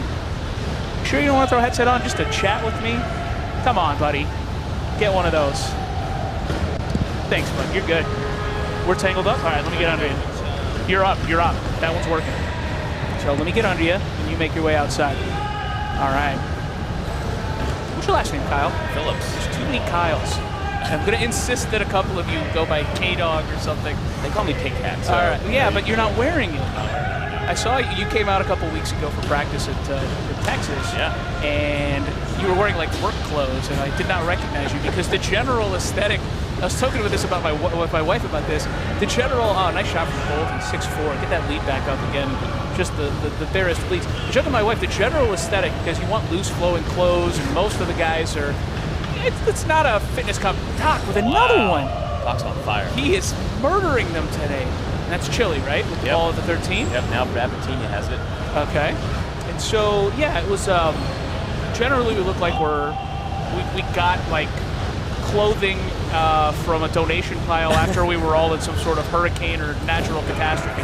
Bolte, nice shot. Number 2 car. He's up. That's a 4-point lead now.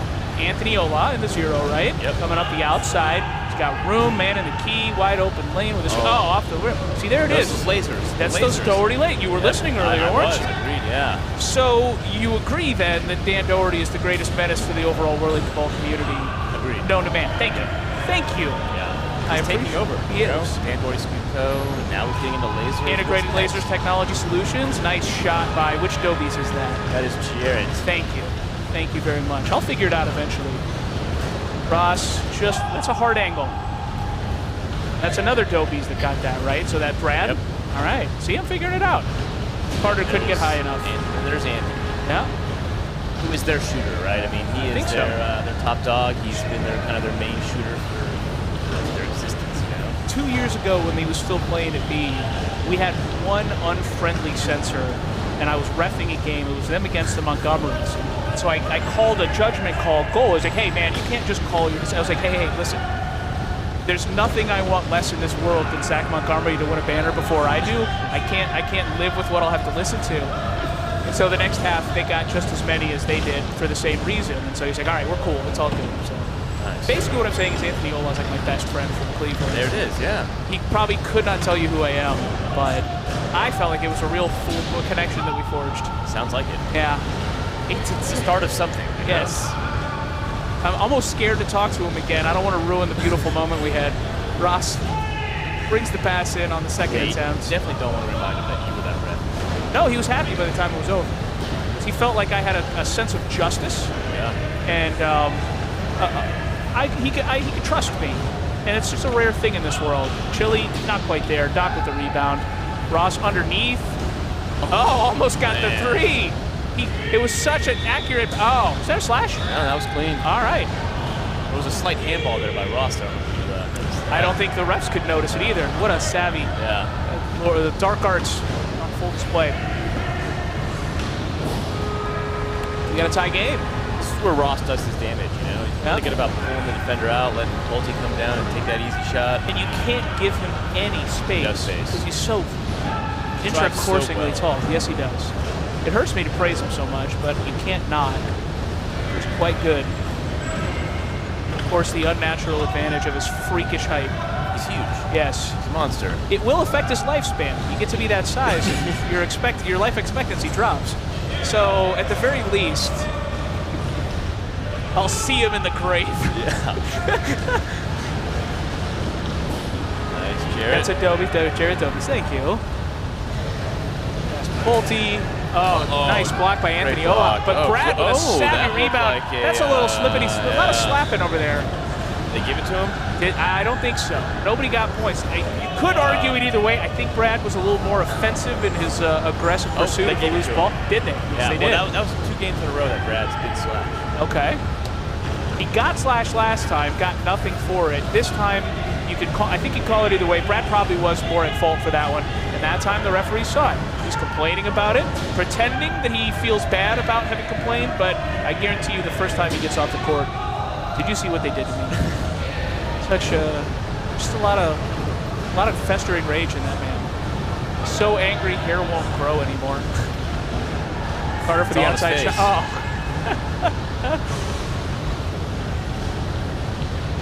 Chili, right? There's Chili. Close game here. Yeah. Penalty is the difference, isn't it? No. Yep. Oh wait, they gave Brad got the penalty? Yeah. Okay. Yep. I thought they gave that to Cleveland. It was a mistake. They just All right. I kind of thought Brad did more of the defender there. The shenanigans. Ross with just enough space. Ross chasing loose ball. You're either going to get the ball, you can have the ball or the position. So he likes to talk about Calvin Johnson, the old wide receiver for the Detroit Lions, who's also freakishly tall. So apparently there was a sports science. Oh man, nice shot. Who's that, Chili? Brad Batania. Okay. Sorry, from the back of their heads, you see brown hair buzzed short. So he likes to talk about Calvin Johnson and his garage door. Apparently his wingspan is enough to almost cover a typical garage door. So he said, I'm the same height as him. If you can basically throw it into a space the size of a garage door, I should be able to catch it. And he's not wrong. No. Just monster, like condor size. Good way to put him into perception. Yes. He can almost span a garage door. He's in the key. Oof. Just couldn't corral it. Lost his belt. Better put that on. That's a penalty. 2-point penalty. Chicago takes seatbelts very seriously. Another block by Doc. 4, 5 on the game. I have 20 in the tournament so far. He has 4 in the first half of this game. You have 20 blocks in the tournament in 7 games. That's 4.5. Yeah, for one of the WhirlyBall lesser thans like me, it's not bad. But we all got to start somewhere. Yes, we do. Some of us never move past it. No. I'm a goalie, hey, it's blocks where it is. I think that last game against Seattle, I think I had 5. So. The first time you and I were on a court playing against each other, you gave me, I don't know if you even remember it, it was a beautiful compliment because we were playing against each other as after you won a banner. Were you with Dad Pods? Yeah. Okay. Yeah. You guys won a banner, you came up for our banquet, and we had a little scrimmage game, and then you tried to put one through me instead of passing it off. And I got a piece of it. And then somebody said, why the hell did you pass it? I didn't know he could do that. I've carried that with me, Kyle. I love that. For 2 years. Yeah, I love that. And I think as a goalie, I got to take the shot. I don't get many. We don't get many. No. I don't deserve the ones I get. No. But you're right. We don't get many. Yep. Tie game at the half. The first 8 minutes, totally pointless. What a waste of everyone's time.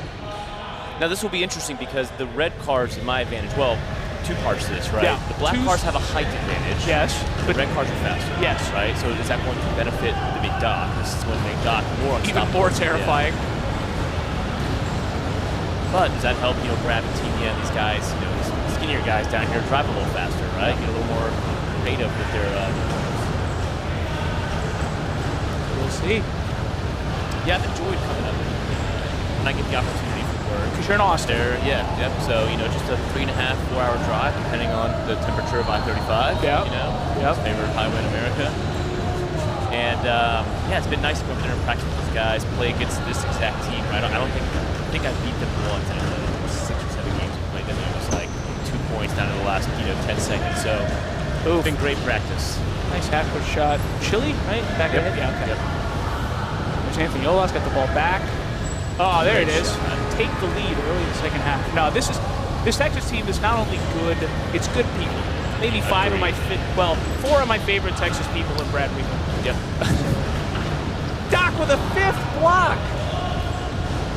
It's not fair. It's not fair. It's not fair how tall Ross is, and it's not fair what Doc can do when he's in the zone and dialed in. Playing on both ends of the court. Yep. Carter from 3-point land. Brad Batania sneaking up on him. Smart pass. Ross setting the screen. Bolte coming around. There it is. Tie game again. Yeah, playing goalie against Ross is probably one of my least favorite things to do on the court. Yep. And you know me, again, I'm in the WhirlyBall proletariat. Yeah. So when he's up there playing chair, I can do everything as well as I can and not make a mistake, and he'll still beat me. Yep. And then once he's under you, what are you going to do about it? All he has to do is put his hand up, and just dominating. just holding 2 out. Yeah. So now can they get it back? Good save, good recovery by Cleveland. Bolte with space, shot up, and it's in, tie game. Yeah, I've had the pleasure of playing with Bolte twice, and that is no thinking involved, right? When he has the ball, you just trust that he's going to put the ball in the hole and move on. He was on that bod with you, right? Yep. Yeah, that's nice. Must be nice. It must be nice to be prepared. Great. Having Jason in the hole with me and Bolte shooting, it was good job by Ross. Frustrating in the corner. Good containment. Now this is an interesting matchup.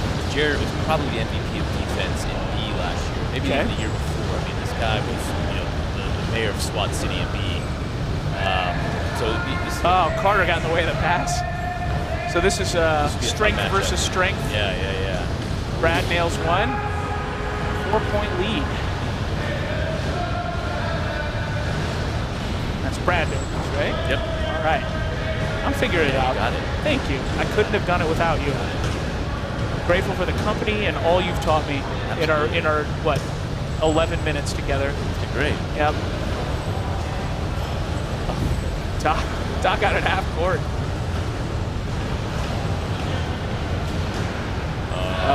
Bad pass. Brad picks it up. Nails it. Now we got a 6-point game. Fast swing, man. You were mentioning that you were mentioning in A that change so quickly, right? I mean, it's just as simple as a simple tournament, right? Yes. I mean, you make a small mistake and it will cost you 4 points. Yep, it's a 4-point swing. Ross neutralized. Brad was getting a little excited. Bolte working that car.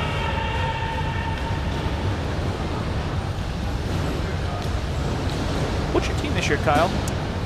I'm playing with a Michigan team, so it's me, Sam Kim, BJ, Beckett, Chris Meir. So 3 Atlanta guys and 2 Michigan guys. All right. Kind of mixing it up for a year while the center's being, center back up. So that's awesome. Brad Patania's a big part of that, right? Yes. Yep. Good for him. Thanks to him for all he does. Yep. This ordinarily would have been an Atlanta Nationals year, if I remember right. Correct. I loved it out there in 2018. I would love to go back, whether it's the same physical location. I think that's off the table, right? If it wasn't, they would never have had to shut down. But that's good. Find a place with a ceiling. Would you tell them to find a place with a ceiling? Listen, I love it as a defender. It's our paradise down there, and that's the old Atlanta Center. We need to bring 2 extra screws for the weekend, right? I mean, Lock City for all of us down there. So here's what I hated is I like the cross-court pass.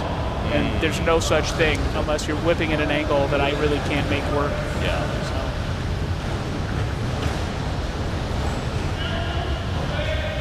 So. 6-point game still, 3 minutes to go. 2.5, Doc goes, over Doc. Chili. Nice. Is that Chili that shot that? Chili, yeah. Nicely done.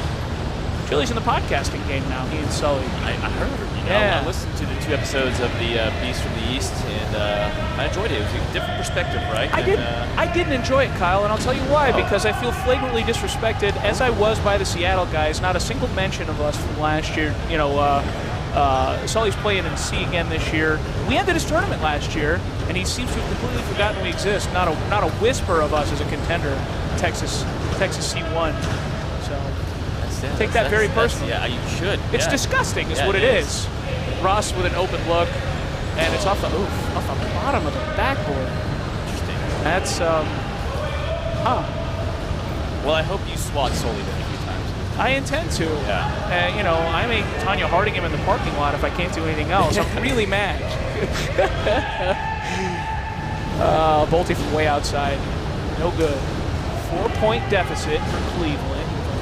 Plenty of time to make up 4 points and more if necessary. Neal off the middle.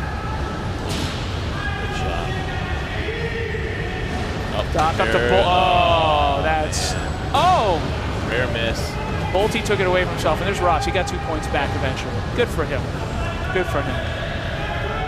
Playing 3-on-2 yeah, but with Doc and Carter, yes, the numbers are in your favor, but if anybody's going to cover the gaps with 2 bodies for 3 shooters, it's going to be those guys.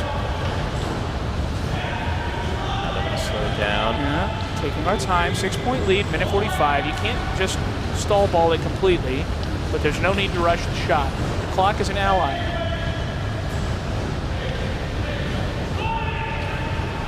Passing to Ross. Ross over to Brad. Brad can't. Now he can't hold it till the end of the shot clock. He's got 1 second differential. Now Carter can. He'll put the shot up, and it's blocked by Jared Dobies. Yep. Thank you. Quick throw with the 3, no good. That could be the game, unless you nailed the. Well, no, the 3-pointer is a much bigger threat at the A level than it is. Again, down with the WhirlyBall Untouchables. Yep. Especially in a center like this. It's a small court. Yeah, half panel short, so I mean, it's a little bit easier to get that shot for the back. But Carter's going to shoot. No, I thought that was a treat. Yeah. Bolte off the screen. 4, 3 on the shot clock. 2 and 15-second difference. Another attempted 3. I mean, you have to shoot the 3 and you have to do it quick for the 2-for-1 at this point. So this is a dead game. There's a 2. Bolte. Yeah. I'm glad you jumped on, and you didn't want to do this. Think what a wonderful time we had, and you would have missed the whole thing. Best 12 minutes. Or 16, right? 16, yep. 16. Nice shot. 5 points, 18 seconds. Doc's going to get a shot up. Good for Doc. Yep. A little bit of goalie action. It's good. Yes. Throwing it up for all of us goalies. Criminally underrepresented in the shooting statistics. Doc came up a lot, I felt like. He didn't shoot it, but he was up. No, he's rotating. Well, with Carter back there, he can do a lot more switching up than he ordinarily can. So that's the game. 28-23. The West Canaan Coyotes with back-to-back wins. That's back-to-back conversations for me. So I'm done. It's a pleasure. It was a delight. Thank you. I always enjoy your company. Absolutely. And I feel like we elevated each other here. Yeah, this was great. You're going to get 20 swats today. Well, I'm done for the day. That's how I got there. All right. Until next time, we'll see who jumps on commentary.